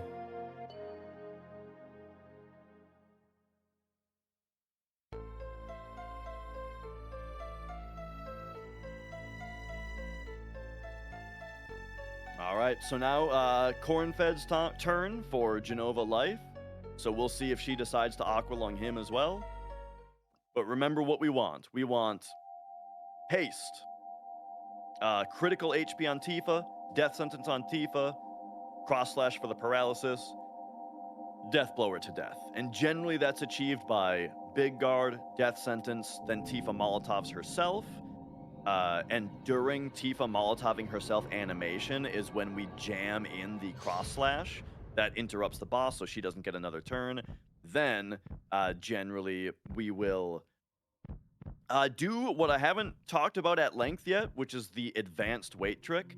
That is where I mentioned earlier that if a character strikes full ATB during a turn, then 1 second later, the game will hold ATB for the remainder of the turn.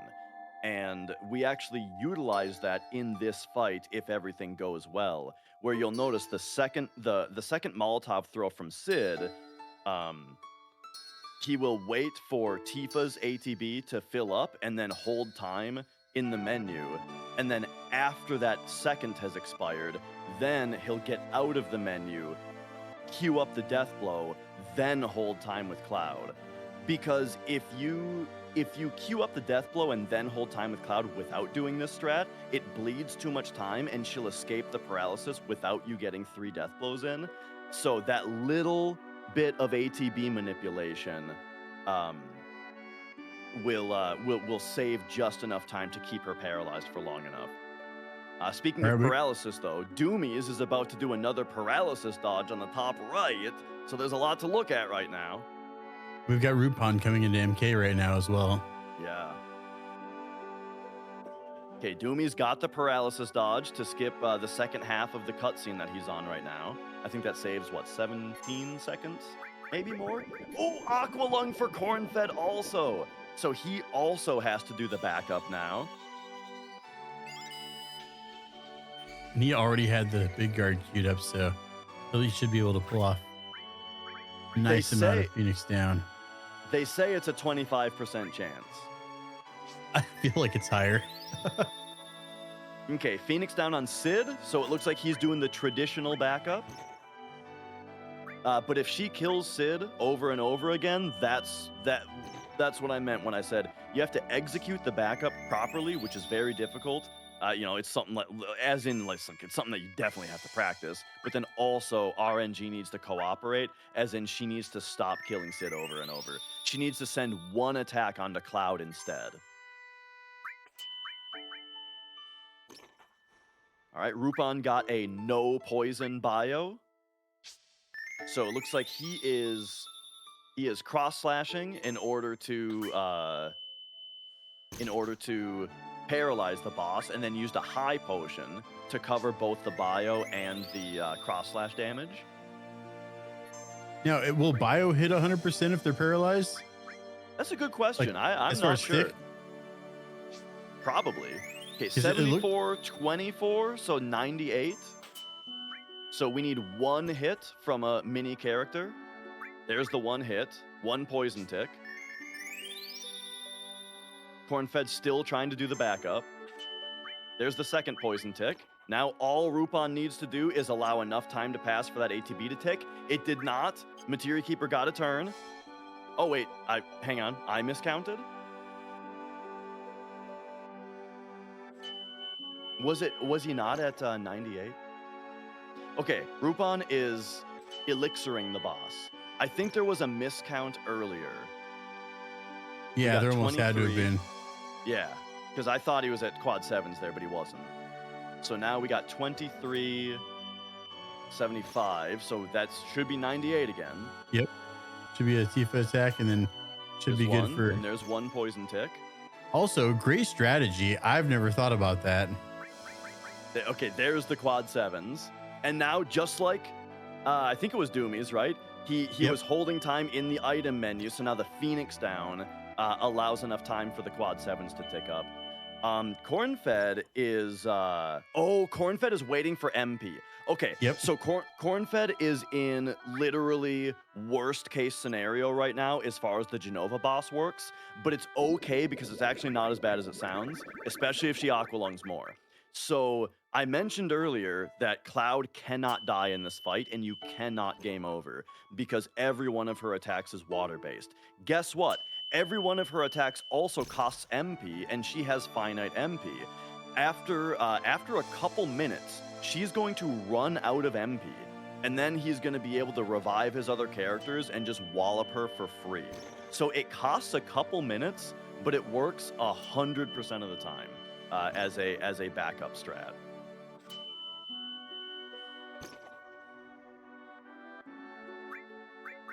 There it is. All the skill power is used up. He's free to revive the other characters and get max XP out of the fight.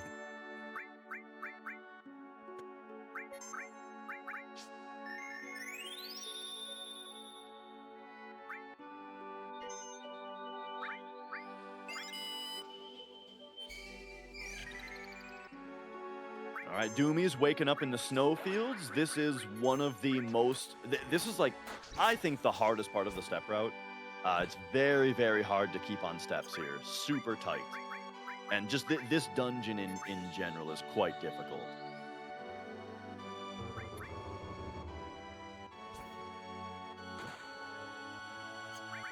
So, first things first. By the way, there's that Tifa damage I was talking about. 16 times the damage. And if you missed the explanation about why is Tifa punching her head straight off, it is, again, with her weapon, the Power Soul, makes it so that Death Sentence makes her do quadruple damage, critical HP makes her do double damage, those stack together, and then using Death Blow makes her do double damage on top of that. So essentially 16 times damage on death blows with death sentence and critical HP. Correct. And then later, we're going to get Doumeis is actually about to pick it up. This right here, the added cut materia. So that is a support materia where linked to, if you use the materia that it is linked to, then the character will follow up with a regular attack. So we're going to be able to attach added cut to Death Blow. So then she's going to Death Blow, followed by an 8 times damage regular attack, and do 24 times regular attack damage per turn. So quick question.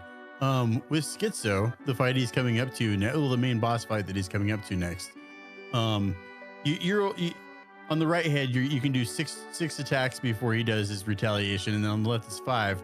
Wouldn't it be optimal to just use death blows? The issue is if you kill a head while Tifa's in critical HP, she will die. Okay. So you're looking for her to stay full. I mean, I guess for the marathon stretch, you're looking to keep her in full HP with the hero drink and hope it works that way. If you are, yeah, if you're doing that, if you're doing the fight that way, where you're keeping her at high HP, then yes, do all death blows. But if you're doing the strat where she's in critical HP and you're going for the quick kill, then you want to manage how much damage she's doing.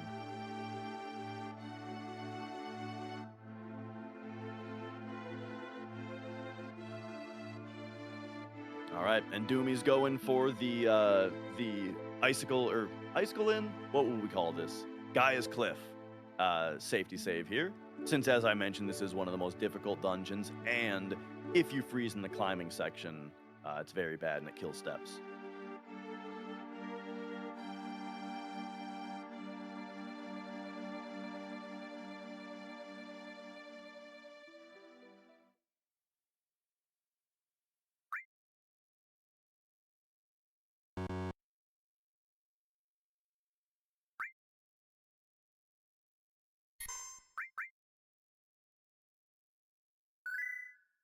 Okay, so here's where the tightness of the step route kind of becomes really important. If Doumeis is able to get into the cave here without a fight, that's very good, because if he gets the fight out here, which he did, it's going to be a Malboro, which it can take a little bit longer to escape from, and if he bad breaths immediately, this is potentially very bad. Can he escape? This is horrible for Doumeis. This is exactly why he safety saved. Bad breath turned everybody into a sleeping frog. Now he can't escape the fight, and this dude is just gonna one-shot his dudes down, one after another. Game over. Oh, man. I've never seen that happen before. So, yeah, that is exactly why we want to be really good on steps here, because if you get into the cave, that fight will not be a Malboro. But also, if you're worried about the Malboro, one thing you can consider is being on A to be active instead of wait. That way you actually get credit for your escape attempt throughout the entire bad breath animation, instead of the game only giving you 1 second before it goes into wait mode. Yeah, those are the things to consider.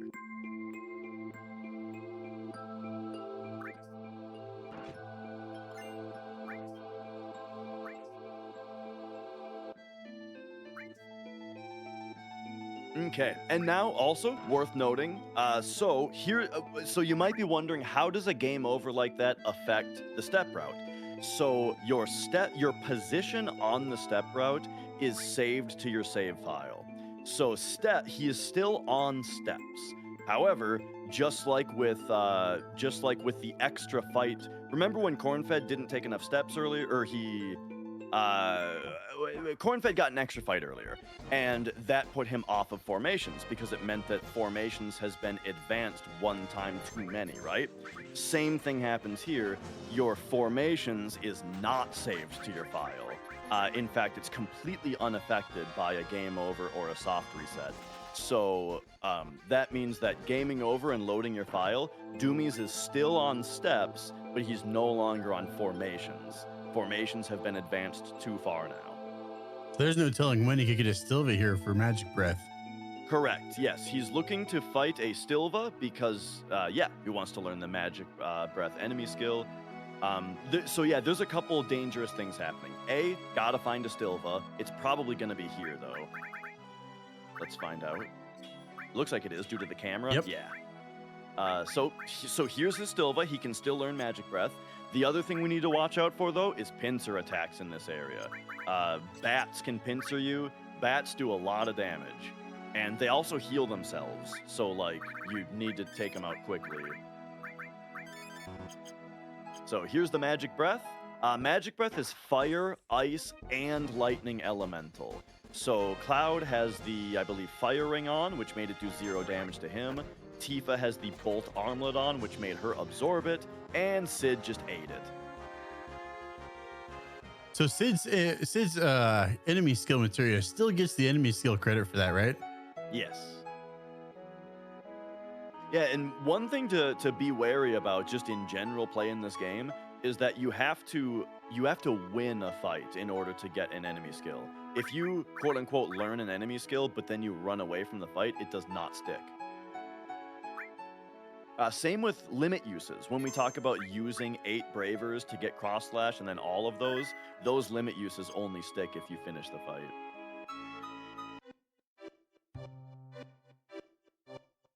So yeah, now every single fight on Doumeis Gaia's Cliff is going to be kind of a clencher to make sure he's not getting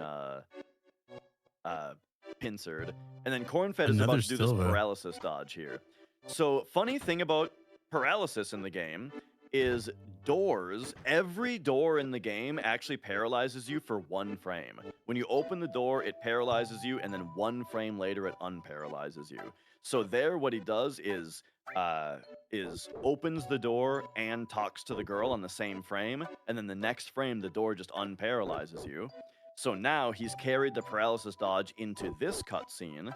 And now you have to do a little bit of funky movement to get this cutscene to keep playing, where we need the right amount of text boxes to play out. But this is the part where Elena tries to punch you, right? But instead of doing that whole part of the cutscene, if you just leave right at the part where the instructions come up, right there, the game the game moment has advanced, and so the game thinks that cutscene is over, and you can just leave without seeing the rest of it. I like doing that cutscene so you can see Elena comically roll down the hill like a cartoon character. It's a good one, yeah. That's kind of the thing about a lot of skips in speedruns is that, a lot of the time you get a skip and it's like, well, I kind of liked that part. Yeah. We were all really excited about Calm Skip, though. Calm Skip is was just the ultimate unanimous, this is the greatest thing that's ever happened to this run. Yeah, hopefully one day somebody finds the big cutscene skip in the live stream one day. Yeah, that's like the holy grail now. Yep. We find that one, it's cut down by what, 15 minutes or something? Yeah, I haven't actually really timed the the log. I haven't really timed wiped out the live stream before. I do always say I kind of like the live stream cutscene because it gives you a breather before underwater reactor to kind of gather yourself. But if it was gone, I wouldn't miss it. That's true. You get that nice almost 4-minute break to go make a snack and use the bathroom and make something to eat while you got a chance. That too. Yeah, it is one of the best bathroom breaks.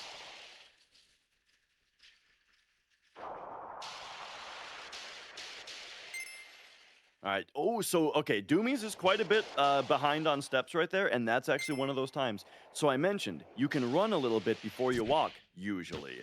That is one of the fights where you can't run very much. You can buffer running out of the fight and then take your steps, but you can't run very much more than that before taking your steps. And it looked to me there that he ran a little bit, then took the steps, but it was too late, and so he got the fight in the middle of the steps. Here's the thing, though. I noticed he took steps after that fight, which he shouldn't have done, as far as, like, he didn't need to. Those steps didn't do anything. And if it ever does happen to you where you're behind enough to where you have like a mishap like that happen, let's say you're supposed to take 4.5 steps like you do on that part, and the fight occurs after 2 steps because of like the running mishap, you just don't need to take the rest of the steps because you've already taken the encounter that it's supposed to avoid. And that means the thing is, not taking steps that you're supposed to take puts you ahead on the route because it makes Cloud move at 4 times the speed at a time where he's supposed to only be walking, you know? And so that ends up kind of catching you up on the route a little bit. Your formations are off because you've taken an extra encounter, but you can at least catch up on steps a little bit.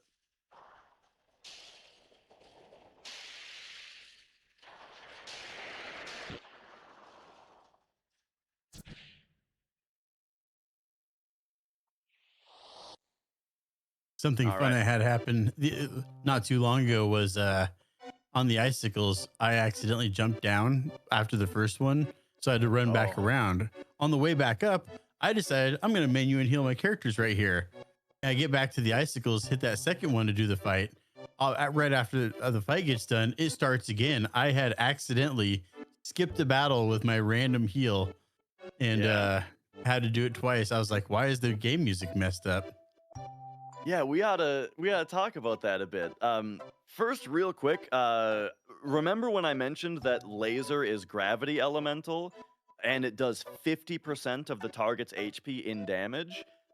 Icicles are weak to gravity. Weak makes it do double damage, so the 50% is doubled. Laser just one-shots these icicles. Now here he's using Magic Breath to take out the bats. The reason for that is the bats are worth 1,600 Jill and some extra experience for Tifa. Well, for everybody, but I think kind of the purpose of this extra experience is for Tifa to be, I think, a higher level on. I'm not sure which fight it is, but one of the later bosses she ends up being a higher level for.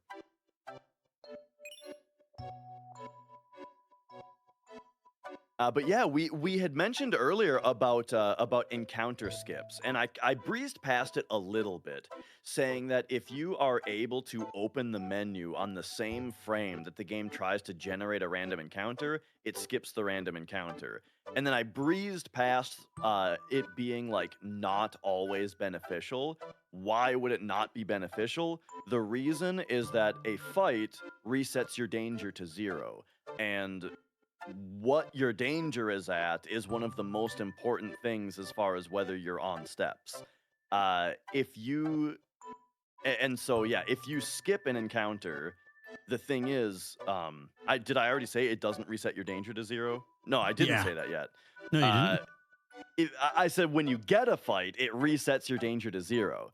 When you skip a fight with a menu, it doesn't reset your danger. So then you just continue on with your still high danger, and most of the time what that means is you just get another fight like right away. Or just earlier than you're supposed to, and then it either screws up your steps or you end up with the same number of actual encounters anyway, plus a skipped one. Well, guess what? Also, when you skip an encounter, it does do the formation increase. So it would throw you off of formations if that happened. And then there's also another thing, which is what Jay alluded to a second ago, that there is the double boss glitch in this game. We call it the double boss glitch. It's a bit of a misnomer. It applies to any scripted fight. If you get into a scripted fight in this game, which is any fight that occurs not from the random encounter logic, but rather like something just starts a fight, such as any boss battle, if you menu skipped your most recent random encounter, what happens is the scripted fight will happen, you'll fight it, or you'll run away from it, or whatever, the fight happens, and then when the game tries to load the field back in, for whatever reason, it just starts that scripted encounter again, a second time. And that also, it does have a chance to crash your game when that happens, but also it's just it's very dangerous if it's a boss, it's very slow. You might be asking like, well, what if you get double boss rewards? It's not worth it. Double boss glitch is very bad. So yeah, it's very funny, the idea of if you're off steps and so what this means like while you're speedrunning is if you're off steps and you need to menu, you should probably stop moving before you menu. Because if you happen to menu on the same frame that the game tries to give you an encounter, you're going to activate the double boss glitch, and it will, and then that'll hit you on the next scripted fight, like you just said happened to you with the icicles. Yeah, now, definitely don't want that. yeah, so how do you skip a fight and have it be beneficial? Sometimes the step route with the danger values does work out to where, like, if you skip the fight or not, either way, everything is fine. But if you skipped the fight, cool, you don't have to do that fight, and then it saves you time. And then also, the double boss glitch gets cleared if you successfully get a random encounter. If a random encounter happens unskipped, then awesome. You just the glitch is gone and you can go do a fight. A boss fight. Okay. Doumeis is about to fight Schizo. Do you want to talk about Schizo? Yeah, we can talk about Schizo a little bit. So basically for Schizo, we're gonna start with the setup.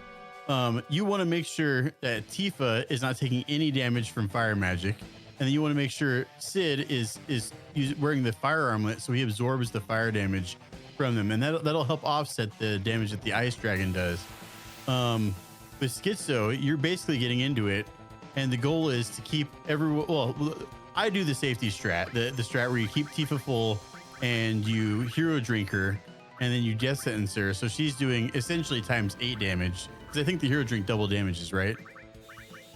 The hero drink just raises your strength by 30%. Okay, 30%. And your, I think some other stats as well. And so I bring Tifa into temple, so it keeps her stats nice and high. And that way, when we get to this point, you can death blow.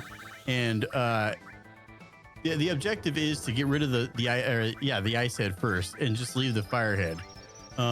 That's because, as I said a minute ago, Tifa and Sid are both completely safe from fire damage. You're only worried about Cloud taking fire damage. You got six attacks on the ice head before he retaliates with magic, and 5 attacks on the fire head before he retaliates with magic.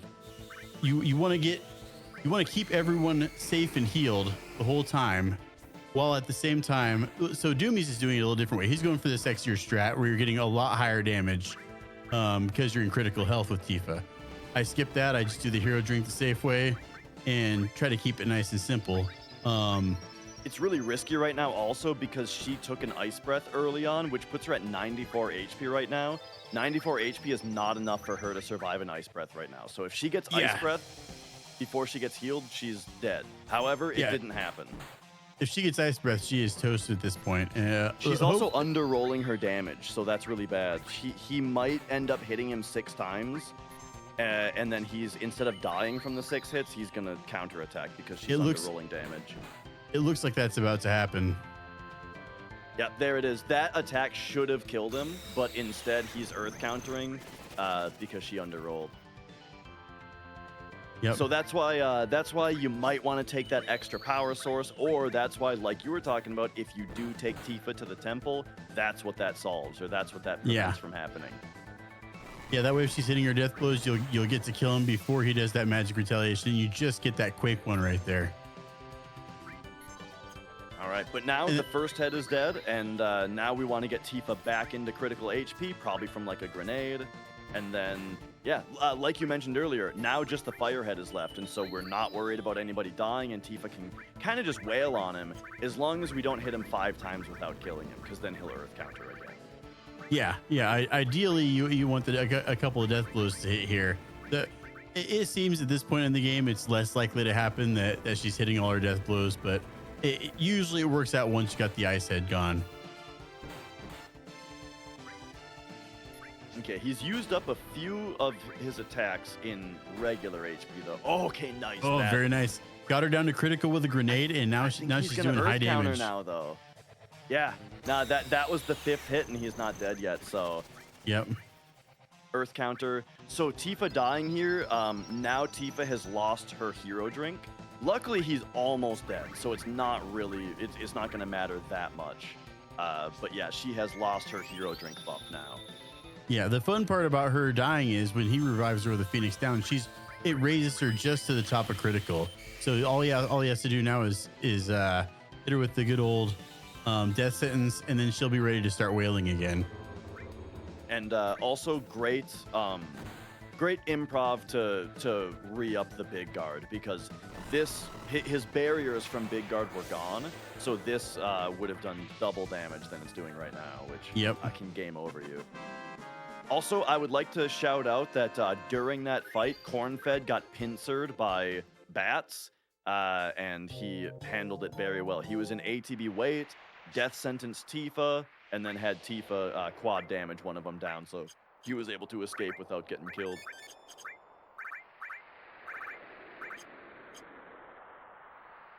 All right, on to Gaia's Cliff and Genova Death now. Another thing I learned when I got that, when I dropped down and got that double icicle, I made it through all that, made it through Schizo, made it through Genova Death, and after Genova Death, when I ran past the whirlwind after Genova Death, in that section right there is live. I ended up getting an arrow 3 pincer, and that's how that run died. Yes. Because I was so far behind steps. The arrow pincer is one of the most dangerous random encounters in the whole game. Yeah, start off with bad ATB. I'm hearing Cornfed aqualunged the bats. I did see, so I saw him death sentence Tifa. I saw Tifa miss because the bats dodge all the time. I didn't see that he ended up aqualunging though. The thing about aqualung versus bats, so now Cornfed is aqualunging the bats. So there's kind of a trade-off here. If it's just bats, aqualung is great because it only costs 34 MP while magic breath costs 75. The issue with using aqualung on the icicles, though, is that the game always rounds down. So when you try, the fun thing about using magic breath against the bats is that because it's ice elemental, the icicle absorbs it, and then the laser is still able to just one-shot it. If you use aqualung, though, the aqualung actually damages the icicle.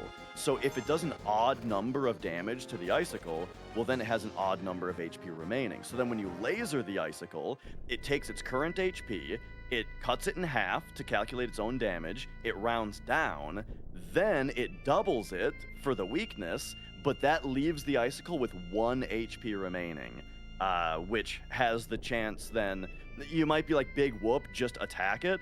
Well, it's just, A, it's annoying, B, it has a chance to counterattack every time it gets hit. So you might end up lasering and then having to watch a icicle drop counter animation, and then you can go hit it and finish it. Nice safety save for Doumeis before Genova Death here. Keeping those safety strats up, which I've already paid off numerous times for him. Yeah. Yeah, this has been an eventful race. Not the kind of race where we just see 3 people doing the exact script of what we expect, you know? No, it's been an exciting one. Yeah, crazy RNG, a couple mistakes that just cascade into like huge strat changes and backups and stuff, and then Rupan, as I mentioned, just does things totally his own way. Yeah, like he's running like a totally different route. And it's cool to see different stuff like that. I've noticed like pretty much every different runner has their own little nuances to the how they do the run, and it's interesting to see how certain techniques work differently.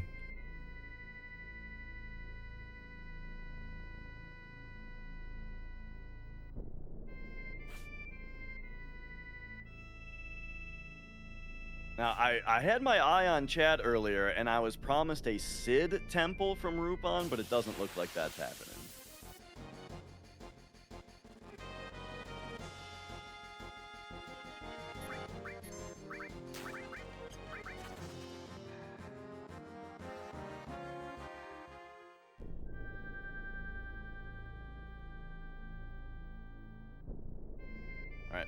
Doumeis coming up on the, or he is at the spot right now where he should get an encounter. Oh wait, he's off steps now. Yeah. So I hope he doesn't get arrow pincered.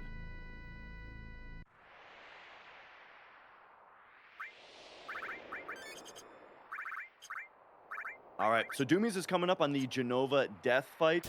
This fight is another cross slash the boss to paralyze her and then death blow her until she's dead.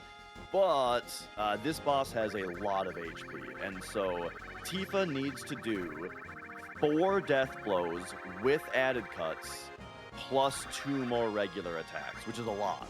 And like this whole time, we've been talking about how like if you do your ATB weight tricking properly, you can get 3 death blows in per cross slash. We might see a 6 strat here to get 4 death blows in. Or we might see, or we'll see. We'll see how he handles it. Also, Rupan, by the way, I just want to shout out, he has manipulated the Kimara bug for a couple reasons. It makes it so it doesn't sit there and stop web you while you're trying to steal your spider web, and it makes it so that he was able to strike Cloud with it during that in order to build up Cloud's limit bar for the Red Dragon fight. So that's a 6 strat.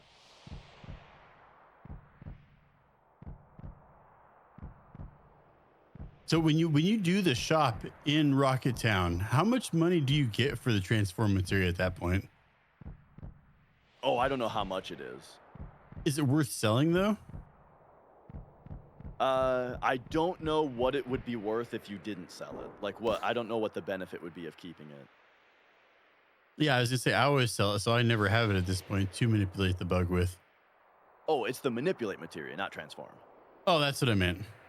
Yeah, I don't think manip sells for that much. Well, actually, what I do to counteract it is I have sense equipped on Tifa during the materia keeper fight.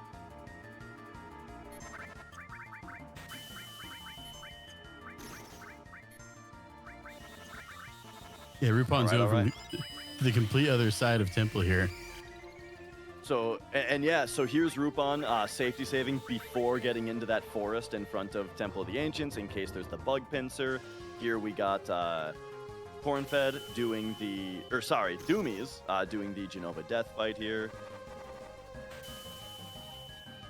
Okay, it looks like he's waiting on... Ooh, he got the early death blow, the lucky one. Okay. So he waited for 1 extra turn there so that, here's the deal. If you cross slash the way that we've been doing it, the other character starts with 0 ATB, and that's part of the reason we can only get 3 death blows in. There, he waited and he put the cross slash in at a time where the queue was empty. And if the queue is empty when you put it in a limit break, it actually allows the other ATB to fill, when usually limit breaks put a halt to it. So that was a super clean fight. But yeah, so what that means is he's able to put in the cross slash, and then Tifa's ATB refills during the animation. Then he can put in the death blow and hold time. And the paralysis timer, the decay timer, doesn't actually start until the cross slash is over. So by doing that, you can start the paralysis with a death blow and then get 3 additional. Okay. Cornfed, now on the Schizo fight, also with an awkward opener as far as Tifa's HP goes. She got, maybe it was from an ice breath, but now, yeah, he just had to give her a poke with Sid, and that got her into the optimal HP range. So it's a little awkward to have to do that, but she is now right in the right range. And so, yeah, with Schizo, we want to hit him with 1 death blow plus 2, including its added cut, plus 2 regular attacks in the critical HP zone. and then Oh, get her no. Oh, there's the death She's- blow. Okay. She just ate an ice breath and barely survived it. Yes, that is exactly why it's so important to get her in that exact amount of HP, is so that she can survive one ice breath. Oh, but she has a limit break now, so she can't do her regular attacks like she's supposed to. So it's actually kind of good that that death blow missed, because it keeps him on schedule. And now, if he grenades her right now, then he can send a death blow, and if it kills, okay, it looks like he's going for extra safety instead. But yeah, he's gonna try to make sure she keeps the hero drink up now. Yeah, the thing is, she would have survived this either way. Oh wait, no, never mind, because she got ice breath. No. That yeah. So she would have survived it either way with the potion, but she didn't need the grenade like I was saying. If he grenaded like I said, she'd be dead. Because I forgot that she got ice breath. Beautiful. Do that one more time and it's game over. She's hitting for big damage right now. Nice. Oh, there we go. Dude. Yeah, he got it. Easy. That was Easy clap. Like a little bit of an extra difficult schizo fight because of the ice breaths on Tifa. But beautiful fight.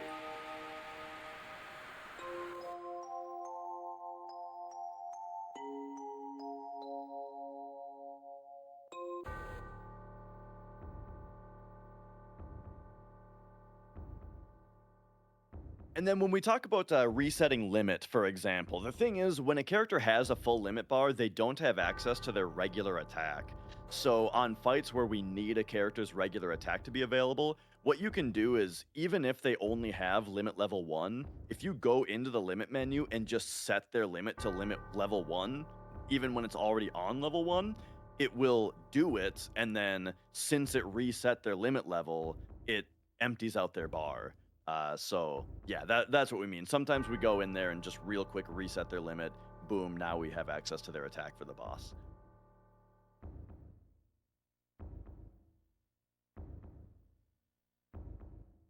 Yeah, now Rupan is about to get into Red Dragon Demon's Gate.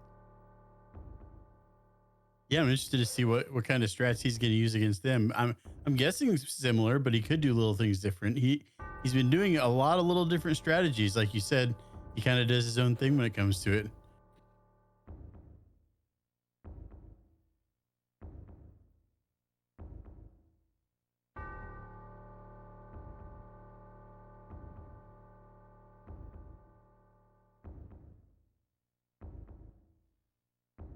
Okay, is Cornfed gonna see Big Shoes?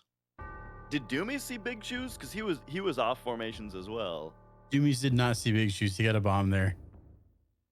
Oh, it doesn't look like Cornfed's gonna either.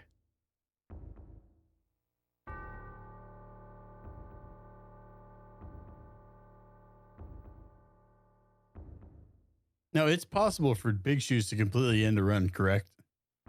Oh yeah. I don't remember the chance, like the percentage, but he can use Quake 3. You can just open the fight with Quake 3 and game over your party. There's not anything we can do to survive that. Ooh, Well- Cornfed's skipping the safety save here. The only thing we could do to survive that would be to steal the Protect Ring from Schizo, but that's like a 5% steal on the Firehead. So, yeah. I'll never forget when I was first learned this run, and everyone was talking about Big Shoes, the program. I thought it was named after how goofily big Cloud's feet are. Oh, yeah. Because it makes it look like Cloud has big shoes, but I didn't know it was named after the enemy Big Shoes.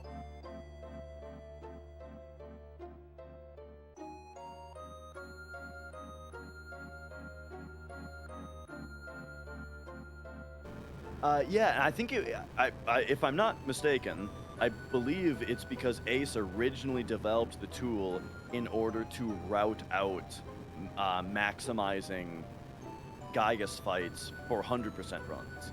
It was like, okay, we've got this part of the 100% run where we need to farm Gaius enemies, aka Big Shoes, in order to get the Earth Mallet drop. Let's make a tool that is able to Well, just assist with how to optimize that specifically.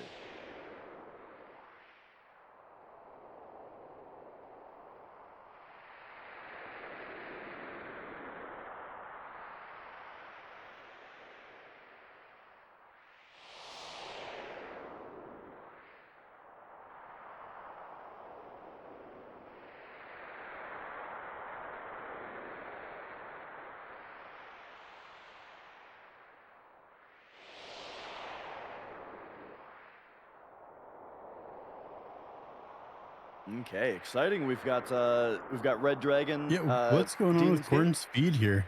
Yeah, it looks like he might be temporarily disconnected. But he's got Genova Death coming up.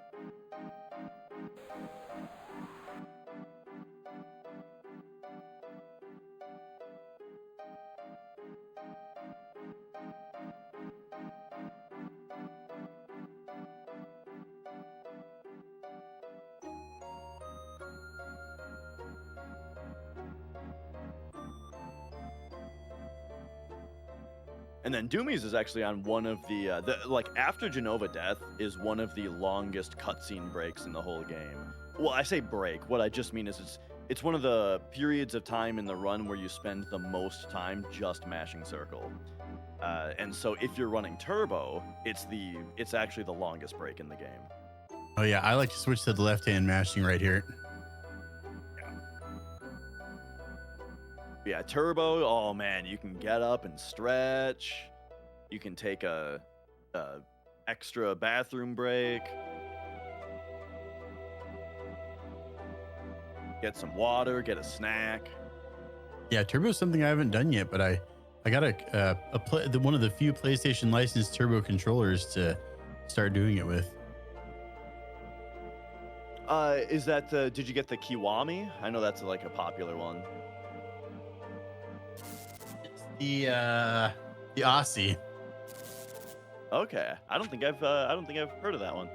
Yeah, it was one of the PlayStation only licensed like 2 or 3 companies to make controllers for them on the side, and Aussie was one of them.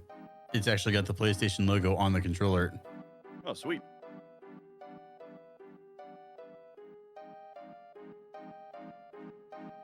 Yeah, send me a picture of that sometime. I'm curious about it. Yeah, I can do that right now, actually.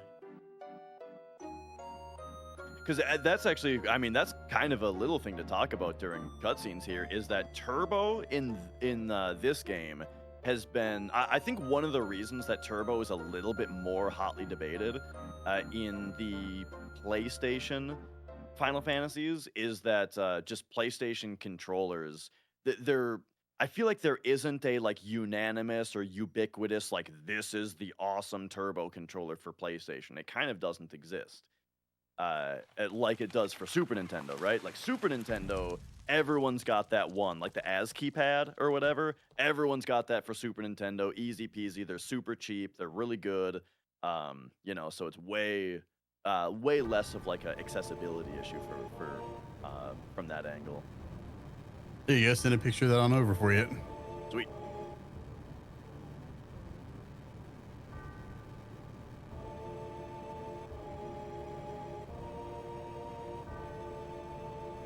All right. So we've got Red Dragon for Rupan. Let's see.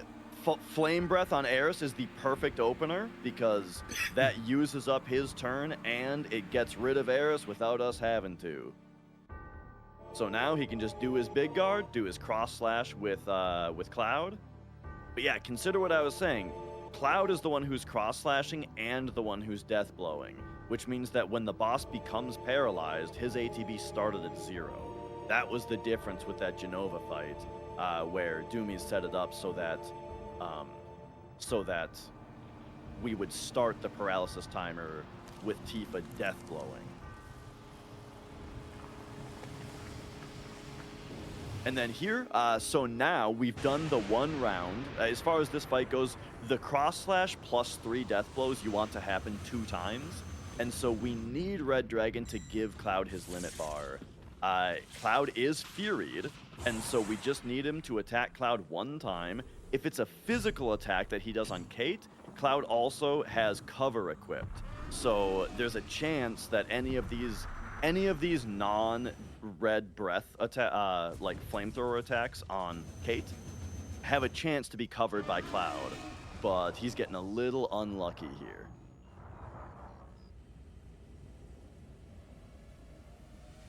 There we go. He's back in business. Boom, there it is. Now he's gotten a lot of regular attacks out, so either this cross slash kills, or I think he might only need one. He might only need one death blow here. Nope, still 2. Okay, this one kills for sure. Yeah, There it is. Yeah. Got it. Yeah, generally it's 2 cross slashes, 3 death blows each, plus 2 regular attacks is what will get the kill.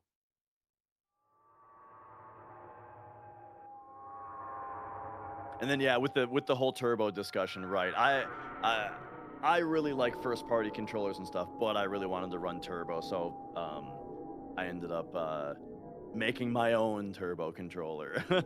Yeah, the Dr. Mashout.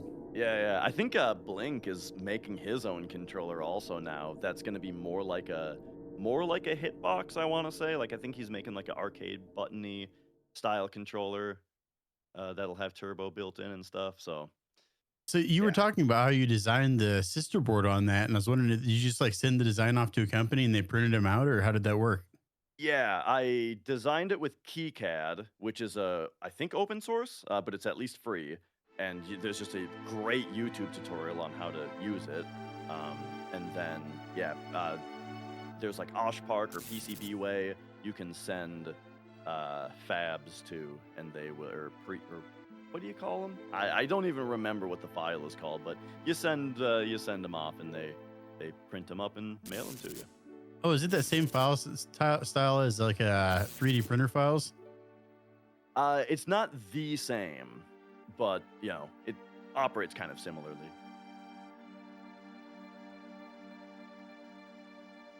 And yeah, running on a hitbox. The runner, the Brutals, ran Final Fantasy IX on a hitbox. Well, he ran FF7 on a hitbox also. Yeah.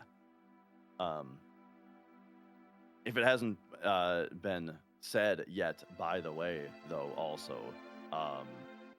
we're very very surprised and saddened by the loss of the Brutals very recently. Just a legendary Final Fantasy speedrunner, absolute great guy who we unfortunately lost earlier this year. So yeah, terrible. Say we miss him.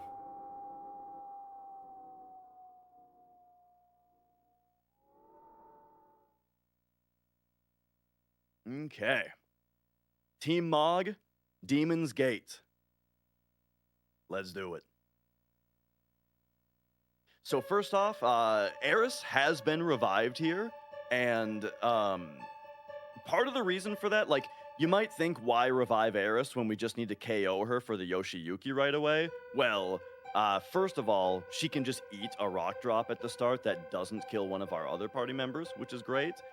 Or, as Rupan just did, she fired off a big guard, and now Kate is still at full MP, and so we're able to get up to 2 big guards from him.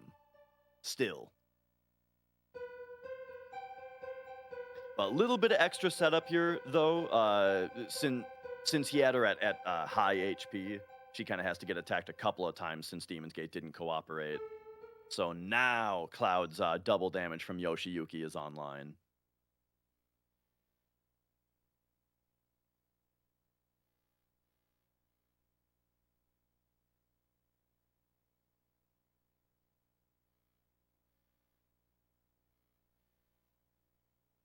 All right, and he's got him going now. So everything going well. Once again, we've got 1 Cloud attack, 2, and 3. Once again, because the spiderweb has the boss slow. 4?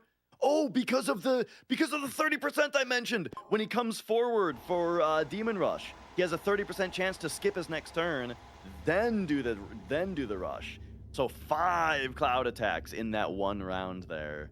Yeah, very fortunate there. So also, by the way, this boss has 10,000 HP, and every threshold of 2,500 that he passes, that's what triggers him to come forward for a demon rush. So now, but it only works if he's back. If you cross him over 1,100 is an awesome dice. He's got him in the spin cycle now. But yeah, so if he comes forward and then you put him across, that was such a good fight. Yeah, really good. If he comes forward and then you put him across the next threshold before he demon rushes, it won't trigger his next demon rush. He'll go back and then he's ready to just do regular attacks. Again, you have to put him across the threshold while he's in the rear. So that's part of the reason that you'll see runners, like, even if we have a dice stocked on Kate, we won't do like the Kuma strat, or we won't like maximize our damage output necessarily when he is forward. We're waiting for him to go back to do our big offensive, to make sure, to help make sure that that's when he's going to cross one of those thresholds.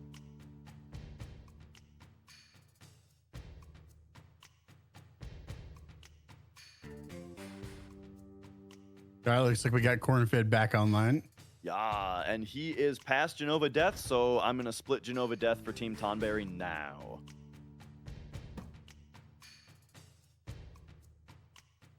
Okay. And everybody is kind of in like cutscene land right now for a little bit. We've got quite the kind of rest period here. I'm going to run for a bathroom break real quick. Go for it.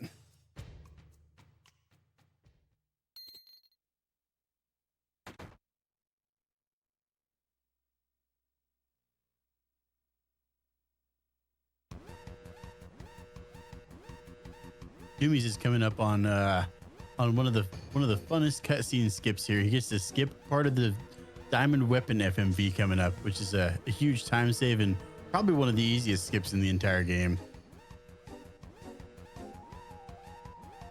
Gonna skip an entire portion of an FMV.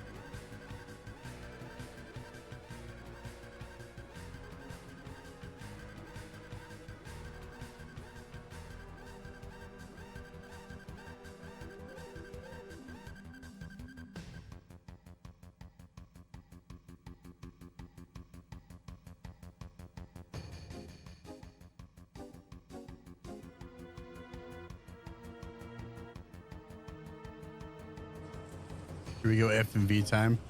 You know, I know this game is almost 30 years old, but I still absolutely love the way the FMV looks. I think they still hold all the charm and magic that they did when they came out almost 30 years ago.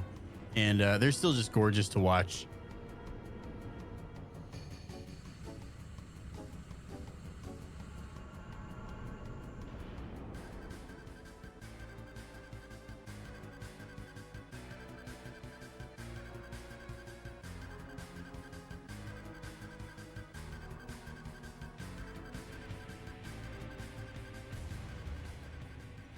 The Sister Ray is fired off.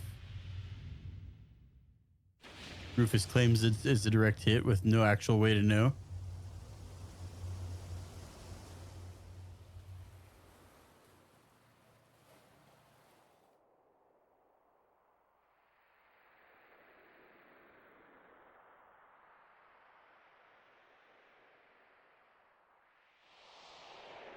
So right here, he switched from holding down and run to down and right and run. And right about here, sometime in that scene right there, or no, he switched right there, allowing Barrett to just skip that whole part, go back to where he was, and start running there. Really cool little skip there that saves some time. Very fun to do. and somehow was teleported right to the door, right where we left him.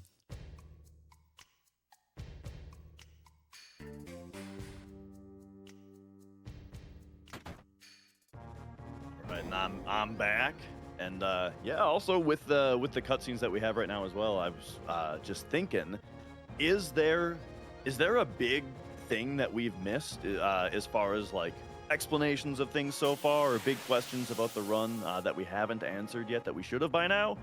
Because it's easy for me to forget. So in either Not that chat, I'm just noticing. let us know. I feel like we've been covering everything pretty well. I hope so. Yeah.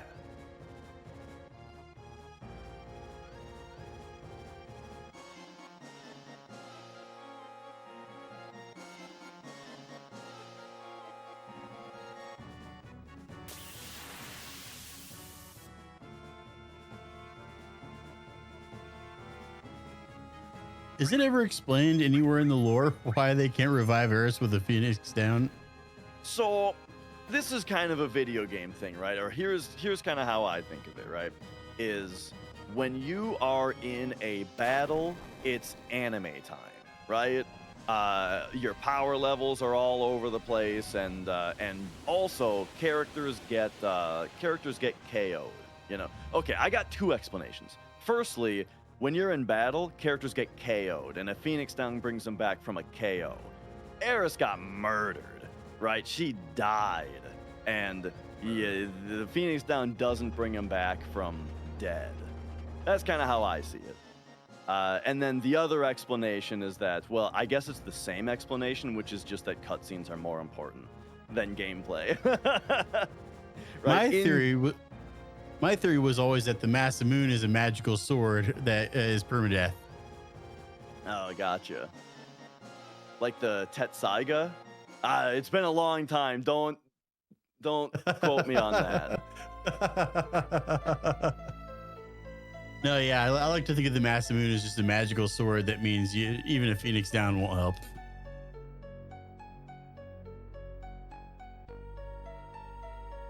But yeah, that's a question that comes up all the time. But that's kind of what I've always thought is like, I mean, I never thought about that much because it's like, yeah, it happened in a cutscene. Like, of course it's more important and more powerful and it means more that she got like stabbed. You know, it's not like, you know, anime slash with this abstract slashing thing that goes over them and then some numbers come out, right? That's way different from like, that sword went through her, you know? I think that Eris dying granted a whole generation of us some unresolved trauma that we've lived into our 30s now. The other question people always ask though is when Cloud is putting her in the pool, how come Cloud is just standing in the water, but he releases Eris and she seems to float down like 100 feet? Where is Cloud standing, right? That question gets asked a lot. But we figured that out. Yeah, Monetary Dragon came up with the explanation that Cloud has the really long legs materia at that point. Exactly.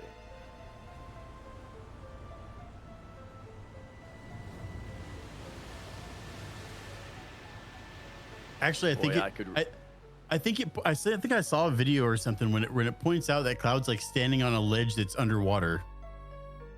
Oh yeah, I mean that's I just assume these things.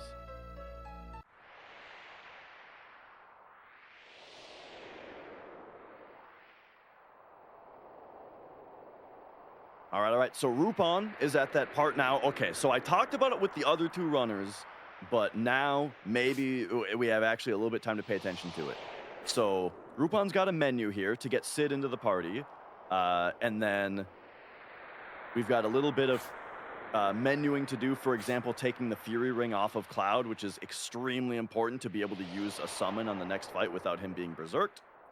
But that thing that I said about the IGT setting the stone value, which is basically the ordering of the RNG table with respect to field scripts. I'm not sure which one he went at there. I don't know. Okay, I don't know if he's doing Final Descent Manip. So I set up that whole explanation, but then I think maybe he'll do it at this point still, because you don't have to do it before you enter Bone Village. That's just like the fast way to do it if you're only if you don't have anything to do on the shop here. But he's doing a bunch of shopping here. So Yeah, you it's can't- interesting. He's doing a shop here. I've never seen that before. Yeah, totally different. That's the thing. It's really risky as a commentator to be like, check out Rupan, who's about to do what we all expect. Everyone watch.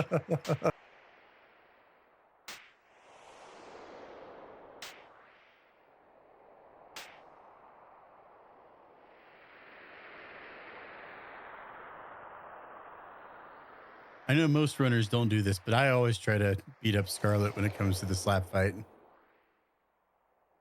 There's just something Oh, yeah. satisfying about it. Yeah, it's generally almost always faster to just allow Scarlet to win the slap fight as quickly as possible by not doing anything. But it's yeah, I mean, it's not that big of a time loss to just to do a little bit of a swag. Got to get some style points somewhere.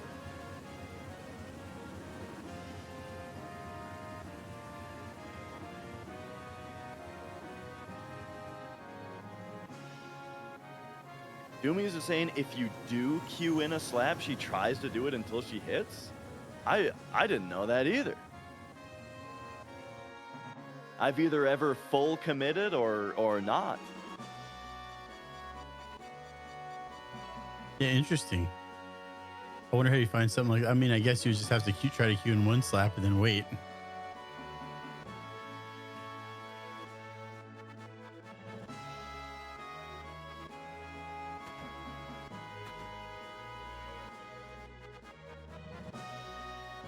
All right, and then here's the Bahamut summon from Rupan as well to learn Death Sentence here. So it's interesting, before Cosmo Canyon skip, we learned Death Sentence from the dudes in Cosmo Canyon, and then we were able to use the Power Soul with Death Sentence strats against Materia Keeper and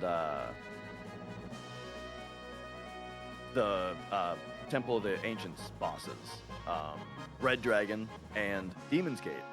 But since we skip Cosmo Canyon now, the extra strat had to be developed of using Yoshiyuki in the temple, and then I think Quad 7s might have been used on Materia Keeper even before, just because it is so fast. But yeah, Yoshiyuki had to be developed for the temple, and then learning Death Sentence here had to get routed in. And it's exactly that kind of thing that reduces the time save from what is intuitive, you know? If you time a run, we entered Cosmo Canyon at this time and we left it at this time, so the skip must save that much time, right? But no, there's always these things that happen, right? Well, we don't get Death Sentence on the skip, so now we have to make this adjustment and that, and then those things are a minute slower, and that kind of thing.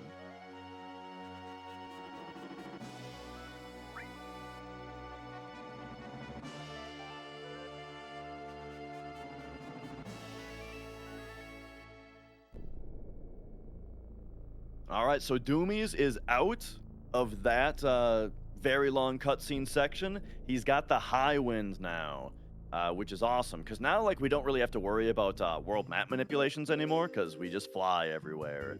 And it looks like he's popping out to make a safety save on the world map real quick. Yep, we're coming into the home stretch of the game now.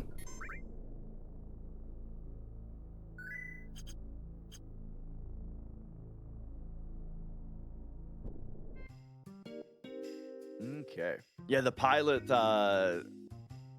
leveling up throughout the game is a funny thing where, as a kid, I thought that was going to mean that he could land on more ground types, you know? He's going to get leveled up enough to where I'm going to be able to land in forests, and then I can land on Round Island, you know? I didn't know it was called Round Island at the time, but you know what I mean. He's going to be able to land on dirt at some point. It never happens. What? So at first playing this when you were younger, did you ever like explore and found around island? Then you like start looking for other islands? Definitely didn't find that myself. I mean, when I was a kid, I looked everything up on the internet and spoiled myself on tons and tons of stuff, you know. Like I had a couple things like that with the pilot level that like, ooh, I thought it might do a thing or not, but no, I was pretty bad about actually discovering things. I always loved exploration in video games. That was one of my favorite things. Yeah. I remember methodically cruising the airship through like every 6, however many feet I could see of the entire map, looking for things I hadn't found yet. Yeah, that's much more how I am now. Like I've totally reversed, and I'm all about like that total first the sanctity of the first playthrough, you know. Yeah. You gotta have that. You gotta have that first playthrough where you rely on nothing on but your wits, and then after that, if you want to play through it again, then you can look whatever you want up, sort of thing. But I always tried to do the first playthrough, the I guess by the book sort of way, except not by a book. So we've got something happening with Doumeis here, where he is looking to purchase the destruct materia. Looks like he is selling just enough to be able to buy it, and then get into the right amount of money, which he did. So at this point, he wants to. This is kind of the big shop, right? He sold all the stuff that we don't need. He bought 6 HP pluses, which is going to be very good for our survival. And then he bought the destruct materia, which we're not going to need until Save for Sephiroth, but we're really going to need it on Save for Sephiroth. So that gets purchased now. And then he also ended with a specific amount of money. The amount of money that we want is between 4,000 and 4,400, not inclusive on the 4,400 part. The reason being that we need at least 4,000 to begin the Fort Condor minigame coming up, but we want less than 4,400 because we want to be able to purchase stoners. Not stoners, they're called, tri-stoners, which cost 1,000 each. That way, it lowers our amount of money. Well, okay, I should explain that we want to lose the Fort Condor game as fast as possible. So the fastest way to do that is to build buildings and then destroy them, and then you lose instantly when you're out of money and you don't have any units. You don't want to have to spawn a man, because the man has to go down and die in order for you to lose the game quickly. So you want to... If you have between that amount of money, 4,000 to 4,400, the magicness of that number is that the tri-stoners cost 1,000, so you can build 4 of them and then destroy them, and then you have less than 400, and the cheapest unit costs 400. So that's what the game needs to consider you to be out of money. So it's something that's been going on in the background. This whole run is kind of managing how much money we have when we go to shops, like adjusting the shops by a little bit, because there's a little bit of randomness to how much money we have based on like what materia we had to equip for the materia keeper fight and that kind of thing. So yeah, getting it all set up so that right now we have that window of money. Also, Rupan is fighting Genova Life. Let's see if he gets aqualunged like everyone else did. Oh, he's getting blue light. Oh, interesting. He has the water ring on Tifa.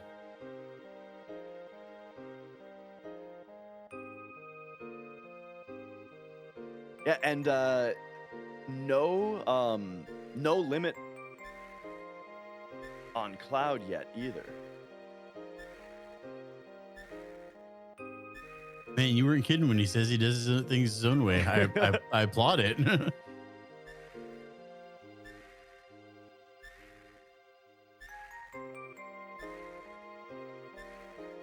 Yeah, this I'm actually kind of totally unsure about.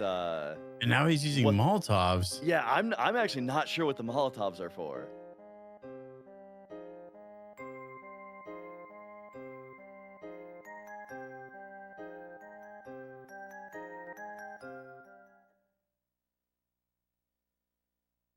But we might be overall just seeing. Okay, here's the death sentence. So she death sentences herself, which is nutty. I guess she's just gonna YOLO attacks now. Yeah, the Molotovs must be to get her down to an amount, get the boss down to an amount of HP where now he can attack her down, and she'll die before death sentence expires. That's insane. I've never seen this strat before. Yeah, never once. No, this is a new one. So cool.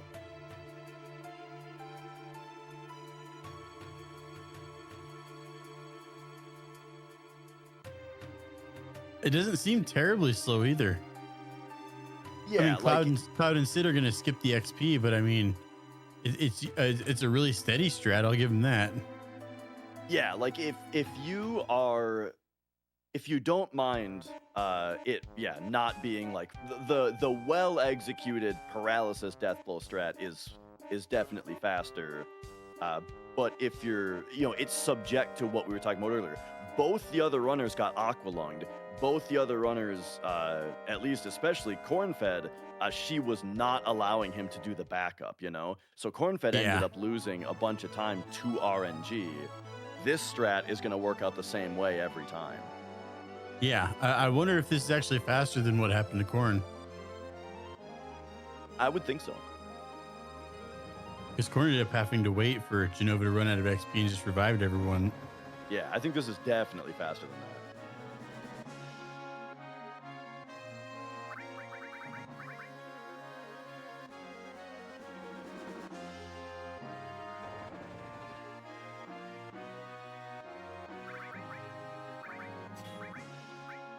Dude, Bam. what an insane strat.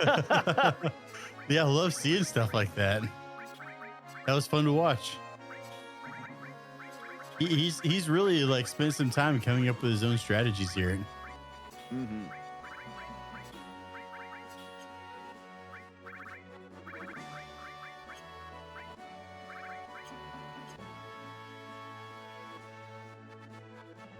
I'm Okay, almost interested to watch one of Rupan's old runs and see if he's using just these strats for the relay or if that's how he normally does it.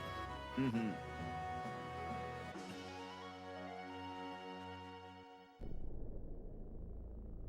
And all right, Doumeis has Sid as the party leader now, and we are ready to get into the Sid quest. So at this point in the game, you're Sid. You're supposed to find the huge materia, and the first one that we're gonna go for is at Fort Condor here.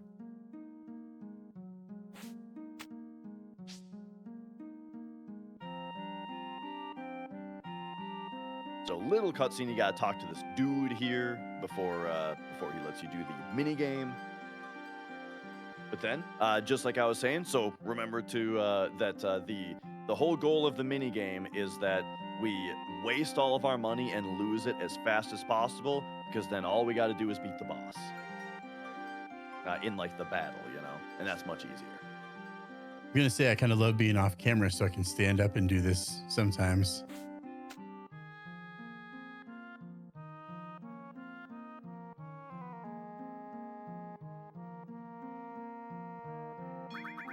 Oh, and yeah, question in chat about XP funneling in this game. Yeah, this game does not have XP funneling.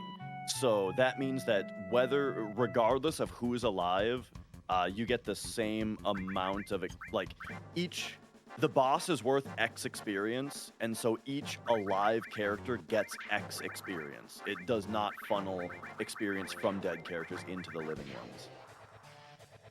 No, and I believe that changed in later Final Fantasies. Yeah. 8 is kind of weird with how it works. It's like the character that got the killing blow gets a little bit more or something. And then I think 9 does the funneling. All right. Yeah. So all he's got to do is Magic Breath, the boss here. Super easy. Oh my God, he Magic Breathed his own party, bro. Oh no. The targeting is super weird. It's super easy to do. Game over on this part. It's all right, though. It's all right, because that's actually the strat. That's actually the fastest thing to do. We got you on that one. All right, that was an optimal game over against that dude, and now we're kicked out of Fort Condor forever, but it's fine because it's fast. I thought you were gonna say it's an optimal illusion.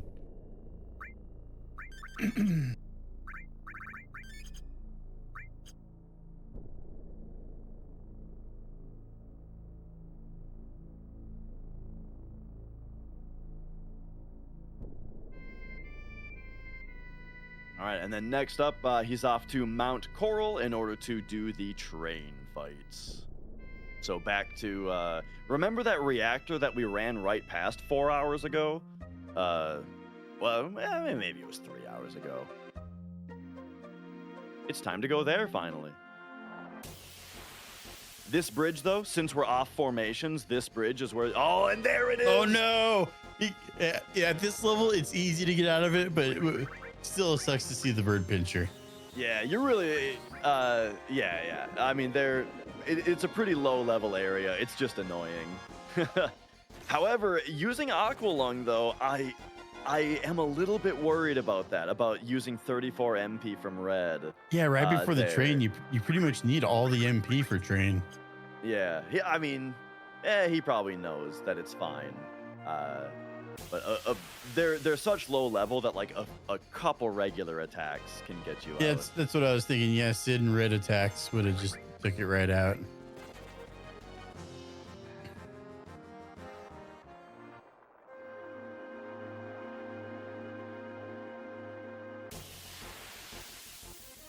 Oh, three encounters on this bridge. Yeah, this bridge is actually one of the fields, I think, that has like very high danger implementation. I didn't know that.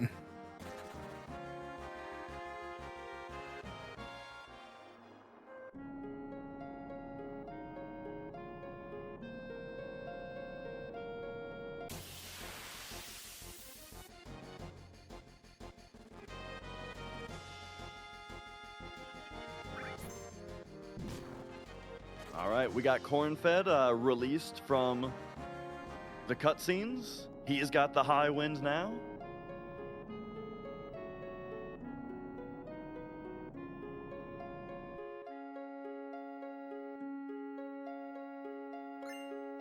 And then, yeah, also since we're about halfway in, and the question comes up in chat, we should reiterate that, yeah, the Japanese version is a little bit faster, like a little bit faster than the others due to text boxes, but but we're just not really minding for the relay.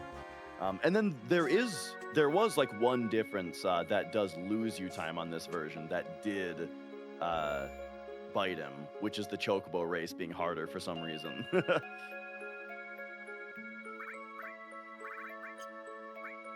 Yeah, as far as I know, they also didn't have the Emerald or Ruby weapon in the Japanese version.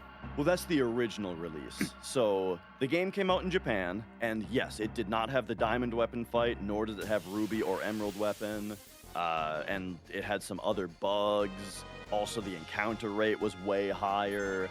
Bunch of differences on the original release of the game. Then it came out in the US, patched up, right? And it's the version that we know. And then in Japan, they released Final Fantasy VII International Edition, which is this version in Japanese again. I wonder which version Rupan. I mean, he has to be running the original release, right? Because it has the Chocobo. No, this is international. It is? How can you tell the difference? Well, because the original has like insane encounter rate in regular, what do you call it, dungeons and such. And then I mean he also won't have a diamond weapon fight if it was original.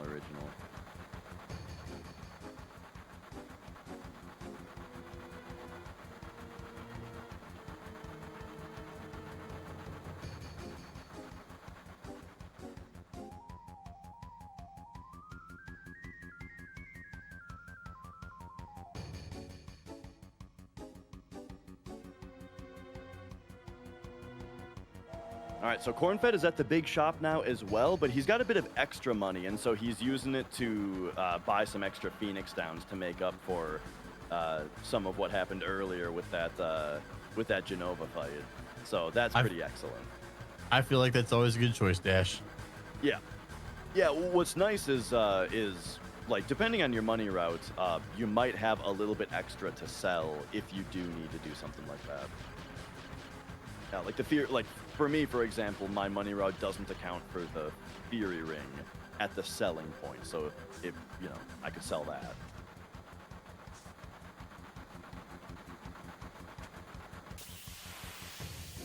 All right. aboard. Train fights for Doumeis.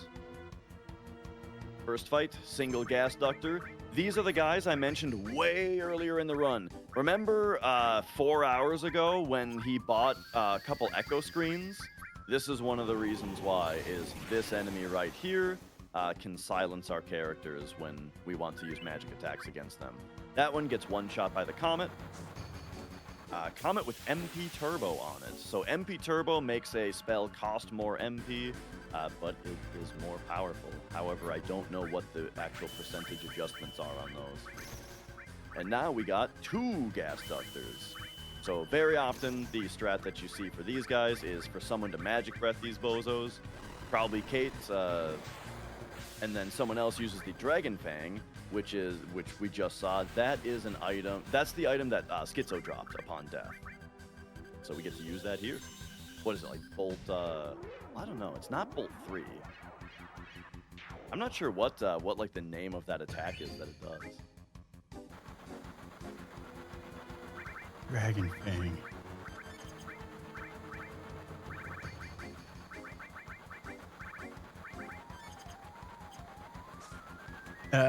Deals moderate lightning damage to all enemies. So it doesn't say it doesn't say a specific bolt level. It's just, I think it's its own like level. Yeah.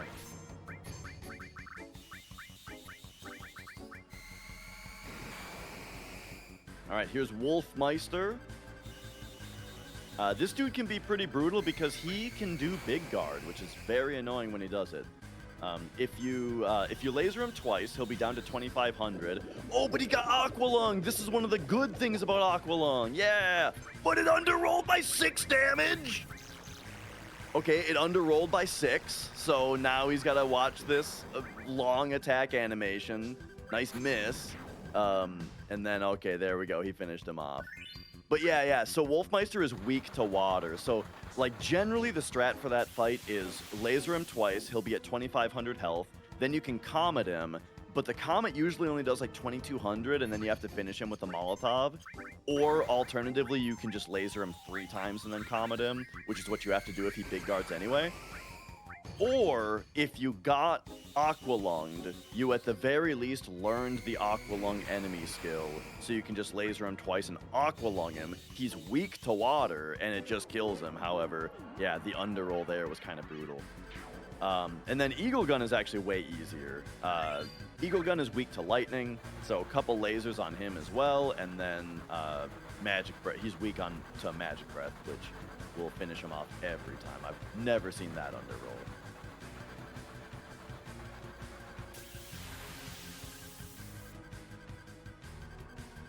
And then we got the one jabroni who just watched us take out all those enemies, but he thinks, nah. The one jabroni.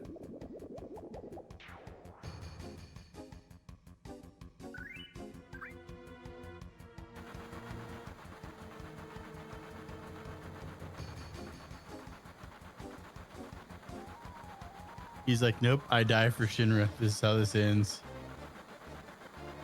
Yeah, and so while the other huge materia take too long to get, so we don't bother getting them, this is the one huge materia that takes longer to not get. We would have to sit here and wait for the 5-minute timer to run out, 6-minute timer, in order to not get this huge materia, so here we go. We're coming up on another paralysis dodge, though. So this is another part where we're going to hit a cutscene trigger and talk to a character on the same frame. When we're done talking to the character, it releases our paralysis, which allows us to move during the cutscene that we're not normally allowed to do. And then we can just leave the room in the middle of the cutscene, and we don't have to watch it. So here he's getting into position. And coming out of this menu, what he'll do is just buffer up, left, and circle. And that will, and from the position that he's in, that's going to hit both those spots. So boom, there it is. can see the hand is kind of in a weird spot because he just ran the Sid away. There you go. Skip to the rest of the cutscene. That one saves like 45 seconds, I think. That's kind of a big one. Yeah, it sounds like it's one of the biggest small skips. Yeah, the downside is you don't get the Ultima materia. If you really want Ultima, you can just go into the tent and the kid gives it to you. But I mean, the thing is, we don't need it for the run at all. But yeah, that is as is kind of usually the case with paralysis dodges, is there is a little bit of soft lock potential. Because generally, the reason for that, pretty much any time that we're playing with paralysis dodges, there's soft lock potential. Because if you hit a certain like instruction in a cutscene and a character is not where they're supposed to be, that's like big soft lock risk, you know. Particularly, the most common thing that will happen is there will be an instruction in the cutscene to run your character to a certain spot, which it will do. Even if you're paralyzed, it'll take your character and run them towards the spot that they're supposed to go for the cutscene.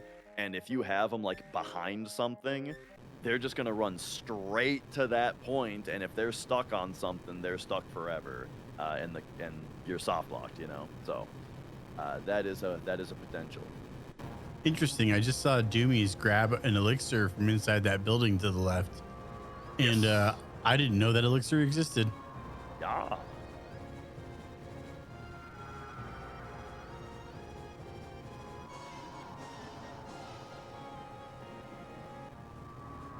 And Doumeis is coming up on the next split here, because now that he's kind of done with the Sid quest, we've got this little Ultima weapon primer.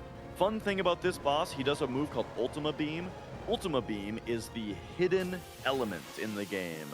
Or it might be called, like, some people call it like the 11th element or something like that. The 5th element, not that.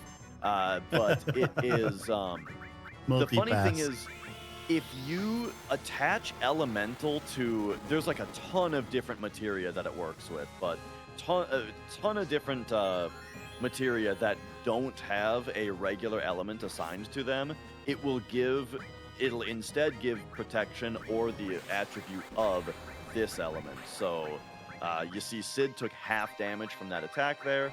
That's because elemental is linked on his armor to something that is not generally elemental. Usually we attach it to HP+.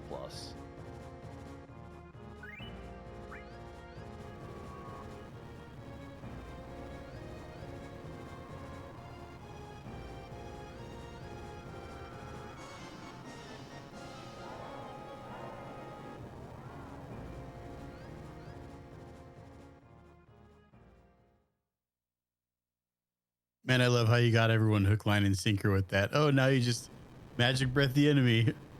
Oh yeah, you know. Would it have been as funny the second time if we did it again on Cornfed? No, yeah. That's why I just called back to the first time. It wouldn't have been, but then it would have been really funny to do it a third time on Rupan. It could have been funnier, yeah. The that rule reminds of me threes.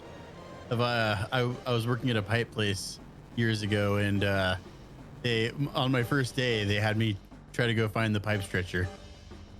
Oh. Yeah, I looked for 45 minutes. It was quite the joke.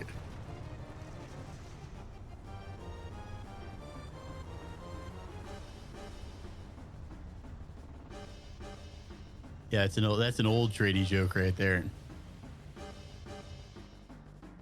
And Doomy's now fallen into the life stream. So whenever you hear about FF7 runners talk about life stream, or I want life stream skip, or this or that, they are talking about this sequence of cutscenes right here.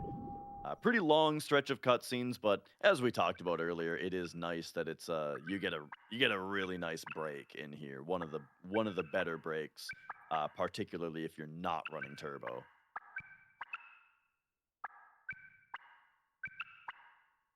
Yeah, isn't it like almost 4 minutes of a break that you get?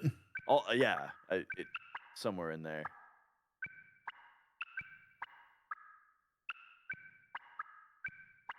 Also, a good place to test if a disc 2 is Sonic or not. And that's something we haven't touched on, Sonic discs. Yeah. Yeah, that is, and funny enough, we have no data on the international version as far as that goes, but that's a weirder discovery that's been made with this game, and I actually wonder how many other PlayStation games it affects that people don't know about. But there are certain printings of this game that have slightly faster load times than other prints. And it's not very complicated. There's not like a spectrum of speed. It's just some are good, some are fast, some are normal, you know, and that's it. And it's easily identifiable. There's like a code on the inner ring of the disc. And so we've put together a spreadsheet of all the codes that we know and which ones are fast and which ones aren't, to try to help people as much as possible. But yeah, we're talking, it saves like a few frames on tons and tons of screen transitions throughout the game, to what adds up to, we estimate it's about 2 minutes over the course of the entire run, just from having like, yeah, the optimal disc print. For some reason, these like couple frames, just a couple at a time throughout the whole run, is going to be about that much. It was a pretty funny discovery process, because what happened was I got like a really good, they're all green label. Question in chat of like, is it black label or green label? The only fast, we call them Sonic discs as like that's the term that happened. The only ones that have been found have all been greatest hits prints. Yeah, they're all green label, but not all green label are Sonic. Yes. But yeah, it was like, I got a really good PB once, and so I was like, you know what I'm gonna do? I am gonna download this, like the video, and download Zeal's world record, and we're gonna put them side by side, and I'm gonna do like a whole stream where I show the side by side difference of like, here, because people would always ask like, what, you know, what does he do to be 2 minutes faster, right? And so, or however many minutes faster it was at that time, it was more than 2 minutes.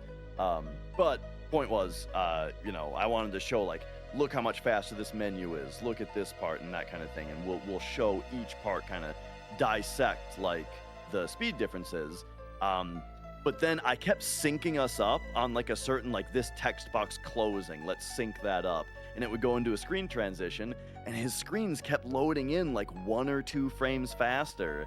And I was like, what's going on? At first, we just thought, okay, you know what? Everybody knows, like, or it's like, at the time, the consensus was, well, 77K model PS2s load FF7 faster than 90K models do. I'm on a 90K, he's on a 77K. It must be that, right? But I got a 77K and tested against it, and there was like no difference actually between the 90K and the 77K when I tested them against each other. No difference, so it's not that. So, you know, we asked Zeal about it, like, what do you think the deal is? How come yours is faster than mine? I also want to throw out at this point right away, Zeal was not the only person with faster load times. He was just the first one that I found. But yeah, we asked him, like, what do you think? And he said, well, I did replace the laser on my system, you know, so maybe it's that. So I got a new laser, no difference. I got a whole new laser carriage that has like the, you know, the motors and stuff. No difference. At some point, like, we found out that Caleb Hart had faster load times, but he was having console issues, so he got a different console, and that one also had faster load times. So then we were like, okay, so it's not based on system, because what are the odds that he'd get 2 in a row? I mean, maybe, but probably not. So maybe it's discs. So I started trying to like look at different printings of the disc to be like, what about the ones that have this? Final Fantasy VII famously has like 5 different types of cover art, 4 of which have misprints on them. You know, so I thought like, oh, maybe we can use that to find a different one. That didn't really get anywhere until I started looking at the codes. And then that's what cracked it, where it was like, my mastering code on the disk is like G4 something something. What about you? What about you? What about you? Everybody's codes was like G4, G4, G4. Zeal, H4. Whoa, his is different. And then when we heard back from someone else who had a fast disk, H4. Whoa. And then that kind of cracked it. It turned out that it's not just H4 is always good, but that like started to crack it, you know? And then yeah, at that point then it was like, all right, let's start writing down everybody's code. Everybody record some gameplay, send it to me. You know, we'll measure the frame data and get it on this spreadsheet, and it's all been very, very consistent. Oh, I forgot one really important part of the story though, which is that there's this website, I think it's like redump.org or something, where they have a lot of this data already.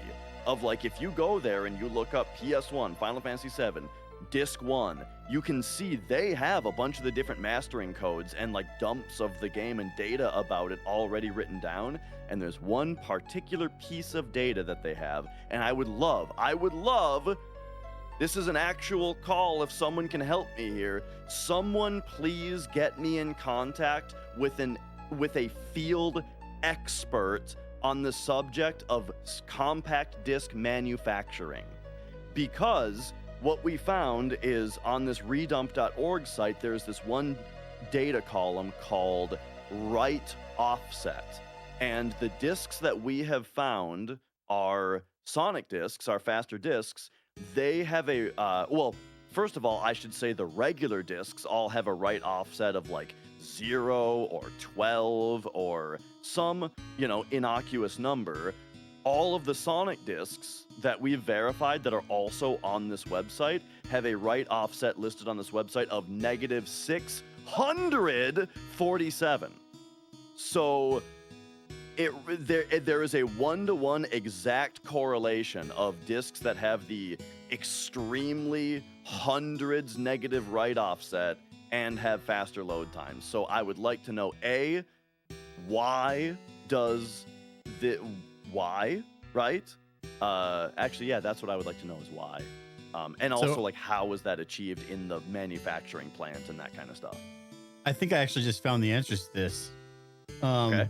The write offset on a CD-ROM drive is the tiny hardware-based time delay or error measured in audio samples where a CD burner actually starts writing data relative to the exact sector requested by the computer. So what's happening is the CD burner itself is actually starting to write the data earlier on an earlier exact sector than what it's supposed to be. Yeah. What I want to know is, why does that mean the load times are faster? And how did this happen? Like, are we talking like in the manufacturing plant? I mean, I'm sure it's just that some of the machines were calibrated differently than other ones were, right? But yeah, I kind of want to know a little bit more about that. And then yeah, this would be less about like something to ask an expert, but yeah, I just, why exactly does it mean faster load times? You know, one thing, this is not confirmed. This is just, I think maybe this has something to do with it. I feel like the fields that are greatly affected by the phenomenon are fields that have sound effects on them, right? Like the big reactor room that has the hum in the background or something like that. So I almost feel like it's specifically the loading in of sound effects that end up getting found faster. But I'm not sure. But anyway, that's the Sonic disc phenomenon. So ultimately we solved it, and then now we can say, you know, if you're going for like world record and you need those couple minutes that you get for free, there is a certain type of disc you should get. There are still codes we don't know about also. Yes, that is correct. Like it's all just a community effort, because not all the I mentioned like the redump site has a bunch of a bunch of them, right? But not nearly all of them. So it's been a community effort to research it as much as possible.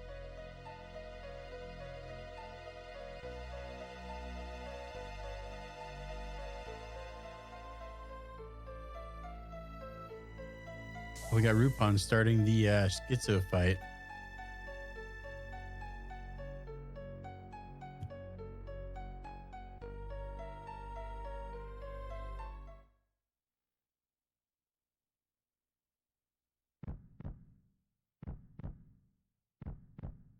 All right, we've got the big guard for the haste. We've got the hero drink for the stat boost.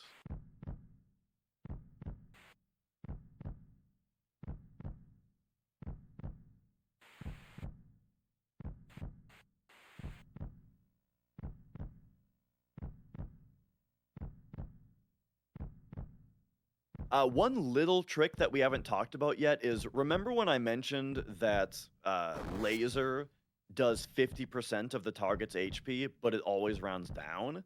One little consequence of that is, a lot of the time when we want to get Tifa into critical HP, what is critical HP? It is 25% of their max HP. Well, that means that if you laser Tifa twice, 50%, 50%, and then 50% of that should bring her down to 25%, except that it's going to round down both times, and it's going to end up leaving her at slightly more than 25%, and thus not in critical HP, unless her maximum HP or her starting HP is a multiple of 4. Because if it's a multiple of 4, then it doesn't do any rounding. It perfectly does 50% both times. She's at exact 25%. Awesome, you're golden. Not a multiple of 4, we have to do a little bit of an extra step, which is that when you equip green materia or red materia, it has the effect of reducing the character's max HP and increasing their max MP. So what we'll do is we'll put a materia on Tifa to lower her max HP, and then take that materia back off of her to re-raise the max HP, but it doesn't heal her for that little bit. When it reduced her max HP, it also reduced her current HP. But when you increase her max HP, it does not increase her current HP. So it leaves her with a couple points of HP missing, and then that gives you the buffer so that 2 lasers will put her into critical regardless of whether her max HP is a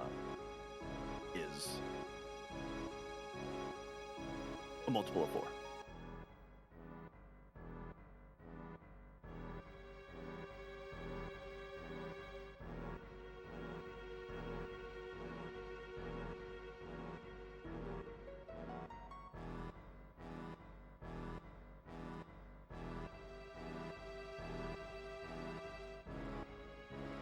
I used to call that strat the doink, but the thing is, I've always used the term doink to mean like to easily kill something with no effort, you know, like just to swat something away, right?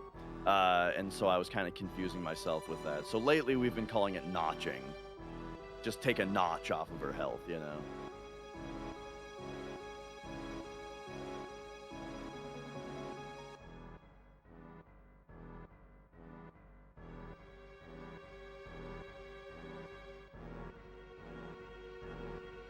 But that did mean that my notes used to say doink Tifa, and then people who used my notes would ask me like, what does that mean? Well, there's only one thing it can mean.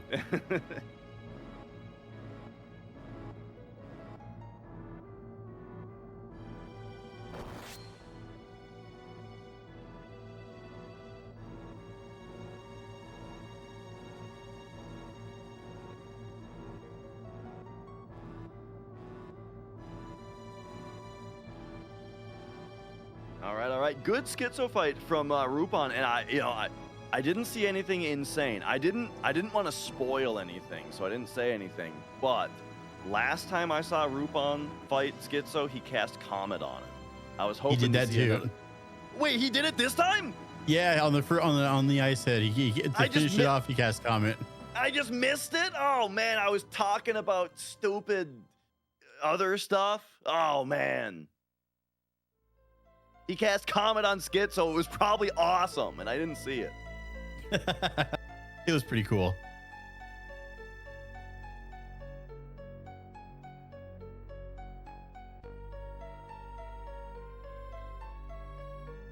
Which it also made me think he must have been like calculating the Ice Head's HP in his head as he was attacking it, because like it only did like I want to say it was like 1,600 or 1,500 damage or something like that. So he must have calculated that it was pretty close to dead and decided to comment it to finish it off for some reason.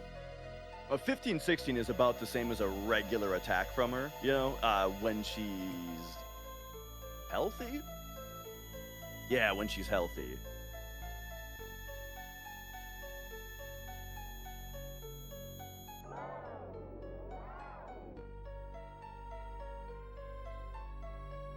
And yeah, I think Doumeis is getting about ready to be done with the live stream cutscene. When we see the silhouette cloud, that means we are about to get out of there.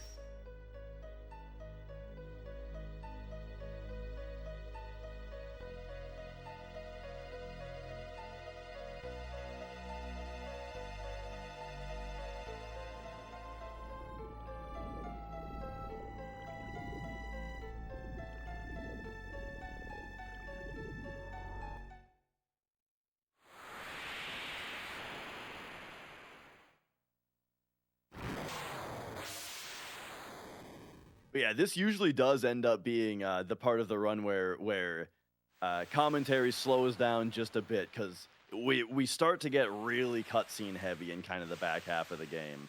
Like the live stream takes a while, but then we get to do Underwater Reactor, and it's awesome, right? And then then it's like right into Rude after that, and that's great.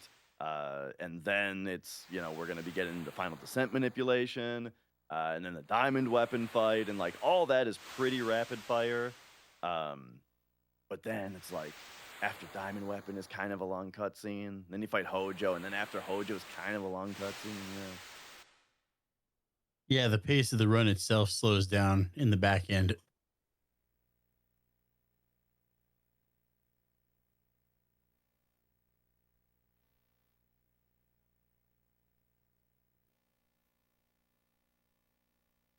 Because you think you're done with live stream cutscene when you end live stream cutscene, but then Cloud does still have his whole conference here at the table.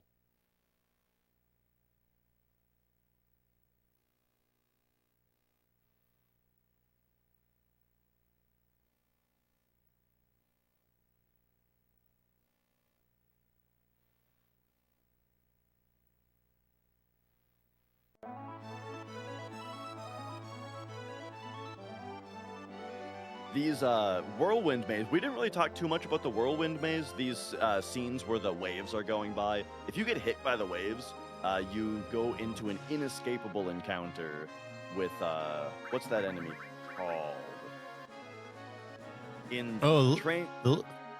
The flying seahorse guy that does Arrow 3. Yeah. In Train Graveyard, they're Dean Glows, and then in the desert, they're Flat Beats. I don't remember what they're called in this area. But yeah, they do Arrow 3. They're very dangerous. Yeah, Arrow 3 is one shot, you're dead.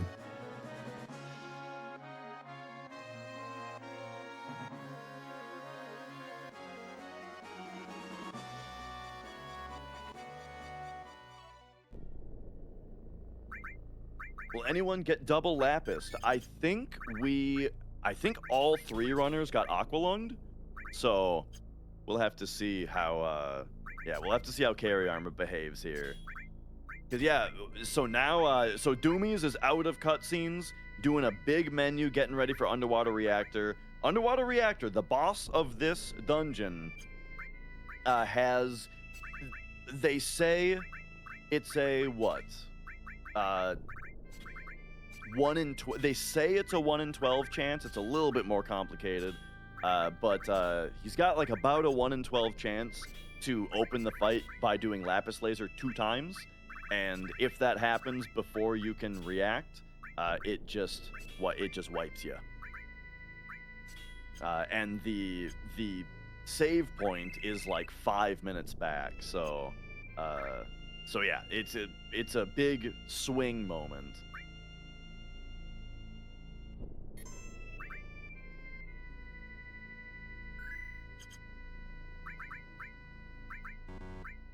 All right, Rupan on Genova Death here.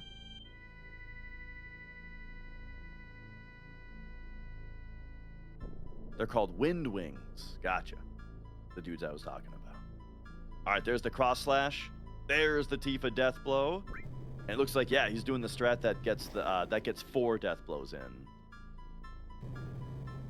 Just like we were talking about.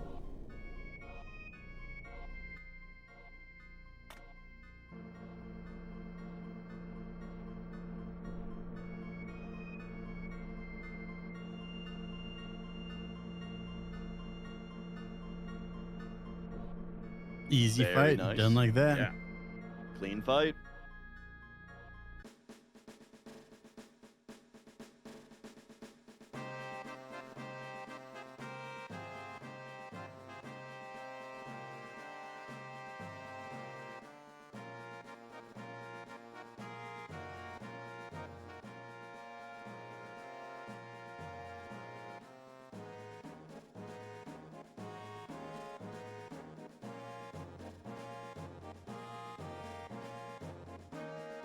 I think so. Now that the splits have updated for Genova Death for everybody, I think it's worth noting as far as the Chocobo versus Tonberry comparison on that split, unless it got fixed, the Tonberry one was a late split, I believe, because Cornfed was having connection issues at that time, so we didn't get an accurate time on his.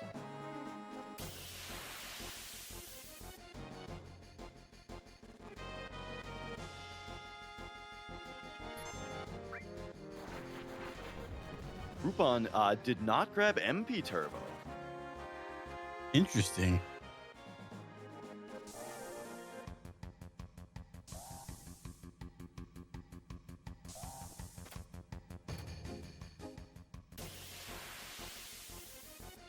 Yeah, I was right about there where I got the dreaded Arrow 3 pincer, and I was pretty sad about it.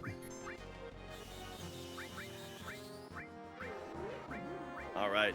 So Doumeis actually getting into the fights now in the underwater reactor. So this part is pretty fun in the run just because, I don't know, I like a part where there's kind of a lot of regular enemies and you have to actually fight them. So yeah, we get to actually win some fights now. Tifa is fully online now also, we should talk about. So she's got the Power Soul, which, just to very briefly reiterate, she does quad damage if she's in death sentence and double damage if she's in critical HP.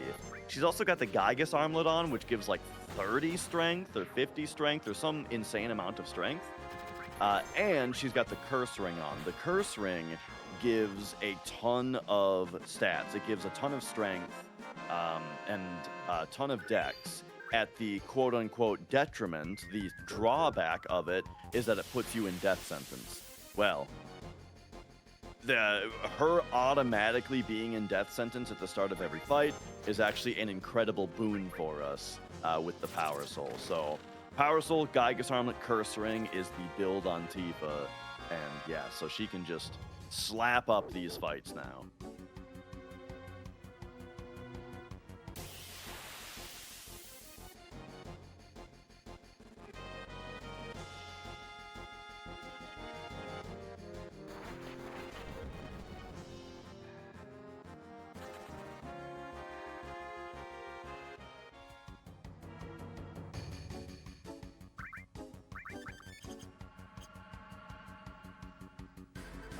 Keeping the party healed up, and I don't think... Oh, coming up, we do have some pincer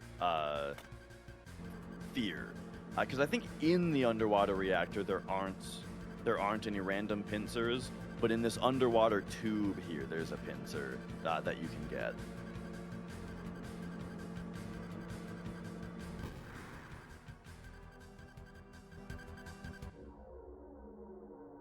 So, since we're off steps, off formations, very, very good idea of him to to keep the party at full health.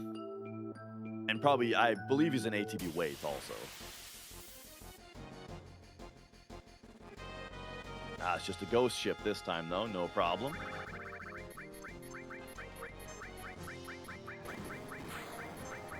Everyone's favorite enemy to have to fight at the end of Battle Square.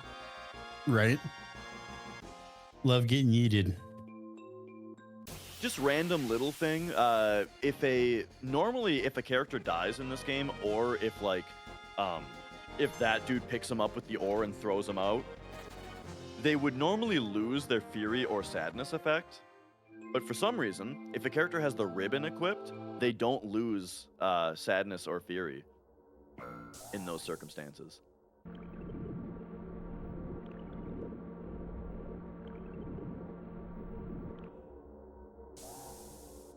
It's something that confused me greatly the first couple times. Like, why sometimes do characters lose Sadness and Fury when they die, and sometimes they don't?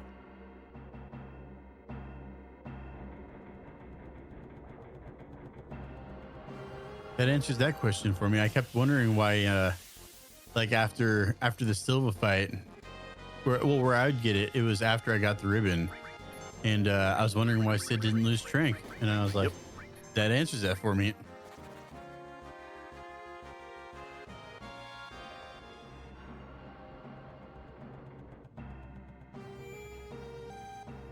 All right, so here is Doumeis doing one of the most important safety saves of the entire run. This is the one before carry armor. Something fun that I really love about the carry armor fight is when you magic breath carry armor towards the beginning of the fight, not to get into the strats too early, but you magic breath carry armor, and that lowers the chance of him arm grabbing one of your people to like 126 in 1, or 1 in 126, making it extremely rare. Although we still seem to see it pretty often. Yeah, I don't think you see it after the magic breath too often, but no, it's pretty rare. But I mean, I've seen it a bunch of times, and it still leads me to believe that the game just likes to troll you. Yeah, it's rough.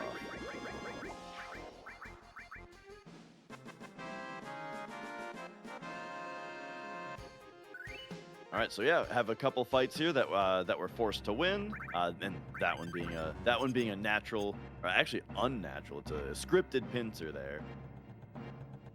And yeah, pincers always have that effect where if a character is hitting, or like if a character is getting hit in the back, they're taking double damage from it.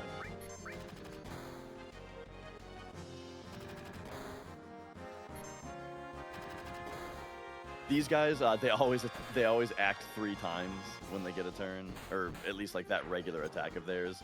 The death blow added cut is really nice on a fight like that. So the death blow only has a chance to hit, but if it does hit, it takes out the one dude, and then the added cut takes out the other dude. Very fast way to finish those fights.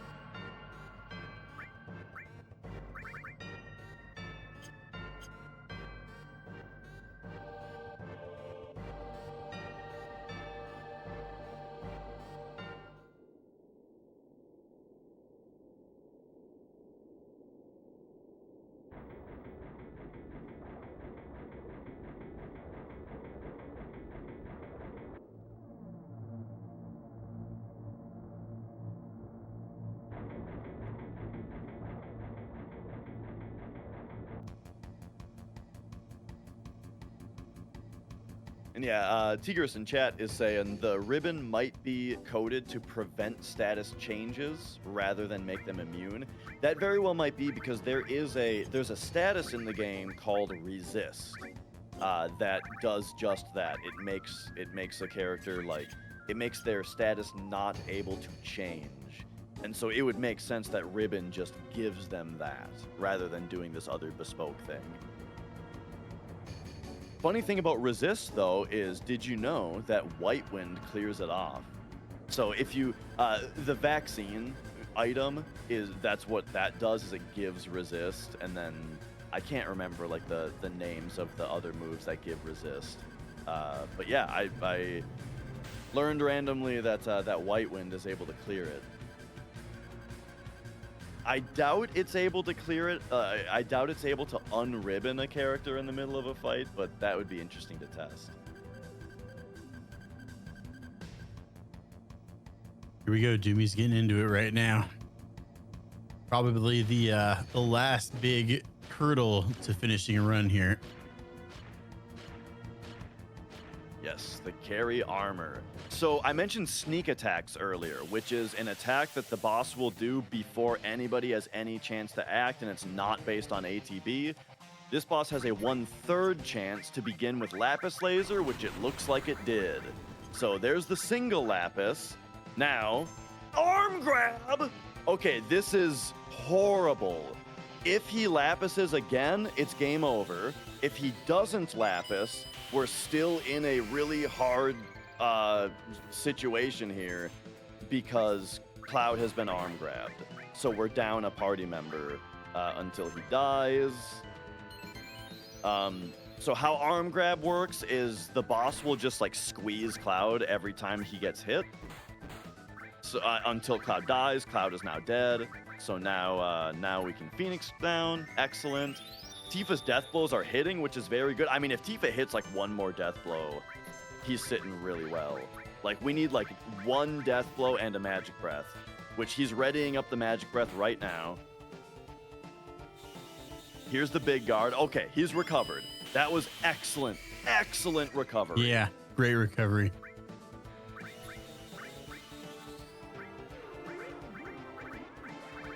So there's magic breath. I really think it's like one more death blow. Ooh. And this one might not even have to hit then. Maybe just the added cut will do it now. And now we're Perfect. at much... A nice gentle bonk there. And we don't really have to worry about arm grab now because of the magic breath. Oh my gosh, but he killed Tifa. Oh, man. Not the end of the world. He only needs one more, so he probably doesn't even need a big guard again. I know. I would have just magic breath instead of big guard right here to see if it would kill him. Because now if he Lapises, it's like a huge waste of time. But he hasn't yet. Nice. Tifa goes, and there it is. Okay. Nice, Magic breath okay. wouldn't have killed. For the millionth time, Dash is wrong again. Magic breath would not have killed. Great recovery there. Yeah, that was an awesome fight. So yeah, kind of the arm grab thing that we talked about is the deal is that the arms start with each one of their turns. Basically, the boss is 3 parts. He's got the body, and then he's got 2 arms. And they each have their own. They're each a different enemy with their own ATB and their own turns that they take. And the arms each have a 1 in 16 chance each turn to do arm grab, which was that very disruptive attack that they did. But they also have a script where every time that they get hit, they counter by looking at their HP and reconsidering their chance to do arm grab. And if after getting hit, their remaining amount of HP is more than 75%, then they reset their arm grab chance to 1 in 128.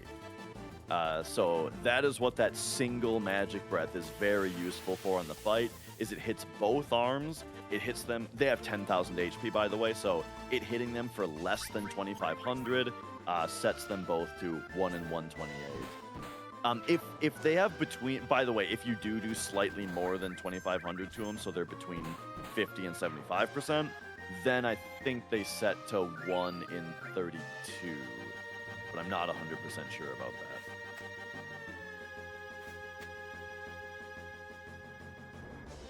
Oh, and then the middle part of the body, that's the part that randomly decides to Lapis Laser. I think how the middle part body works, I want to say it skips every other turn, and then every on turn, it has a random chance of whether it wants to Lapis or do nothing. And that chance to Lapis, very similar to the arms having a higher chance to arm grab as they get lower HP, the body has a higher chance to Lapis as it gets lower HP. And so lastly then, so what's with that 1 in 12 Oh chance? no. Is Doumeis out of Phoenix Downs right now? Oh, yeah. All right. This will be fine, though, because, yeah, he can Aqua Lung his way out of the rest of this, and then he can buy more Phoenix Downs in Rocket Town before the Rude fight. or wherever he wants, but that would be the fastest place. But yeah, that's brutal. But luckily, these guys you don't have to fight, and then next thing he can do is just go to a shop, get more Phoenix Downs.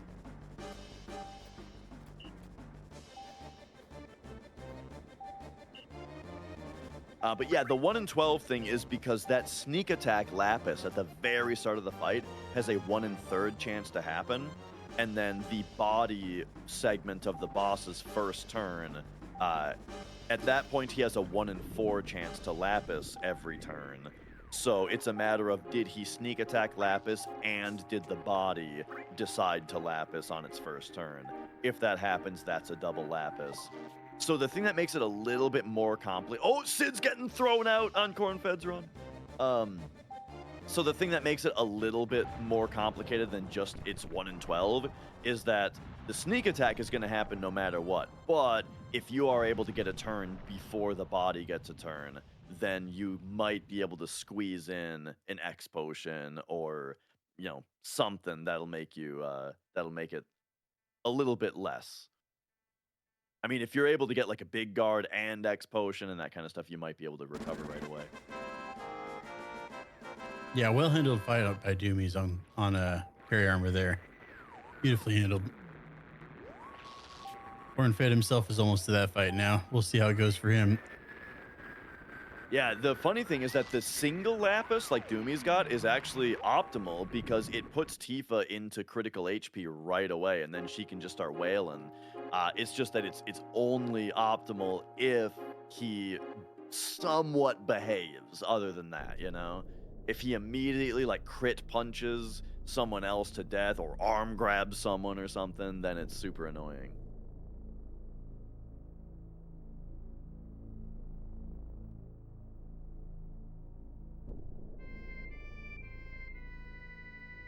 Man, I'll tell you, sinking in the submarine to get the ancient key, that always terrifies me because Emerald Weapon could be anywhere. Yeah. Yeah. I mean, the part up here, he'll never be there. Especially, there's a certain spot also that if you submerge here, we'll see if Doumeis does it. Yeah, he's cramming into that that little spot there. Did he do it right, though? Yes. That kind of spawns you, like, partway into the cave. Oh, okay.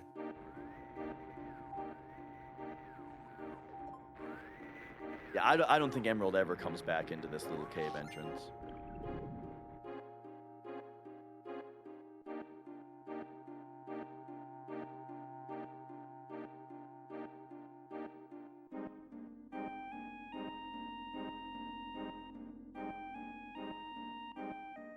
All right, Cornfed has made his safety save for carry armor. Hopefully he also does not have to use it.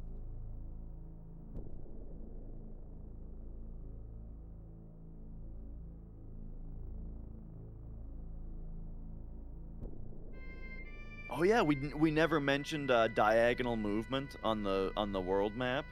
5% faster. At least with Cloud running, it's 5% faster. I'm not sure what the exact math on the other vehicles is.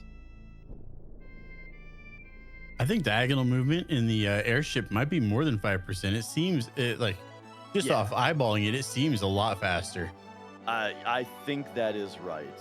Which is probably also why people have been doing diagonal in the high wind forever, and diagonal cloud running is kind of a new thing. All right, so here's where Doumeis should be able to just run into the item shop here, yeah, and refill whatever he needs. At this point, we have a bunch. Phoenix Downs. Yeah, we have a bunch of money. We don't have anything else to use it on, so just restock yourself.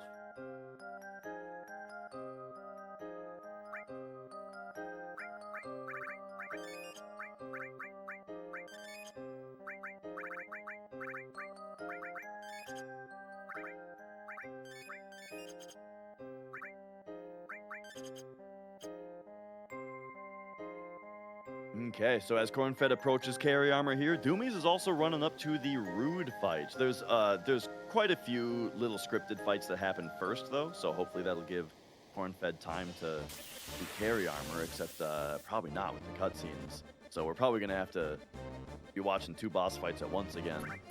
But Rude is a pretty simple fight. It basically just send a death blow at him, and if it hits him, you win. If it doesn't hit him, the issue that can happen with the fight is the enemies are able to put Tifa to sleep. And if they put Tifa to sleep, there's very little that you can do about it. Right now, Doumeis, well, he doesn't have a limit break with Cloud. So he would be able to do a regular attack with Cloud on her to wake her up, and so it wouldn't be that big of a deal. A lot of the time here, though, both Cloud and Sid have their limit. And then at that point, you have, like, no options to wake up a character who's asleep. And it's brutal, and you can just lose a minute and a half for what seems like no reason on Rude. You might say, like, what about a grenade? Grenades don't wake people up for some reason. Why don't we clear our limits beforehand so that they can wake her up? We need our limits for Diamond Weapon immediately after.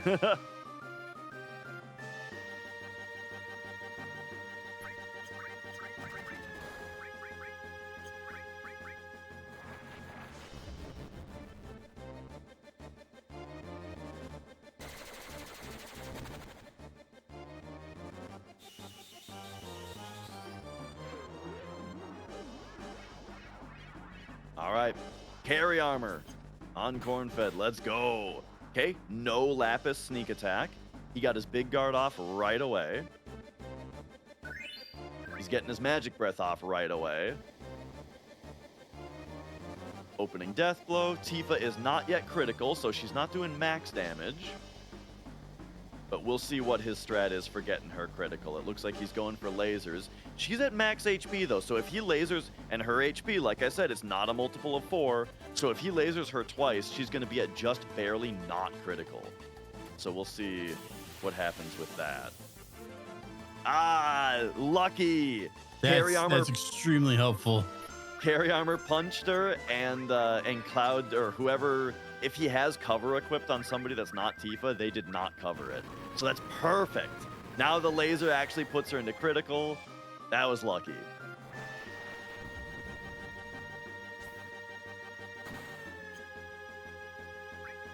Carry armor being very, very kind to Cornfed. Oh, Rude's dead, by the way, so good job, Doumeis. He looks like he didn't have any trouble.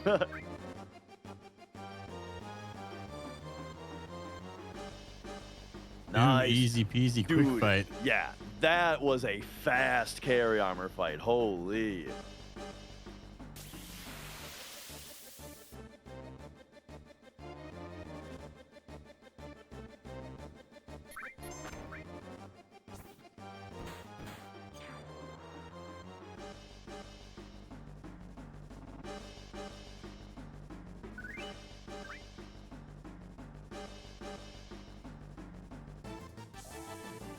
All right. And so now, I kind of acted before like there wasn't very much between Rude and Diamond Weapon, but there's actually kind of a lot between those two. We got the whole, we go to space and come back. But then also there's the FD manip, which is really fun that we'll get to talk about. But then there's like, you know, we got to watch all the, you know, there's some FMVs and such. A lot of great FMVs. But we get to come back to talking about FD manip. Somebody asked about the weather vane earlier, and I'll say that that question is finally about to be answered. Well, assuming he did the first part of the setup. I think he did. Assuming he did it right, though, because if he did it wrong, then the weather vane's going to be all out of whack. So we'll see what happens.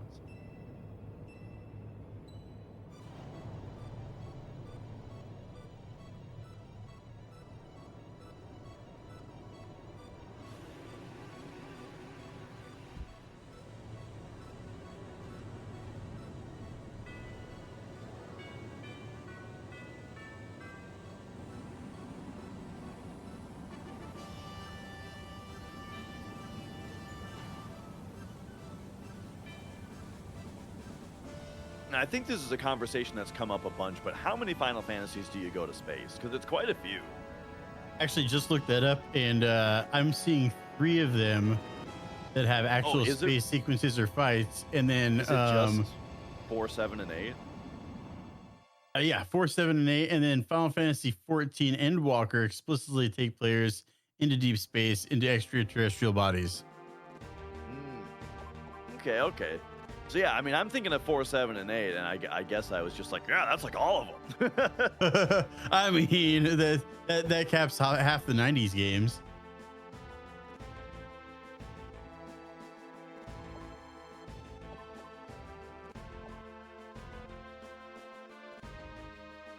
What about 9 and 16? 9 had a space. I don't remember 9 going to space. Yeah, I don't think 9 goes to space.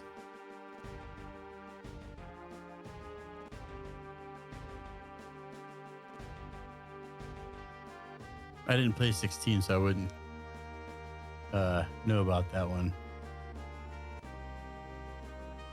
Different planet, but space specifically, I think is what the internet was telling me about. Well, what? Okay.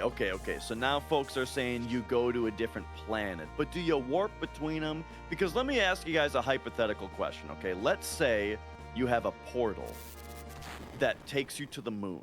You one moment you're on Earth, you walk through a portal, now you're on the moon, and then you come back.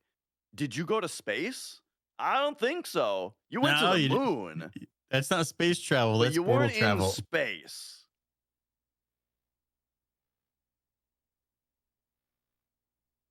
But then, you got to think a little bit about like, okay, so then what constitutes space, right? How far away from any celestial body do you need to be in order to say like I'm in space?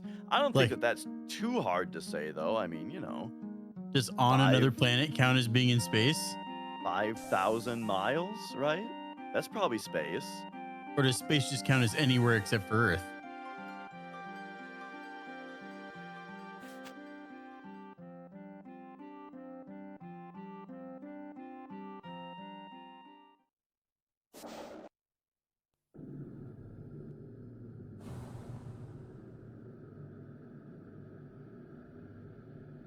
Doumeis is in space, by the way. Like he's in space. This is space. Travel. That's definite space travel right there. Not on another planet, not on any planet, just in space. Space travel. They're coming back pretty soon, though. Yeah, I've always been curious about the landing of this pod here.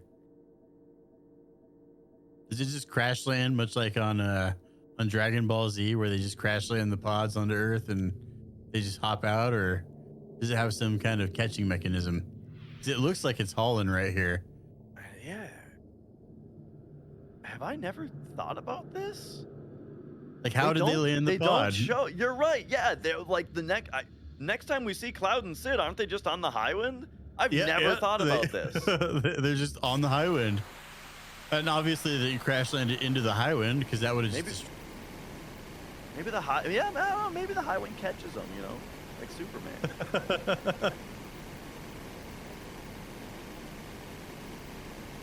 Or they reverse landed it with thrusters or something. I don't know. You don't see that, but I mean, I've always been curious as to how they land that pod.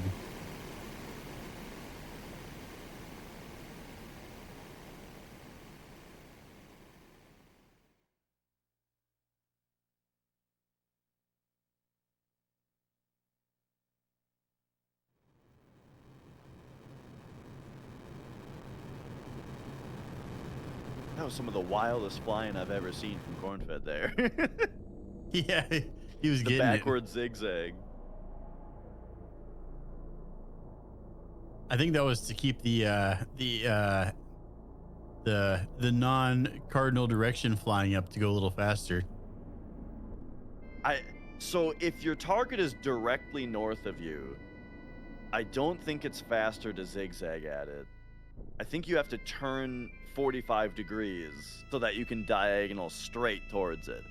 But what you're saying, I do see people do it all the time. People just like fly diagonal regardless of what direction they're going.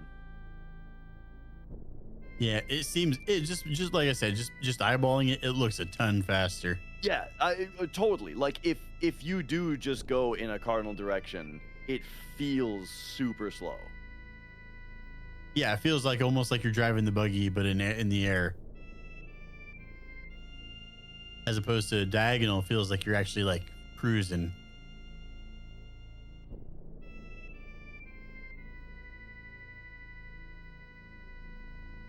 I wonder if it's related to the map sizing, like because like from like the southeast corner to the northwest corner, it's a certain distance, right?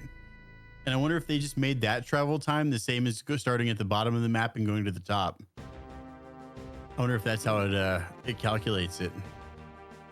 I think it's just a matter of like if you're holding square, then whichever direction you're pressing on the D-pad, it just moves you in that axis. And so if you're pressing up and left, then it moves you the same amount on both axes, which then nets more movement.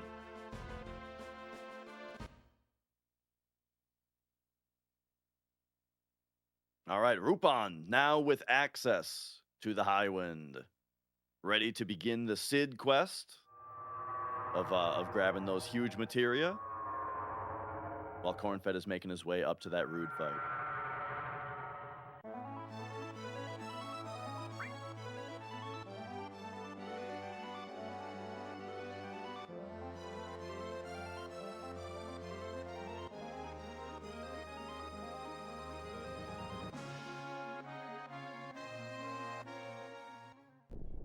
And then, all right, so Doumeis, it's a funny thing having to go to Cosmo Canyon here because you can't land the High Wind on this dirt. So you actually have to make a little bit of an on-foot walk with a good chance to get into a random encounter there, and it can be super annoying. There's a pincer you can get. There's one encounter that like drains everybody's MP. You can really get trolled just on the way in here.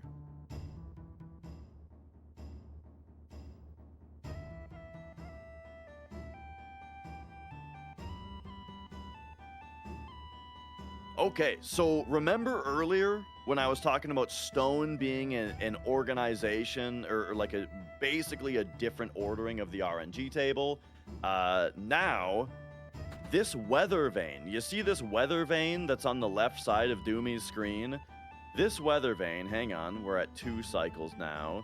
3 right away. Oh my gosh, best RNG. Assuming he did Stone correctly, he just got the optimal RNG setup there. So that weather vane is programmed strangely. It has 4 things that it can do. It calls RNG in order to ask how long it should wait before it does another little wiggle animation.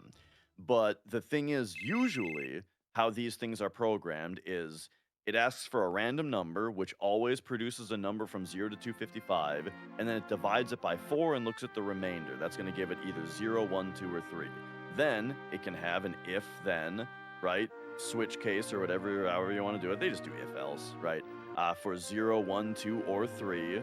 And do the thing based on the random number it got, right? Well, on this particular weather vane, instead, they programmed it to grab a random number and then just ask if that number from 0 to 255 is 0, 1, 2, or 3. And then, so if it's not any of them, it loops back and grabs a new random number. So, what that means is if you envision the RNG table as just a static list of every number from 0 to 255, each represented exactly 1 time in their hard-coded scrambled list that they're in. There are 4 positions on this table where this weather vane will stop at. The positions that happen to contain the numbers 0, 1, 2, and 3. Because at every other position, the weather vane, it grabs a number. Oh, it's not 0, 1, 2, or 3. It grabs another one. Goes right down the list until it hits one of those numbers, and then it stops there.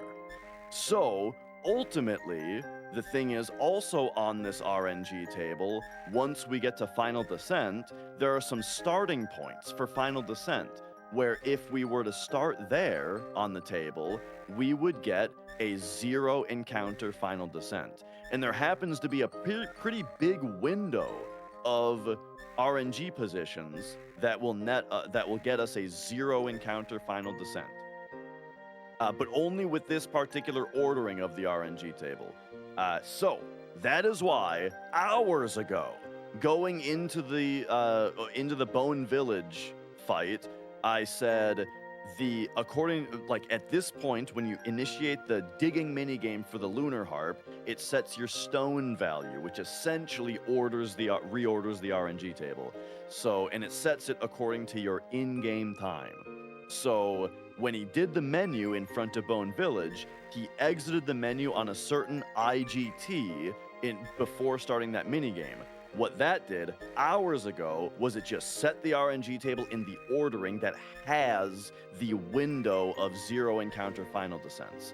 Now, hours later, we look at that weather vane because that is a way that we can control what position of the RNG table we're actually at this point in time, and we are able to put it, we have our selection of 4 possible spots, right? We can choose by using the weather vane. That essentially gives us 4 different positions that we can choose to be at for this manipulation. And so the one that we choose is the one that we choose, right?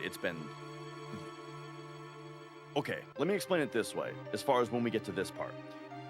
When you actually look at the weather vane, how do you know which position it's landed on?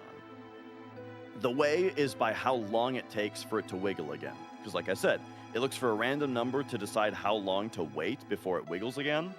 And so the way that we time it is by looking at the spinning satellite. That's just a really easy visual cue on screen to look at against it in order to time it.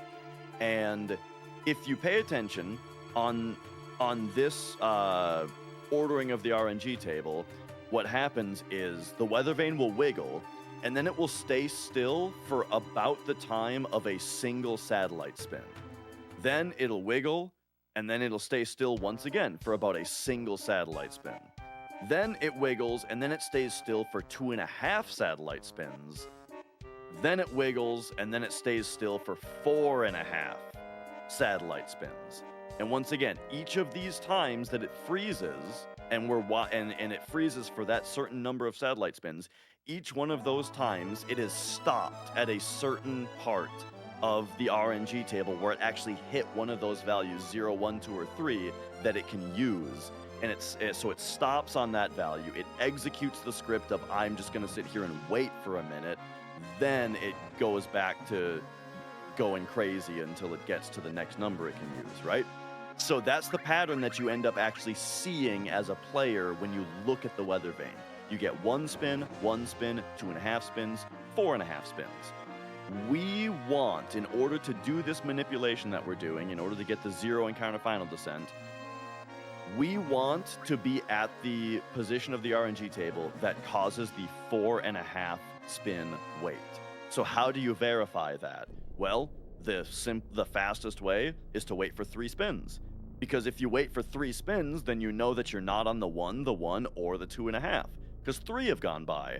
And with it being 4.5 spins, that's a nice amount of time. Also, huge window for you to be able to leave, once you've visually verified that that's happened. So that's what we saw Doumeis do. If you saw, he ran up to the door, and then he was looking at the weather vane. And when he saw the satellite spin 3 times without the weather vane wiggling, he left the room because he knows, boom, we are on the position. What is the significance of this position? It is the correct offset back from the window of 0 encounter final descents. Now, if he just plays the rest of the game optimally, not wasting any time on the screens that call RNG, he is going to land in that window of 0 encounter final descents. And so that's going to pay off right at the end. So enjoy that when it happens. There is a checkpoint that's going to come up where we can verify that it worked. And we'll get to that when we get to it. But yeah, so that's the concept of Final Descent manip, and we're probably going to see it work. It looks like he's on the way so far for it. Oh, and so whenever someone goes through a long-winded explanation of a speedrun trick, I feel like I always forget to answer the question of how much time does it save. Final Descent, there are 13 jumps. Each one has a chance to give you an encounter, but I don't think that there's any sequence of RNG that gives more than like 8 fights, 7 or 8 fights-ish. But on average, unmanipulated, on average, you'll get like 3 or 4 fights, maybe 5, and each one usually takes like 20 to 30 seconds, 25, 30 seconds. Oh my gosh, Rupan, game over. Oh no. Oh, okay. Oh, no. It was, you're right. It was pretty funny that time.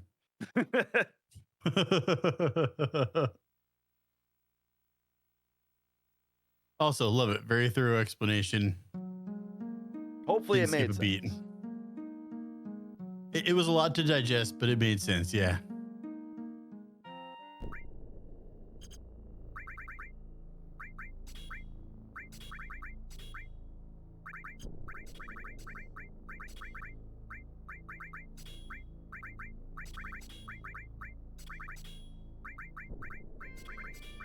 All right, and we are seeing the spawning of diamond weapons. So, while I agree that carry armor is like is sort of, I kind of feel like he's the final big challenge of the run. Diamond weapon is like the final kind of RNG check of the run, where, you know, there's a few different parts of the game like Lapis Laser, where if you're going for, you know, if you're going for PB, if you're going for world record, you want the best possible time, you're not doing any safety saves, right? Diamond weapon is like the final part where RNG can just say, not today. And what is it that diamond weapon can do? Yeah, I was about to ask. We were both heading in the same direction. Spit it for me. So the reason is that he starts the fight closed. And when he's closed, he's immune to physical damage. But we really want to physically damage him because that's our damage engine is Tifa death blowing. So the way that you open him is either by hitting him with 2 limit breaks, 2 summons, or 1 of each. And so, yeah, so either 2 limit breaks or 2 summons or 1 of each. And once he's open, he's only open for a certain amount of time. With proper weight tricking, we can get 2 Tifa death blows in per diamond weapon turn, and we get 3 cycles of that. So total, we get 6 death blows. And after the 6 death blows, he closes up again. He does diamond flash, which is really bad. Everything is terrible, right? If he's not dead by then. And so, how much damage do we need to do? With those 6 death blows, we need 2 of them to hit. And that's how that works. We need 2 of these death blows to hit. I love what Doumeis just did. He went and set his Chocobo free from the calm skip in the beginning of the game. Yeah.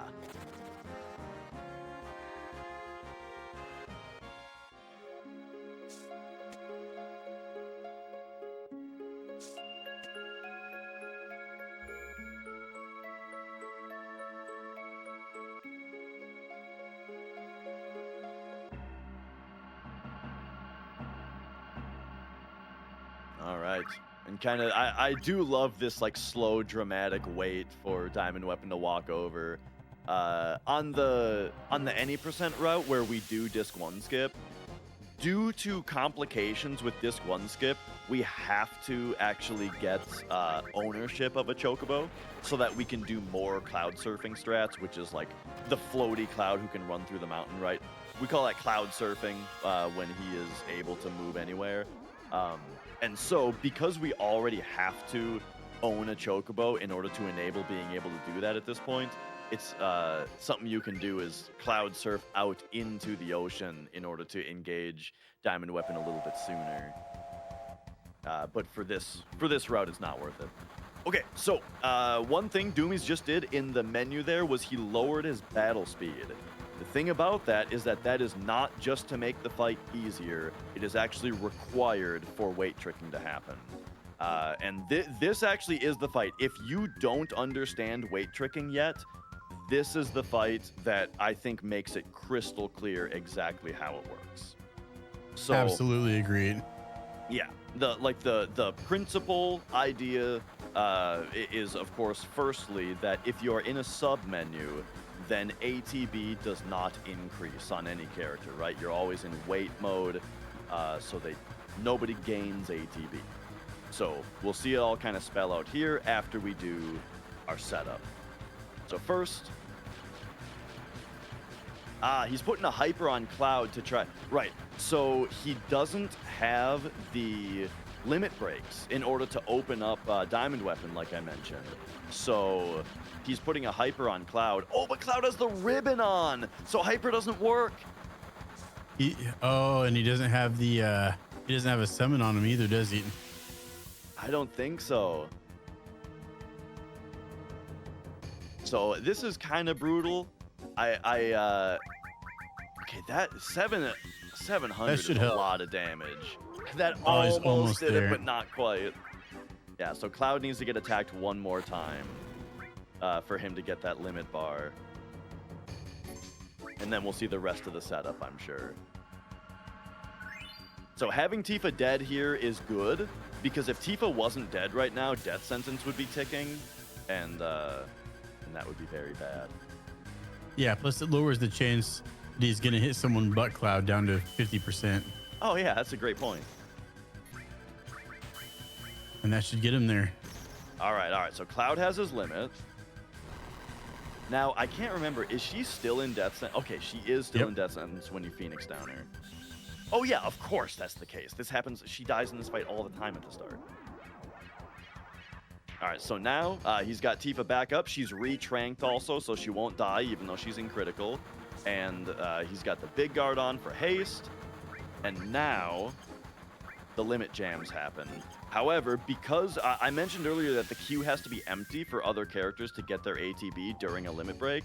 So because he jammed that limit, Cloud did not get his ATB. So now Diamond Weapon is going to get one more turn. There's Cloud's limit. So now that there's 2 limit breaks, he'll open up.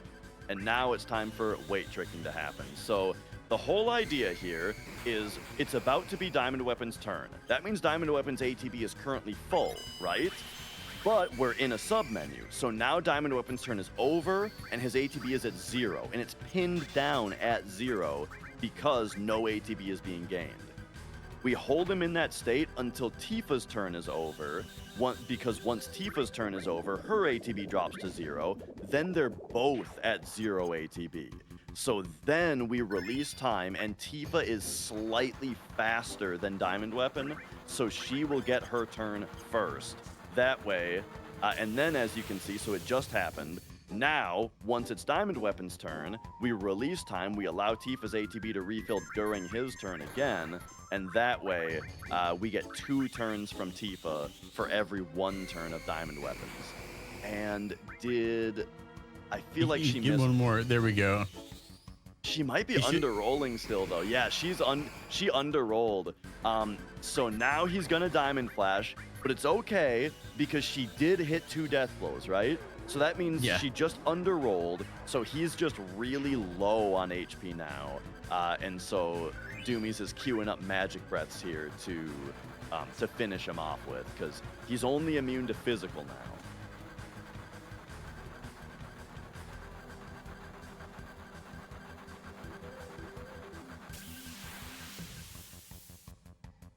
Oh, but that's right. Diamond Flash silences. Did, yep. Oh, but the Magic Breath killed, even though Tifa was at 0 on her death sentence. So close. Yeah. Like, it's very important that Tifa's not dead there, because she's got her HP pluses that need to get leveled up from the million AP that you get from this fight. So yeah, that Magic Breath had to kill. Otherwise, he would have had to recover even more with getting her back up and such.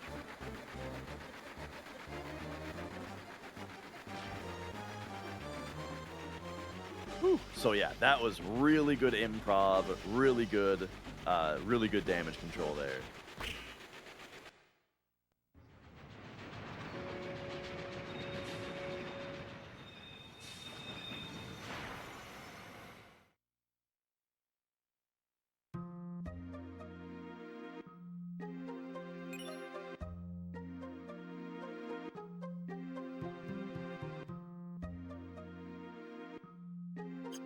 All right, Rupan is doing Coral Skip now. So we see he navigates Sid out of that cutscene in the middle of it. Comes back in. No more cutscene.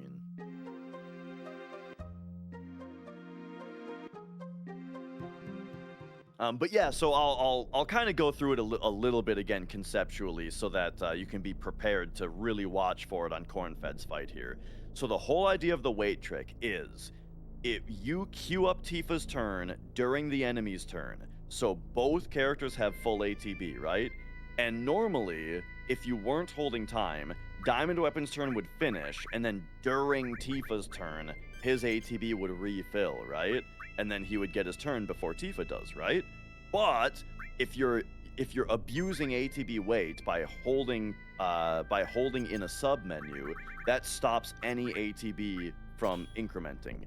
So after Diamond Weapon's turn finishes and Tifa's turn is happening, his ATB remains pinned down at 0. Tifa's turn finishes, now she's at 0. At that point, you can release time and they both essentially race, from 0 with their ATB. And because Tifa is just slightly faster, if you hold circle, right, with cursor memory, it will bring up her menu, instantly queue her next turn, and she will go and get a second turn in. Then, he's going to queue his turn during Tifa's second turn at that point, but that's fine. He's got these super long turn animations, so during his turn, you don't hold time, you allow Tifa's ATB to refill, queue her up during his turn. Now we've come full circle. Now they both have full ATB, and it's Diamond Weapon's turn again, right? And if you keep repeating that, Tifa is getting 2 turns for every 1 Diamond Weapon turn. And that is like the wait trick that is super, super important. Really, throughout the entire run, that concept is very important, but it becomes crystal clear how it's used in these final fights.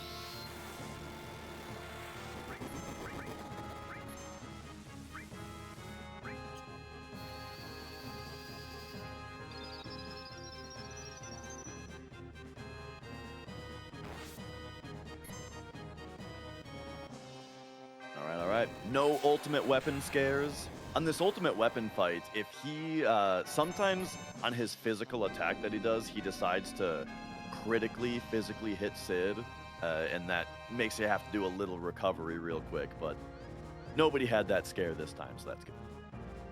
Something cool about Diamond Weapon is that's, I think, the only other place in the whole game that you can get a curse ring from.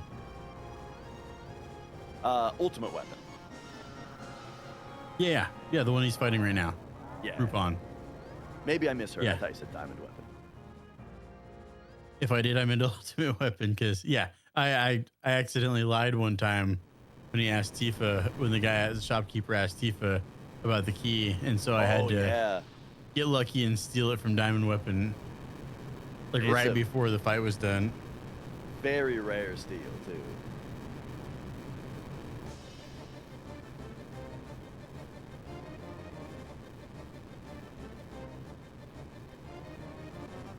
Oh, and then, okay, so also, I had said earlier, the lowering of the battle speed is not to make it easier. What it actually does is, okay, so I mentioned that hold circle, right? They're gonna race ATB, and then you hold circle with cursor memory, and it's gonna instantly queue Tifa's turn once she gets it. Here's the deal. Is Diamond Weapon and Tifa are actually so close on their speed that if you have it at maximum battle speed, the amount of time that it takes your menu to open and for the game to auto-select your death blow actually takes too many frames, and Diamond Weapon will get his turn first, even because enemies do actually instantly queue. And so even though Tifa's slightly faster, Diamond Weapon gets his turn first on max battle speed. But if you lower the battle speed, that creates a wider gap between the two. Yeah. Oh, and then, as we were talking about, on Hojo, long story short, the pattern of sparks here is random, and I can tell you, his sparks look good for Final Descent Manip. It looks like it's going to work. But we've got another diamond weapon to watch. Oh yeah, and also by the way, yeah, Doumeis just did another major skip and skipped the entire return to Midgar and the Turks fight and the Proud Claude fight. All that just got skipped, and he's fighting Hojo now.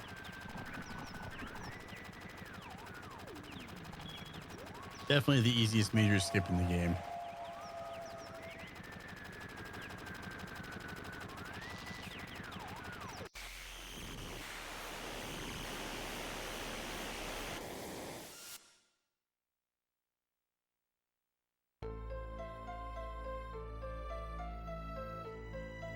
All right, for Diamond Weapon, we have a missed death blow.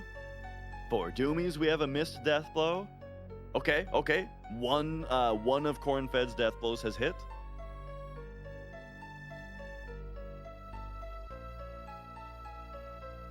There's two. Nice. And then, yeah, now if she hits more, it just makes the fight faster. Oh, there's another hit. And he's already dead. You love to see it.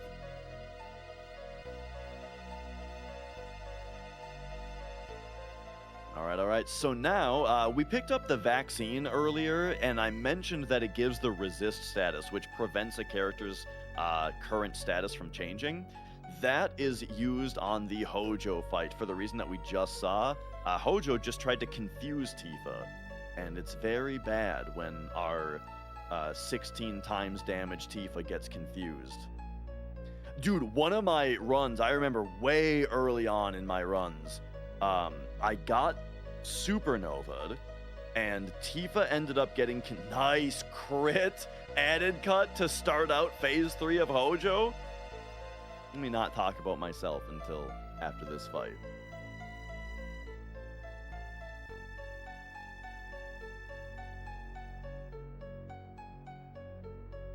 All right. Wait, trick another death blow. Okay, too bad. If one of those death blows had hit, we wouldn't have to see another combo here. There it is. Easy peasy. All right, so that is Hojo for Team Chocobo.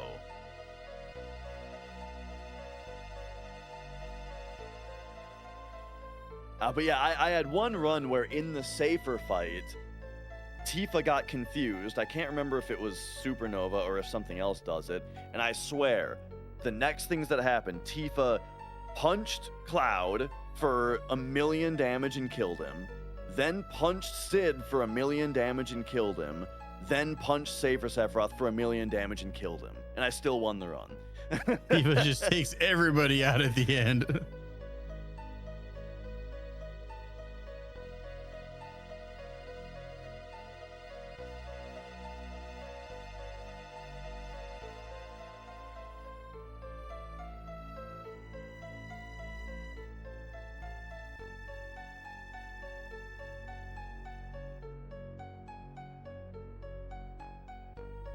All right. So now everyone is kind of in cutscenes for a little bit here because Cornfed just defeated Diamond, Doumeis just defeated Hojo, and Rupan is in Lifestream. I'm gonna run for one more bathroom break here.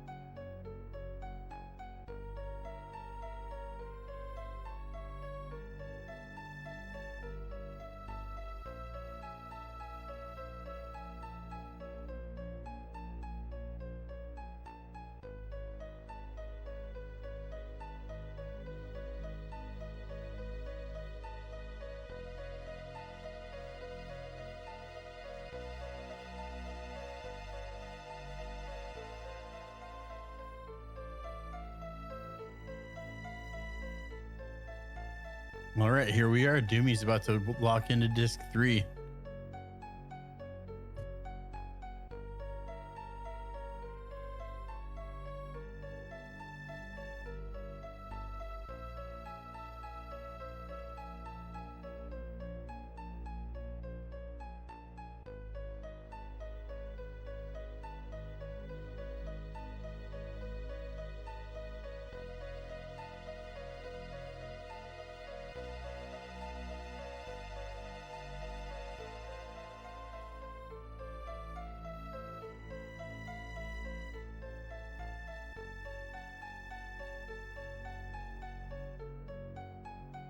I've returned just in time for Cornfed to do the skip that we kind of missed last time.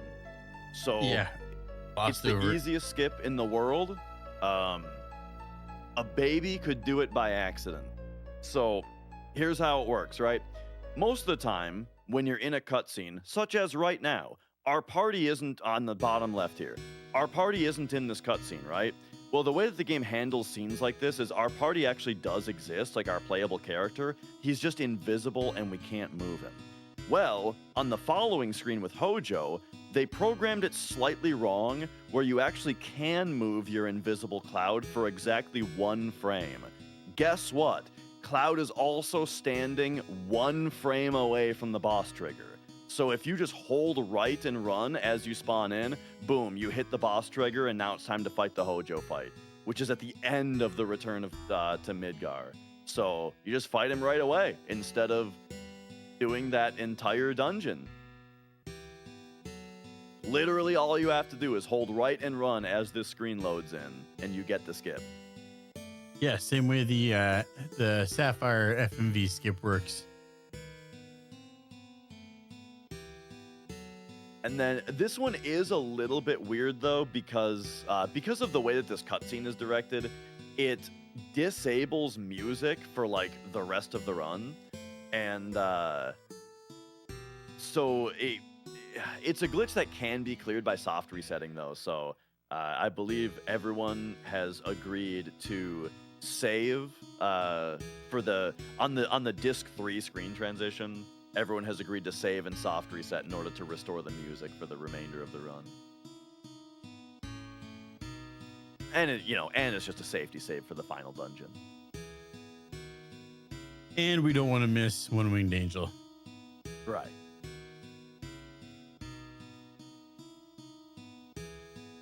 All right, nice death blow from Tifa for phase 1 on Hojo.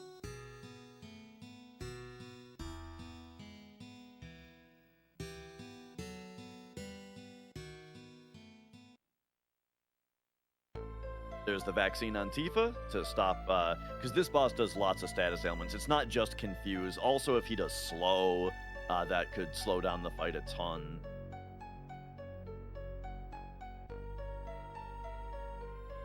Nice 2 for 2 death blow hits. Oh, she is nailing the death blows. Perfect.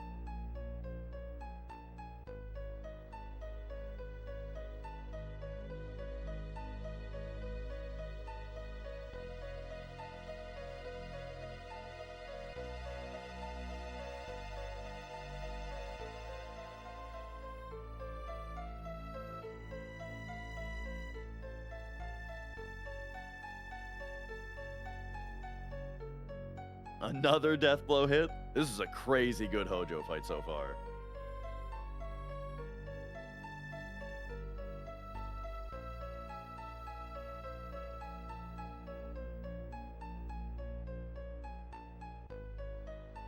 That one missed, but we get the weight trick. Oh my gosh. Yeah, great weight tricking.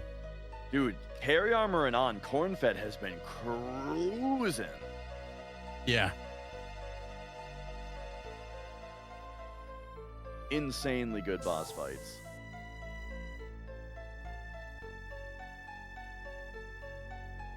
All right. Doumeis has just loaded the safety save to restore background music for the end here. And I guess I should mention that like we're in the final dungeon now for Doumeis. Like we're getting there to where the next runner should be on point.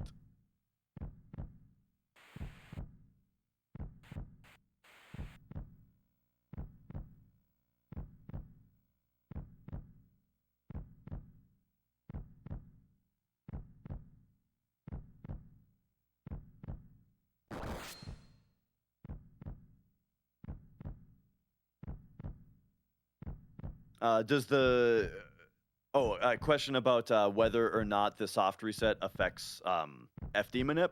Soft resets don't affect your RNG position at all. A hard reset would totally wipe away that FD manip that we were talking about. But yeah, a soft reset doesn't affect it at all.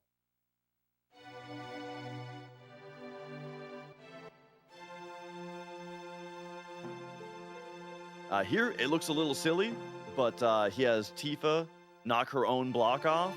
The reason for this is we don't care about fighting any fights until the boss, and on the boss, we want Tifa to have critical HP. So the easiest way to get her into critical HP is if she's dead, then we can just Phoenix down her, and a Phoenix down always puts a character into maximum critical HP. It gives them 25% of their HP rounded down, which is the maximum amount for them to be critical. Sometimes she doesn't do enough damage to totally knock herself out, but if that happens, then you just give her a high potion and it's basically just as good.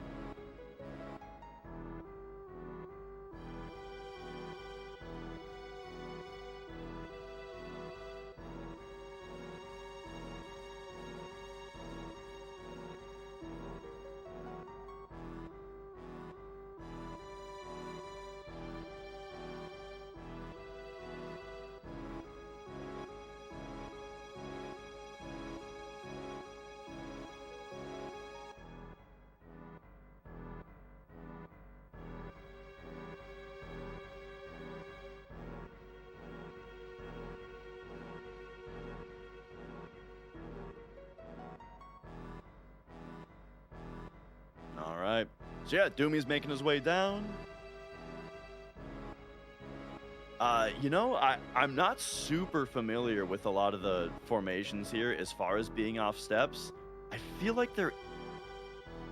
I think that there's a in the cave that he just ran through. I want to say that there's a pincer in there, but I don't know. I don't think there's one out here. Oh yeah, isn't there like those flying eyeball pincers coming up? Or is that I'm only not in sure the about those. or is that only in the swamp room? I think I don't know. Flying eyeballs. Maybe I'm imagining the enemy wrong. I thought it was like a flying eyeball. Are there 3 of them? Maybe 2? I'm remembering 2. Oh, save crystal glitch, by the way. That's another paralysis dodge. On that part, if you open the menu and hit save crystal but hold circle onto it, then when it loads out of the menu and into the field, that circle press that you're holding grabs the ladder. But grabbing that ladder just like launches you into that cutscene. But you've got the save crystal or not glitch, but screen up that's asking you yes or no. So if you wait for the if you wait for the cutscene to start and then say no to your save crystal, it paralysis dodges you, and then you can leave without watching that minute-long cutscene. But you do want to select who goes where first, because if you don't, I think everybody defaults left, and you want to go left, and you don't want to have everyone with you, because particularly, you need to send Tifa to the right so that she can grab the misstyle. If you send Tifa to the right and you go left, she will have the misstyle for you when you talk to her. And that is very important for the final fights. It is a piece of equipment that gives you 50% physical evasion, which not only is really good against some of the attacks that we're going to be facing, it also gives 50 or 60% magical evasion, which is also really good against some of the fights that we're finishing on. But also, the way that this game's hit formula works. I mentioned earlier that death blow is about 1/3 the accuracy of a regular attack. The thing is, the 1/3. Okay, there's 2 things at play. Firstly, your character's evasion is actually factored into their hit percent as a raw percentage increase to their hit percent. As in, Misstyle gives 50% evasion. That also means it gives 50% hit rate. And I don't mean 50% more as in 50 becomes 75 or like, 20 becomes 30. I mean like 50% flat straight up. And that is after the part of the formula that has the death. That's after the part of the formula where death blow reduces it by a third. So yeah, Misstyle is going to make it so that Tifa's death blows are now going to have, all things considered, all math considered, they're going to have 100% hit rate on her death blows for the final bosses here, making them. Man, too bad you couldn't get that earlier in the game. Well, you can at least get it in the raid on Midgar if you don't do that skip, but that's fine. Basically for us, it just means we only have to fight Hojo without it. But hey, if you do raid on Midgar, then you have to fight Proudcloud without it, which is way worse. Yeah. Yeah, you want to avoid that whole section if possible. So here's that final descent. Every one of these rocks has a random chance to produce an encounter, but this is the big payoff of that final descent RNG manipulation that we've been yapping about for so long here. Oh, okay. He didn't 100% get it though. So something was slightly off about it, which sometimes is just slightly too slow movement through Northern Crater. Or Northern Cave, I mean. But there you go. He only got one fight, which is pretty excellent.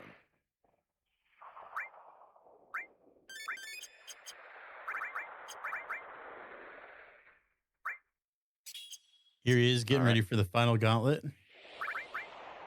Yeah, so like the setup that he's doing here, he's got HP pluses on Tifa so that she can take a little bit of damage. Well, like basically we want Tifa to be in critical HP, which means her max HP is essentially 25% of her actual max HP. So we really want HP pluses on her because her health is difficult.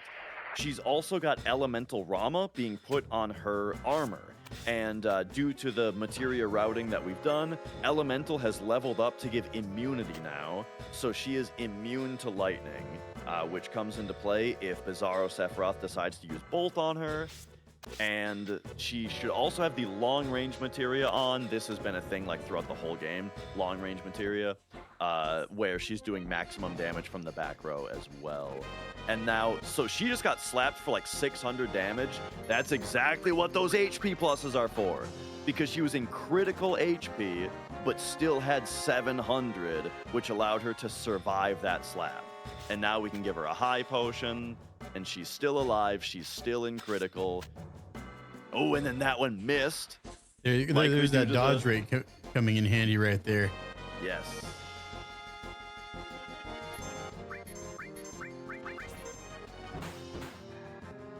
And this is just classic weight tricking, only allowing ATB to flow if Tifa is benefiting from it in order to maximize the amount of turns that our main damage output is doing. There we go, there's Genova Synthesis.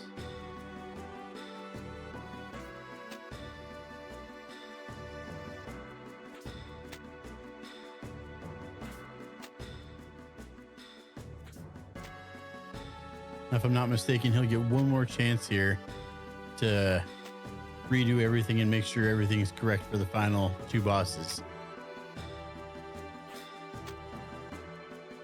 Yeah, yep, you get one menu. You only get one shot. Do not miss your chance to blow.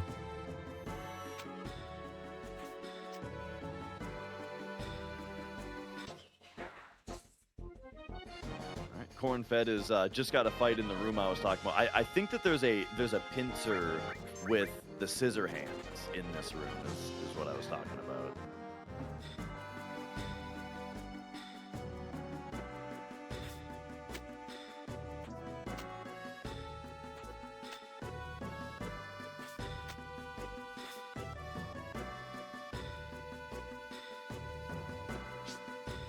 All right, since I didn't really talk about it before, save crystal glitch on the bottom left here.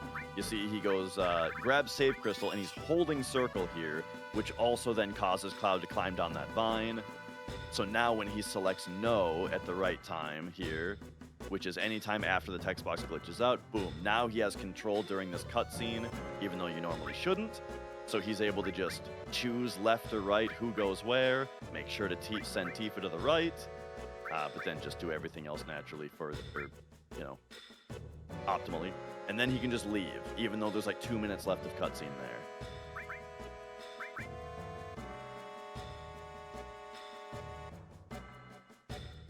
All right, and Doumeis is starting Bizarro Sephiroth now.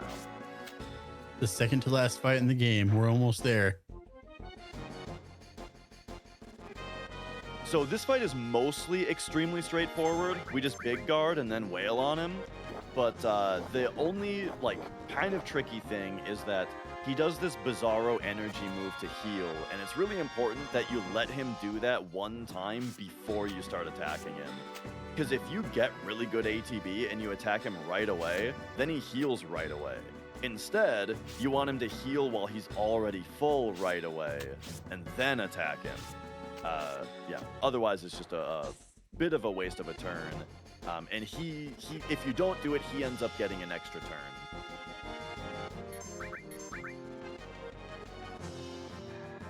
There's that Bolt 3. Not on Tifa.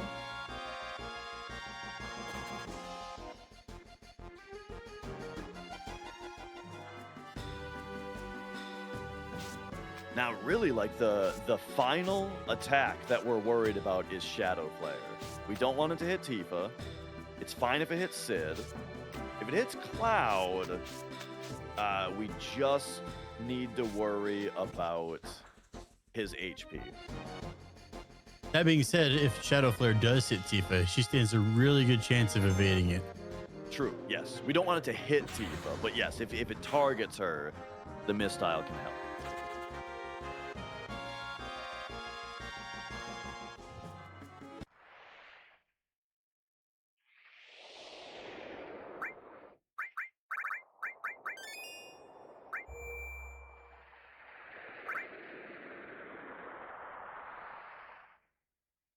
All right, we've got mostly the final boss here for Doumeis.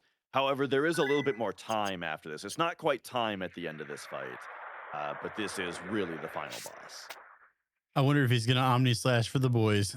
Yeah. All right, so pretty regular setup here where we are big guarding for haste mostly, and we are death blowing with Tifa. Little bit of an extra thing though. I mentioned way earlier that we bought that destruct materia back in Mediel forever ago. That is to get rid of this wall that he starts out by casting. So there's the wall gone. There's the weight trick second Tifa death blow. All right, now he'll use Shadow Flare. So we see who he targets with it. We don't want it to target Tifa. But it targets it's Tifa. Targeting Tifa. And it missed. All right. That's good yeah, news. There's that 50 or 60, I can't remember, percent magic evade on Tifa, plus her, dexterity and such from, actually, does dexterity matter? Yeah, from other business. Cloud, and perfect. then that physical attack from him always hits the character with the highest HP, so we knew it was going to hit Cloud. It has a paralyzing effect to it, but Cloud's got the ribbon on, so And it's that's not GG's. a threat. Yeah, there it is. Pretty perfect safer fight there. One last little bit of time to go before his run's actually over, and it'll be time.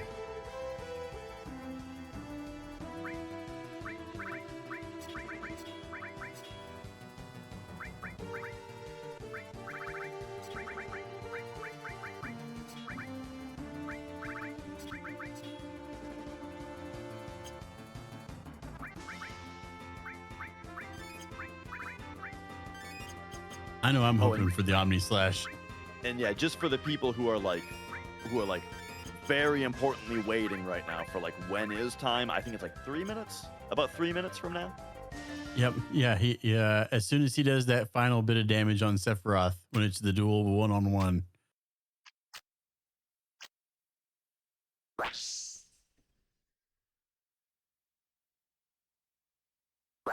All right. Yep. Corn-fed hit the final descent manip. And here we are for Genova Synthesis.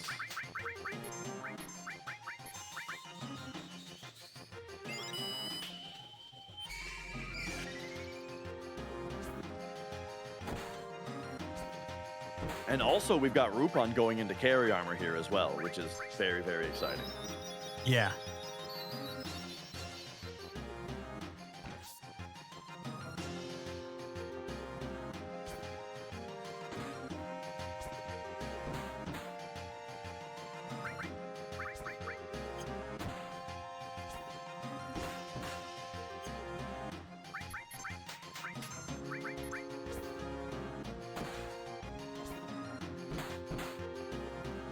His Tifa's not hitting very hard. She doesn't have long range equipped. Death Blow is still hitting hard because it hits at full power from the back row. But the added cuts weren't hitting as hard as they should. Ooh. So he's got to remember to equip long range in this menu before Bizarro.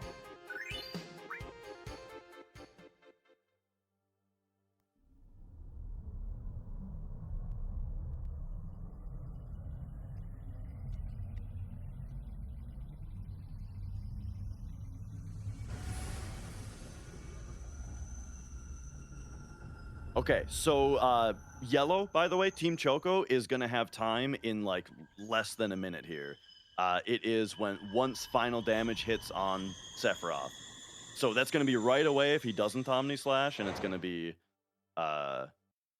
in 14 extra seconds if he does Omni Slash. But it might be like 5 seconds from now. All right, here we go. Doumeis to finish off. He's Omni Slashing for the Let's boys. go. Yeah. One the time swag for the homie. finish. All right, here we go. So when the big dramatic final hit happens, that's time. So Clouds rises up. This hit right here. Here we go. Boom, Good time. Right there.